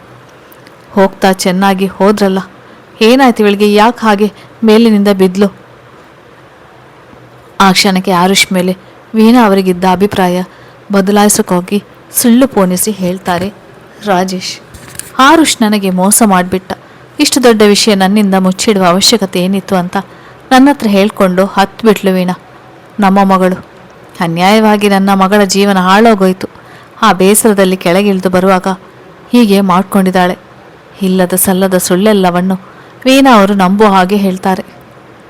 ಮಗಳ ಈ ಪರಿಸ್ಥಿತಿಗೆ ಆರುಷ್ನೇ ಕಾರಣ ಅಂದ್ಕೊಂಡು ಅವನಿಗೆ ವಿಷಯ ತಿಳಿಸುವ ಪ್ರಯತ್ನ ಕೂಡ ಮಾಡೋಲ್ಲ. ಆದರೆ ಅವನಿಗೆ ಪ್ರಜ್ಞೆ ಬರದೇ ಇದ್ದಾಗ ವೀಣಾ ಅವರು ಆರುಷ್ಗೆ ವಿಷಯ ತಿಳಿಸೋಣ ಅಂದ್ರೂ ಆ ಮೋಸಗಾರಂಗೆ ನನ್ನ ಮಗಳ ಮೇಲೆ ಯಾವ ಹಕ್ಕು ಇಲ್ಲ ಅಂತ ಅವರ ಬಾಯಿ ಮುಚ್ಚಿಸ್ಬಿಡ್ತಾರೆ ರಾಜೇಶ್. ಆರುಷ್ ಮತ್ತೆ ಮಧ್ಯ ಮಾತನಾಡ್ತಾನೆ. ಅವಿ ಹಾಸ್ಪಿಟ್ಲ್ನಲ್ಲಿ ಇದ್ಲು ಅಂದಮೇಲೆ ಮಾರನೇ ದಿನವೇ ಡೈವರ್ಸ್ ಪೇಪರ್ ಮನೆಗೆ ಹೇಗೆ ಕಳಿಸಿದ್ರಿ ನೀವು? ನಾನು ಡಾಕ್ಟರ್ನ ಮೀಟ್ ಮಾಡೋಕ್ಕೆ ಹೋದಾಗಲೇ ಲಾಯರ್ನ ಭೇಟಿ ಮಾಡಿ ಬಂದಿದ್ದೆ ಅಂತಾರೆ ರಾಜೇಶ್. ಹಾಗಿದ್ರೆ ನಾನು ಮನೆಗೆ ಬಂದಾಗಲಾದರೂ ಅವನಿ ವಿಷಯ ನನಗೆ ಹೇಳಬೇಕು ಅಂತ ಅನಿಸ್ತಿಲ್ವಾ ನಿಮಗೆ? ಅವಳನ್ನು ಒಂದು ಸಲ ನನಗೆ ತೋರಿಸ್ಬೇಕಂತ ಅನಿಸ್ಲಿಲ್ವಾ ನಿಮಗೆ? ತುಂಬಾ ಬೇಸರದಲ್ಲಿ ಕೇಳ್ತಾನೆ ಆರುಷ್. ನೀನು ನಮ್ಮ ಮನೆಗೆ ಬಂದೇನಪ್ಪ? ಆಶ್ಚರ್ಯದಿಂದ ವೀಣಾ ಅವರು ಕೇಳ್ತಾರೆ. ಬಂದಿದ್ದ ವೀಣಾ, ಅವನಿ ಹಾಸ್ಪಿಟಲ್ನಲ್ಲಿ ಇದ್ದಾಗ ಬಂದಿದ್ದ. ನೀನು ಕೂಡ ಅವಳ ಜೊತೆಗೆ ಅಲ್ಲೇ ಇದ್ದೆ. ಆದರೆ ನಾನು ಅವನಿ ವಿಷಯ ಏನು ತಿಳಿಸದೆ ಮುಚ್ಚಿಟ್ಟು ಅವಳ ಜೀವನದ ಪ್ರಶ್ನೆ ಅಂತೆಲ್ಲ ಎಮೋಷ್ನಲ್ ಆಗಿ ಮಾತನಾಡಿ ಡೈವರ್ಸ್ ಪೇಪರ್ಗೆ ಸೈನ್ ಹಾಕಿಸಿಕೊಂಡು ಆರುಷ್ನ ಕಲಿಸ್ಬಿಟ್ಟೆ. ಹಾಗಿದ್ರೆ ನೀವ್ಯಾಕೆ ಊರು ಬಿಟ್ಟು ಇಲ್ಲಿ ಬಂದಿದ್ದು? ಓ, ನಿಮ್ಮ ಫ್ರೆಂಡ್ ಇಲ್ಲೇ ಇರೋದಲ್ವಾ? ಮಗಳ ಮದುವೆ ಮಾಡುವ ಆಸೆಗೆ ಕರ್ಕೊಂಡು ಬಂದರು. ಆದರೆ ಅವನಿಗೆ ಎಚ್ಚರ ಆದಮೇಲೆ ಮತ್ತೆ ನನ್ನನ್ನು ಕೇಳೇ ಇಲ್ಲ ಅವಳು. ಅವನಿಗೆ ಅಲ್ಲಿ ಕೊಡ್ತಿದ್ದ ಟ್ರೀಟ್ಮೆಂಟಿಂದ ಅವಳು ಸ್ವಲ್ಪನೂ ಸುಧಾರಿಸ್ತಿರ್ಲಿಲ್ಲ. ಅದಕ್ಕೆ ಈಶ್ವರ್ ಕೂಡ ಇಲ್ಲೇ ಇರೋದ್ರಿಂದ ಅವನ ಸಹಾಯ ತಕ್ಕೊಂಡು ಮಗಳನ್ನ ಹಾಸ್ಪಿಟ್ಲಿಗೆ ಸೇರಿಸಿದೆ. ಆದರೆ ಅವನ ಹತ್ರ ಯಾವ ವಿಷಯನೂ ಹೇಳ್ಕೊಳ್ಳೋದೆ ಮಗಳಿಗೆ ಆಕ್ಸಿಡೆಂಟ್ ಆಗಿತ್ತು ಅಂತಷ್ಟೇ ಹೇಳ್ಕೊಂಡಿದ್ದೆ. 1 ತಿಂಗಳಾದ್ಮೇಲೆ ಅವನಿಗೆ ಪ್ರಜ್ಞೆ ಏನೋ ಬಂತು. ಆದರೆ ಯಾರನ್ನು ಯಾವುದನ್ನು ಗುರ್ತು ಹಿಡಿಯದ ಪರಿಸ್ಥಿತಿಯಲ್ಲಿದ್ಲು ನಮ್ಮ ಮಗಳು. ಮನಸ್ಸಿಗಾದ ಆಘಾತಕ್ಕೋ ದೇಹದ ಮೇಲಾದ ಗಾಯಕ್ಕೂ ತಿಳಿಲಿಲ್ಲ. ಆಕೆ ಪ್ರಪಂಚದ ಅರಿವಿಲ್ಲದಾಗೆ ಜೀವಿಸೋಕ್ಕೆ ಶುರು ಮಾಡಿದ್ಲು. ಅವಳು ಮಾತಾಡಿದರೆ ತಾನೇ ನಿನ್ನನ್ನು ಕೇಳೋಕ್ಕೆ ಸಾಧ್ಯ. ಆವತ್ತಿನಿಂದ ಈ ಹಾಸ್ಪಿಟಲ್ ಬೆಡ್ ಅವಳಿಗೆ ಕಾಯಮಾಗಿತ್ತು. ಅಂದವರು ಗಂಡ ಹೆಂಡತಿ ಇಬ್ಬರು ಮಗಳ ಪರಿಸ್ಥಿತಿ ನೆನೆದು ಕಣ್ಣೀರು ಹಾಕ್ತಾರೆ. ಅಂದರೆ ಆವಾಗ ನೀವು ಅಲ್ಲಿ ತೋರಿಸಿದ ವ್ಯಕ್ತಿ? ಅನುಮಾನದಿಂದಲೇ ಕೇಳ್ತಾನೆ. ಅವನಿನಪ್ಪ, ನಿನ್ನ ಹೆಂಡತಿ ಅವನಿ ಅಂತ ಹೇಳೋ ವೀಣಾ ಅವರ ಕಣ್ಣಲ್ಲಿ ಹತ್ತು ನೀರು ಬತ್ತಿ ಹೋದ ಹಾಗಾಗಿರುತ್ತದೆ. ಅಲ್ಲಿ ಒಂದು ಕ್ಷಣ ನಿಲ್ಲದೆ ಅವನೇ ಇರುವ ವಾರ್ಡ್ ಕಡೆ ಓಡ್ತಾನೆ ಆರುಷ್. ಅವಳ ವಾರ್ಡ್ ಮುಂದೆ ಬಂದು ನಿಲ್ಲೋನು ಕಷ್ಟಪಟ್ಟು ಹೆಜ್ಜೆ ಇಟ್ಟು ಅವಳ ಬೆಡ್ ತನಕ ಬರ್ತಾನೆ. ಹಾಗೇನೆ ಬಾಗಿಲಿಗೆ ಬೆನ್ನು ಮಾಡಿ ಮಲಗಿರ್ತಾಳೆ. ಅವಳ ಮುಖ ಮುಚ್ಚು ಹಾಗೆ ಕೂದಲು ಪೂರ್ತಿ ಹರಡಿಕೊಂಡಿರುತ್ತದೆ. ನಿಧಾನಕ್ಕೆ ಕೂದಲೆಲ್ಲ ಸರಿಸಿ ಅವಳ ಮುಖ ನೋಡಿದವನಿಗೆ ಸಂಕಟ ಆಗುತ್ತೆ. ಮೊದಲ ದಿನ ಅವಳನ್ನು ನೋಡಿದ ನೆನಪು ಮಾಡಿಕೊಂಡವನು ಅವಳನ್ನು ಈ ಸ್ಥಿತಿಯಲ್ಲಿ ನೋಡಿ ಕಣ್ಣೀರು ಹಾಕ್ತಾನೆ. ಅವಿ ಅಂತ ಅವಳ ಕೆನ್ನೆ ಮೇಲೆ ಕೈ ಇಡ್ತಾನೆ. ನಿದ್ರೆ ಮಾಡ್ತಿದ್ದ ಅವನಿಗೆ ಆರುಷ್ ಮಾತು ಕೇಳಿಸೋಲ್ಲ. ವೈಫಿ ಇಲ್ಲೋಡಮ್ಮ, ನಾನು 6 ಬಂದಿದ್ದೀನಿ, ಒಂದ್ಸಲ ನೋಡಿ ನನ್ನನ್ನು ಅಂತ ಅವಳ 2 ಕೆನ್ನೆ ತಟ್ಟಿ ಎಚ್ಚರ ಮಾಡೋಕ್ಕೆ ಪ್ರಯತ್ನ ಮಾಡ್ತಾನೆ. ಪಕ್ಕದಲ್ಲಿದ್ದ ನರ್ಸ್ ಆರುಷ್ ನೋಡಿ, ಸರ್ ಯಾರು ನೀವು? ಅವರು ಮಲಗಿದ್ದಾರೆ. ಎಚ್ಚರಾದರೂ ಕೂಡ ಆಕೆ ಯಾರನ್ನೂ ಗುರ್ತು ಹಿಡಿಯುವುದಿಲ್ಲ. ನಾನಿವಳ ಗಂಡ ಆರುಷ್ ಅಂತ. ಏನಾಗಿದೆ ನನ್ನ ಹೆಂಡತಿಗೆ? ಯಾಕೆ ಎಚ್ಚರ ಮಾಡ್ಕೊಳ್ತಿಲ್ಲ ಇವಳು? ಅವರಿಗೆ ತಲೆಗೆ ಬಿದ್ದ ಪೆಟ್ಟಿಗೆ ಹಾಗಾಗಿದೆ ಸರ್. ಹೆಚ್ಚಿನ ಸಮಯ ನಿದ್ರೆ ಮಾಡ್ತಾನೆ ಇರ್ತಾರೆ. ತನಗೆ ಗೊತ್ತಿರುವಷ್ಟನ್ನು ಹೇಳ್ತಾರೆ ಆಕೆ. ಅವಿ ಇಲ್ಲಿ ನೋಡು, ನಾನು 6 ಬಂದಿದ್ದೀನಿ, ನಿನ್ನ 6 ಬಂದಿದ್ದೀನಿ ಕಣೆ, ಎದ್ದೇಳಿ, ಒಂದ್ಸಲ ನನ್ನ ಜೊತೆ ಮಾತಾಡೆ ಅಂತ ಮತ್ತೆ ಎಬ್ಬಿಸುವ ಪ್ರಯತ್ನ ಮಾಡ್ತಾನೆ. ರಾಜೇಶ್ ಮತ್ತು ವೀಣಾ ಅವರು ಬಾಗಿಲಿನ ಹತ್ರನೇ ಇವರನ್ನು ನೋಡ್ತಾ ನಿಲ್ತಾರೆ. ನಿಧಾನಕ್ಕೆ ಕಣ್ ತೆರೆಯುವ ಅವನಿ ಎದುರಿಗೆ ತನ್ನ ಮುಖನ ಅವನ ಬೊಗಸೆಯಲ್ಲಿ ಇಟ್ಕೊಂಡು ನಿಂತಿದ್ದ ಆರುಷ್ನ ನೋಡಿದವಳು ಅವನನ್ನೇ ನೋಡ್ತಾ ಎದ್ದು ಕೂರ್ತಾಳೆ. ವೈಫಿ, ಎಚ್ಚರ ಆಯಿತು, ಇಲ್ಲೋಡು, ನಾನು ಆರುಷ್ ಬಂದಿದ್ದೀನಿ. ನನ್ನ ನೆನಪಿದೆ ಅಲ್ವಾ ಮುದ್ದು ನಿಂಗೆ? ತನ್ನನ್ನು ಖಂಡಿತ ಗುರುತಿಸ್ತಾಳೆ ಅನ್ನುವ ನಂಬಿಕೆಯಲ್ಲಿ ಕೇಳ್ತಾನೆ. ಯಾರ ಮಾತಿಗೂ ಇಷ್ಟು ದಿನ ಸಣ್ಣ ಪ್ರತಿಕ್ರಿಯೆ ಕೂಡ ನೀಡದೇ ಇದ್ದವಳು ಆರುಷ್ನ ನೋಡಿ ಕಣ್ತುಂಬಿಕೊಳ್ಳುತ್ತಾಳೆ. ಕೆನ್ನೆ ಮೇಲಿದ್ದ ಅವನ ಕೈ ಮೇಲೆ ಕೈ ಇಟ್ಟು ಅವನ ಕೈಗಳನ್ನು ತನ್ನ ಕೈಯಲ್ಲಿ ಗಟ್ಟಿಯಾಗಿ ಇಟ್ಕೊಳ್ತಾಳೆ. ಅವನನ್ನೇ ಕಣ್ಣು ಮುಚ್ಚದೆ ನೋಡ್ತಾಳೆ. ವರ್ಷದಿಂದ ಕಾಯ್ತಾ ಇದ್ದ ಅವನ ಸ್ಪರ್ಶ ಅವಳನ್ನು ವಾಸ್ತವಕ್ಕೆ ಕರೆತಂದಿರುತ್ತದೆ. ಇಬ್ಬರನ್ನು ನೋಡ್ತಿದ್ದ ನರ್ಸ್ ಹಾಗೆ ಅವನಿ ಹೆತ್ತವರಿಗೆ ಅವಳ ನಡೆ ಆಶ್ಚರ್ಯ ತರುತ್ತೆ. ಇಷ್ಟು ದಿನ ಬರೀ ಉಸಿರಾಡ್ತಾ ಯಾವುದಕ್ಕೂ ಪ್ರತಿಕ್ರಿಯಿಸದೇ ಇರ್ತಿದ್ದ ಹುಡುಗಿ ಸಡನ್ ಆಗಿ ಗಂಡನನ್ನು ನೋಡಿ ಪ್ರತಿಕ್ರಿಯಿಸ್ತಾಳೆ. ಅವನಿಗೋಸ್ಕರನೇ ಇಷ್ಟು ದಿನ ಕಾಯ್ತಿದ್ಲೇನು ಅನ್ನೋ ಹಾಗೆ ಆರುಷ್ನ ಕಣ್ಣು ಮುಚ್ಚದೆ ನೋಡ್ತಿರ್ತಾಳೆ. ವೈಫಿ, ನನ್ನ ನೆನಪಿದೆ ಅಲ್ಲ ನಿಂಗೆ, ನಾನು ಆರು ಕಣೆ, ಮಾತಾಡಮ್ಮ. ಅವಳನ್ನು ಮಾತನಾಡ್ಸೋಕ್ಕೆ ಪ್ರಯತ್ನ ಪಡ್ತಾನೆ. ವೀಣಾ ಅವರು ಒಳಗಡೆ ಬಂದು, ಅವನಿ ಮಗಳೇ ನೋಡು, ಆರುಷ್ ಬಂದಿದ್ದಾನೆ, ಮಾತನಾಡಮ್ಮ. ಅವಳ ಕೈ ಹಿಡ್ಕೊಂಡು ಹೇಳ್ತಾರೆ. ಅವರನ್ನು ಕೂಡ ನೋಡಿ ಕಣ್ತುಂಬಿಕೊಳ್ಳುತ್ತಾಳೆ. ಆದರೆ ಮಾತನಾಡೋಕ್ಕೆ ಅವಳ ಕೈಲಿ ಆಗೋದೇ ಇಲ್ಲ. ನರ್ಸ್ ತಕ್ಷಣ ಓಡಿ ಹೋಗಿ ಡಾಕ್ಟರ್ನ ಕರ್ಕೊಂಡು ಬರ್ತಾರೆ. ಡಾಕ್ಟರ್ ಬಂದು ಅವನಿನ ಪರೀಕ್ಷೆ ಮಾಡೋಕ್ಕೆ ಅಂತ ಅವಳ ಕೈ ಹಿಡ್ಕೊಳ್ಳೋಕೆ ಹೋದರೆ ಅವರ ಕೈಗೊಸರಿ ಆರುಷ್ನ ಕೈಯನ್ನು ಗಟ್ಟಿಯಾಗಿ ಹಿಡ್ಕೊಳ್ತಾಳೆ. ವೈಫಿ, ಇಲ್ಲಿ ನೋಡು, ಅವರು ಡಾಕ್ಟರ್, ನಿನಗೇನಾಗಿದೆ ಅಂತ ನೋಡ್ತಾರೆ. ನಾನೆಲ್ಲೂ ಹೋಗೋಲ್ಲ, ನಿನ್ನ ಜೊತೆಗೆ ಇರ್ತೀನಿ, ಹೆದರ್ಕೋಬೇಡ. ಆರುಷ್ ಧೈರ್ಯ ಹೇಳಿದ ಮೇಲೆ ಒಂದು ಕೈಲಿ ಅವನ ಕೈ ಹಿಡ್ಕೊಂಡೇ ಬೆಡ್ ಮೇಲೆ ಮಲಗ್ತಾಳೆ. ಡಾಕ್ಟರ್ ಅವಳನ್ನು ಚೆಕ್ ಮಾಡಿರೋದು ಖುಷಿಯಿಂದ ಆರುಷ್ ಕಡೆ ತಿರುಗಿ ಮಿಸ್ಟರ್ ಅಂದಾಗ ಆರುಷ್ ತನ್ನ ಹೆಸರನ್ನು ಹೇಳ್ಕೊಳ್ತಾನೆ. ಆರುಷ್ ಅಂತ, ಅವನೇ ಹಸ್ಬೆಂಡ್. ಮಿಸ್ಟರ್ ಹರುಷ್, ಇಷ್ಟು ದಿನ ಯಾವುದಕ್ಕೂ ರೆಸ್ಪಾಂಡ್ ಮಾಡದೇ ಇದ್ದವರು ಈಗ ನಿಮ್ಮನ್ನು ನೋಡಿ ರೆಸ್ಪಾಂಡ್ ಮಾಡ್ತಿದ್ದಾರೆ, ಗುಡ್. ಆದರೆ ತಲೆಗೆ ಬಿದ್ದ ಏಟಿಗೆ ಆಕೆಗೆ ಶಾಕ್ ಆದ ಹಾಗಿದೆ. ಹಾಗಾಗಿ ಸ್ವಲ್ಪ ಮಾತನಾಡುವುದಕ್ಕೆ ಕಷ್ಟ ಆಗುತ್ತೆ. ಕ್ರಮೇಣ ಸರಿ ಹೋಗ್ತಾರೆ. ಭರವಸೆಯ ಮಾತನಾಡ್ತಾರೆ ಡಾಕ್ಟರ್. ಹಾಗಿದ್ರೆ ನಾನು ಇವಳನ್ನು ಮನೆಗೆ ಕರ್ಕೊಂಡು ಹೋಗ್ಬೋದಾ ಡಾಕ್ಟರ್? ಬೇಕಿದ್ರೆ ಬ್ಯಾಂಗ್ಳೂರಿನಲ್ಲಿ ನಾನು ಇವಳಿಗೆ ಟ್ರೀಟ್ಮೆಂಟ್ ಕೊಡಿಸ್ತೀನಿ, ಆರಾಮವಾಗಿ ಕರ್ಕೊಂಡು ಹೋಗ್ಬೋದು. ಆಕೆ ಜೀವಕ್ಕೇನು ತೊಂದರೆ ಇಲ್ಲ, ಯಾವ ಟ್ರೀಟ್ಮೆಂಟ್ ಅವಶ್ಯಕತೆಯೂ ಆಕೆಗಿಲ್ಲ. ಇಷ್ಟು ದಿನ ಬಿಟ್ಟು ನಿಮ್ಮ ನೋಡ್ತಿದ್ದಾಗೆ ರಿಯಾಕ್ಟ್ ಮಾಡಿದಾಳೆ. ವಾತಾವರಣ ಬದಲಾದರೆ ಹಾಗೆ ನೀವು ಆಕೆ ಜೊತೆಗಿದ್ದರೆ ಮೇ ಬಿ ಆಕೆ ಬೇಗ ಗುಣ ಆಗ್ತಾರೆ, ಮಾತನಾಡುವ ಪ್ರಯತ್ನ ಕೂಡ ಮಾಡ್ತಾರೆ ಅಂತ ನನಗನ್ನಿಸ್ತಿದೆ. ಡಿಸ್ಚಾರ್ಜ್ ಪ್ರೊಸೀಜರ್ ಎಲ್ಲ ಮುಗಿಸಿ ಆಕೆನ ನೀವು ಕರ್ಕೊಂಡು ಹೋಗ್ಬೋದು. ಅವನಿ ಕಡೆ ತಿರುಗಿ ಆಕೆ ತಲೆ ಸವರಿ, you have a bright future, god bless you ಅಂದು ಆರುಷ್ ಕಡೆ ತಿರುಗಿ ಟೇಕ್ ಕೇರ್ ಅಬೌಟ್ ಹರ್ ಅಂದು ಶೇಕ್ ಹ್ಯಾಂಡ್ ಮಾಡಿ ಬಾಗಿಲಿನವರೆಗೆ ಹೋದದು ರಾಜೇಶ್ ಅವರ ಭುಜದ ಮೇಲೆ ಕೈಹಿಟ್ಟು ಮಗುಳ್ನಕ್ಕೂ ಅಲ್ಲಿಂದ ಹೋಗ್ತಾರೆ. ಎಷ್ಟಾದರೂ ಮಗಳು ಸರಿ ಹೋಗಲಿ ಅಂತ ಚಡಪಡಿಸ್ತಿದ್ದ ತಂದೆ ಅನ್ನುವ ಕನಿಕರ ಆ ಡಾಕ್ಟರ್ಗೆ ಇತ್ತು. ಆರುಷ್ ಮತ್ತು ಡಾಕ್ಟರ್ ನಡುವಿನ ಸಂಭಾಷಣೆ ಹಿಂದಿಯಲ್ಲಿ ನಡೆಯುತ್ತೆ. ನನಗೆ ಸರಿಯಾಗಿ ಹಿಂದಿ ಬರೋಲ್ಲ, ತಪ್ಪಾಗಿ ಬರೆಯೋದು ಬೇಡ ಅನ್ನುವ ಕಾರಣಕ್ಕೆ ಕನ್ನಡವನ್ನೇ ಬಳಸಿದ್ದೀನಿ. ಅವನೇ ಆರುಷ್ ಕೈ ಬಿಟ್ಟಿರೋದೇ ಇಲ್ಲ. ಅವಳ ಕೈ ಹಿಡ್ಕೊಂಡೆ ವೀಣಾ ಅವರ ಕಡೆ ತಿರುಗಿ, ಮತ್ತೆ ಅವಿ ನನ್ನ ಗುರ್ತು ಹಿಡ್ಲು, ಥ್ಯಾಂಕ್ ಗಾಡ್ ಅಂತ ಖುಷಿಯಿಂದ ಅವಳ ನೆತ್ತಿ ಮೇಲೆ ಬೆಚ್ಚನೆ ಮುತ್ತಿಡ್ತಾನೆ.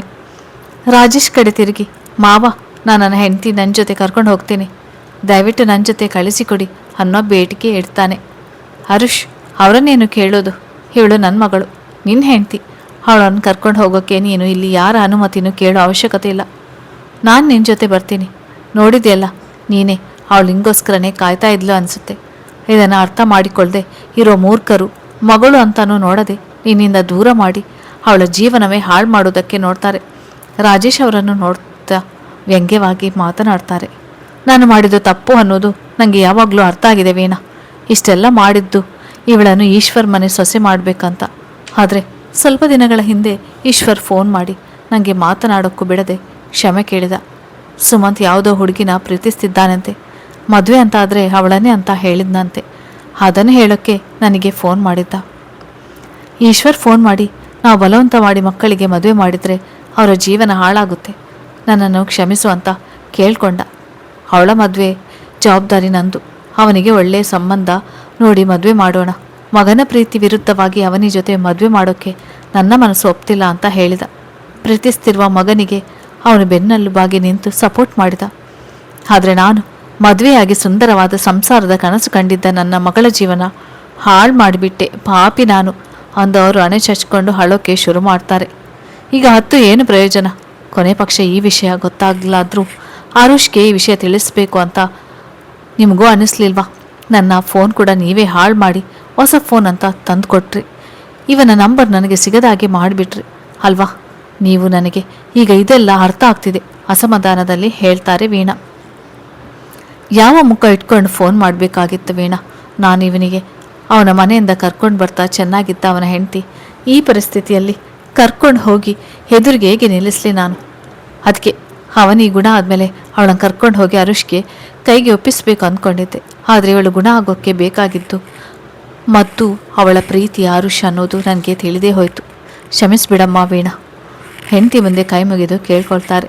ಕ್ಷಮೆ ಅದು ನಿಮಗೆ, ಅದು ಈ ಜನ್ಮದಲ್ಲಿ ನಿಮಗೆ ಸಿಗೋದಿಲ್ಲ ಅಂತ ಅವರಿಗೆ ಬೆನ್ನು ಮಾಡಿ ನಿಲ್ತಾರೆ.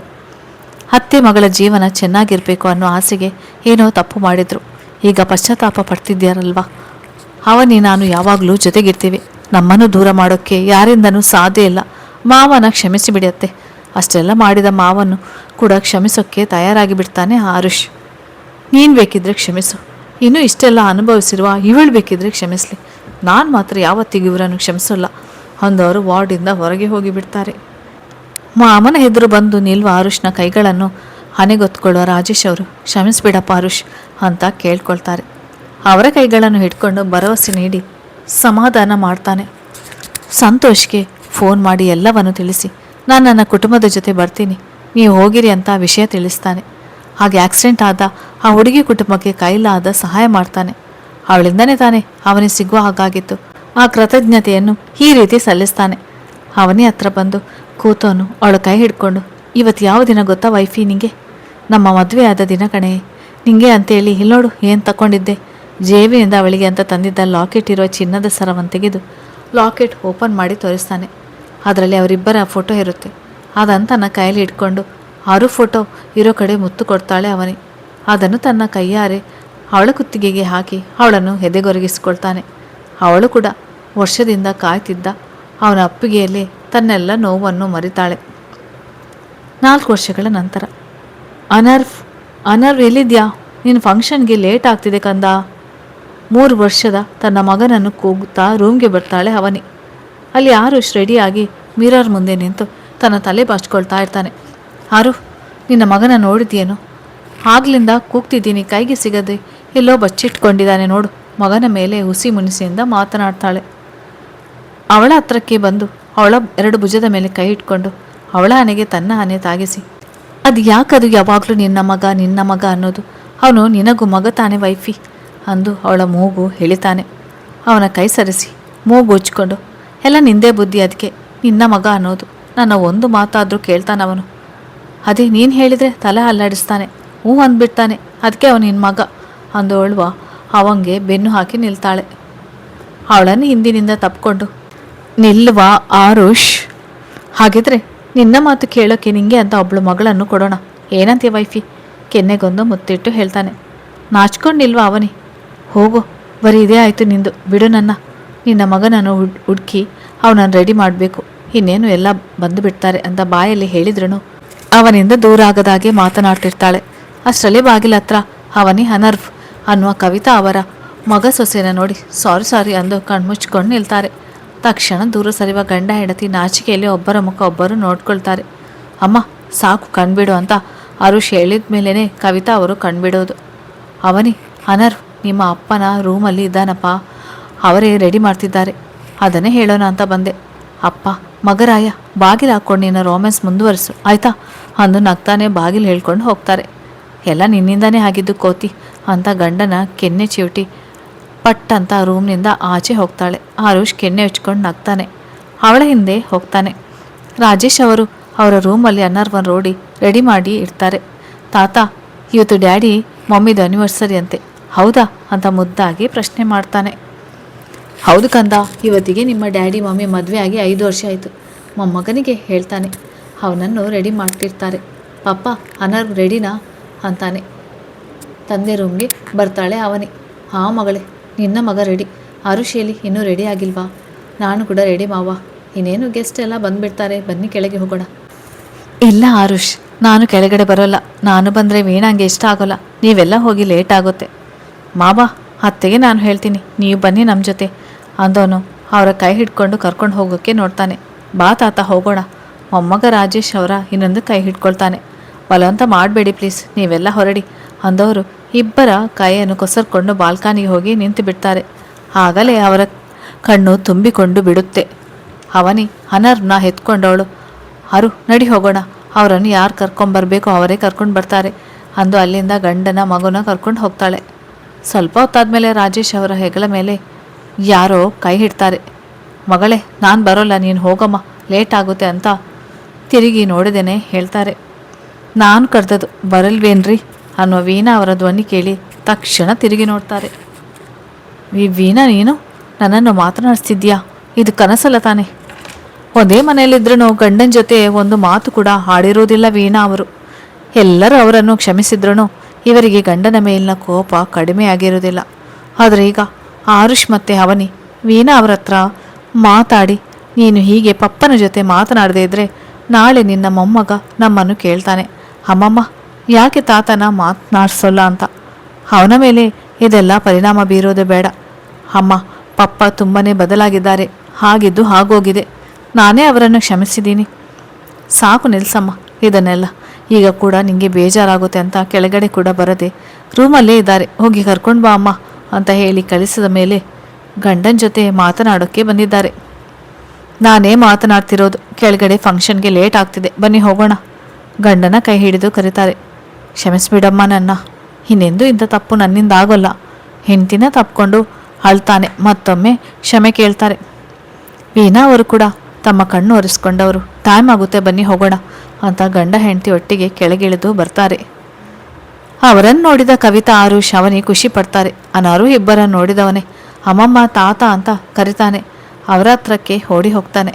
ಫ್ರೆಂಡ್ಸ್ ಎಲ್ಲ ಸೇರ್ತಾರೆ. ಆದರೆ ಆರುಷ್ ಯಾರಿಗೋಸ್ಕರನೂ ಕಾಯ್ತಿರ್ತಾನೆ. ಕೊನೆಗೂ ಅವನು ಕಾಯ್ತಿದ್ದ ವ್ಯಕ್ತಿ ಬರ್ತಾರೆ.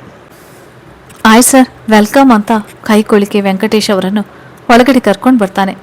ನಾನೆಲ್ಲೋ ಫಂಕ್ಷನ್ ಸ್ಟಾರ್ಟ್ ಆಗಿದೆ ಅಂದ್ಕೊಂಡಿದ್ದೆ. ಆರುಷ್, ಸಾರಿಪ್ಪ ಲೇಟ್ ಆಗಿಬಿಡ್ತು. ಸರ್, ಇವತ್ತು ನಾನು ಎಷ್ಟು ಖುಷಿಯಾಗಿರೋಕ್ಕೆ ಕಾರಣನೇ ನೀವು. ನನ್ನ ಅವನಿಯ ಪುನರ್ಮಿಲನಕ್ಕೆ ನೀವೇ ತಾನೇ ಕಾರಣ. ನೀವು ಆ ದಿನ ನನ್ನ ಡೆಲ್ಲಿಗೆ ಕಳಿಸದೇ ಇದ್ದರೆ ಅವನು ಇಷ್ಟು ಬೇಗ ಹುಷಾರಾಗ್ತಿರ್ಲಿಲ್ಲ. ಹಾಗೆ ನಾವಿಷ್ಟು ಬೇಗ ಒಂದಾಗಲಿಕ್ಕೆ ಆಗ್ತಿರ್ಲಿಲ್ಲ ಅನಿಸುತ್ತೆ. ಫಂಕ್ಷನ್ ಸ್ಟಾರ್ಟ್ ಆಗಿಲ್ಲ, ನೀವು ಬಂದಿದ್ದು ಲೇಟ್ ಏನೂ ಆಗಿಲ್ಲ. ಬನ್ನಿ ಸರ್. ಎಲ್ಲರ ಮುಂದೆ ಜೊತೆಯಾಗಿ ನಿಂತು ಗಂಡ ಹೆಂಡತಿ ಕೇಕ್ ಕಟ್ ಮಾಡಿ ಮಗನಿಗೆ ಮೊದಲು ತಿನ್ನಿಸ್ತಾರೆ. ಬಂದವರೆಲ್ಲ ಖುಷಿಯಿಂದ ಆನಿವರ್ಸರಿ ವಿಶ್ ಮಾಡಿ ಗಿಫ್ಟ್ಗಳನ್ನು ಕೊಟ್ಟು ಆತಿಥ್ಯ ಸ್ವೀಕಾರ ಮಾಡಿ ಹೊರಡ್ತಾರೆ. ಕೊನೆಯದಾಗಿ ವೆಂಕಟೇಶ್ ಅವರು ಉಳ್ಕೊಂಡಿರ್ತಾರೆ. ಗಂಡ ಹೆಂಡತಿ ಅವರ ಕಾಲಿಗೆ ಬಿದ್ದು ಆಶೀರ್ವಾದ ತಗೋತಾರೆ. ಫಂಕ್ಷನ್ ತುಂಬಾ ಚೆನ್ನಾಗಿ ನಡೆಯುತ್ತೆ. ಅನರ್ವ್ ಆ ದಿನ ತಾನು ಅಮ್ಮಮ್ಮ ತಾತನ ಜೊತೆ ಮಲಗ್ತೀನಿ ಅಂತ ಅವರ ರೂಮ್ಗೆ ಹೋಗಿಬಿಡ್ತಾನೆ. ಮಲಗೋಕ್ಕೆ ಬರುವ ಅವನಿ ಪ್ರತಿದಿನ ಹಾಗೆ ಕೈಯಲ್ಲಿ ಆರುಷ್ಗೆ ಅಂತ 1 ಗ್ಲಾಸ್ ಹಾಲು ತಗೊಂಡು ಬರ್ತಾಳೆ. ಅವಳನ್ನು ತನ್ನೆದೆ ಮೇಲೆ ಮಲಗಿಸಿಕೊಳ್ಳುವ ಆರುಷ್ ಅವಳ ತಲೆ ನೆವರಿಸ್ತಾನೆ. ಎಷ್ಟು ಬೇಗ 5 ವರ್ಷ ಆಗ್ಬಿಡ್ತಲ್ವ ವೈಫಿ. ಇವತ್ತಿಗೆ ನಮ್ಮಿಬ್ಬರ ಪುನರ್ಮಿಲನ ಆಗಿ 4 ವರ್ಷ ಆಯಿತು ಅಂದವನು ಅವಳ ಅನೆಗೆ ಪ್ರೀತಿಯಿಂದ ಮುತ್ತಿಡ್ತಾನೆ. ಇನ್ನಷ್ಟು ಅವನ ಹತ್ರಕ್ಕೆ ಸರಿದವಳು ಅವನನ್ನು ತಪ್ಕೊಂಡು ಐ ಲವ್ ಯು ಹರು ಅಂತ ಅವನ ಎದೆ ಮೇಲೆ ಮುತ್ತಿಡ್ತಾಳೆ. I love you too wifey ಅಂತಾನೆ ಅವಳನ್ನು ಇನ್ನಷ್ಟು ಗಟ್ಟಿಯಾಗಿ ತಪ್ಕೊಳ್ತಾನೆ. ಧನ್ಯವಾದಗಳು ಸ್ನೇಹಿತರೆ, ನನ್ನ ಕತೆ ಕೇಳಿದ್ದಕ್ಕಾಗಿ. ಹಾಗೆಯೇ ಚಾನಲನ್ನು ಸಬ್ಸ್ಕ್ರೈಬ್ ಮಾಡೋದನ್ನು ಮರೆಯಬೇಡಿ.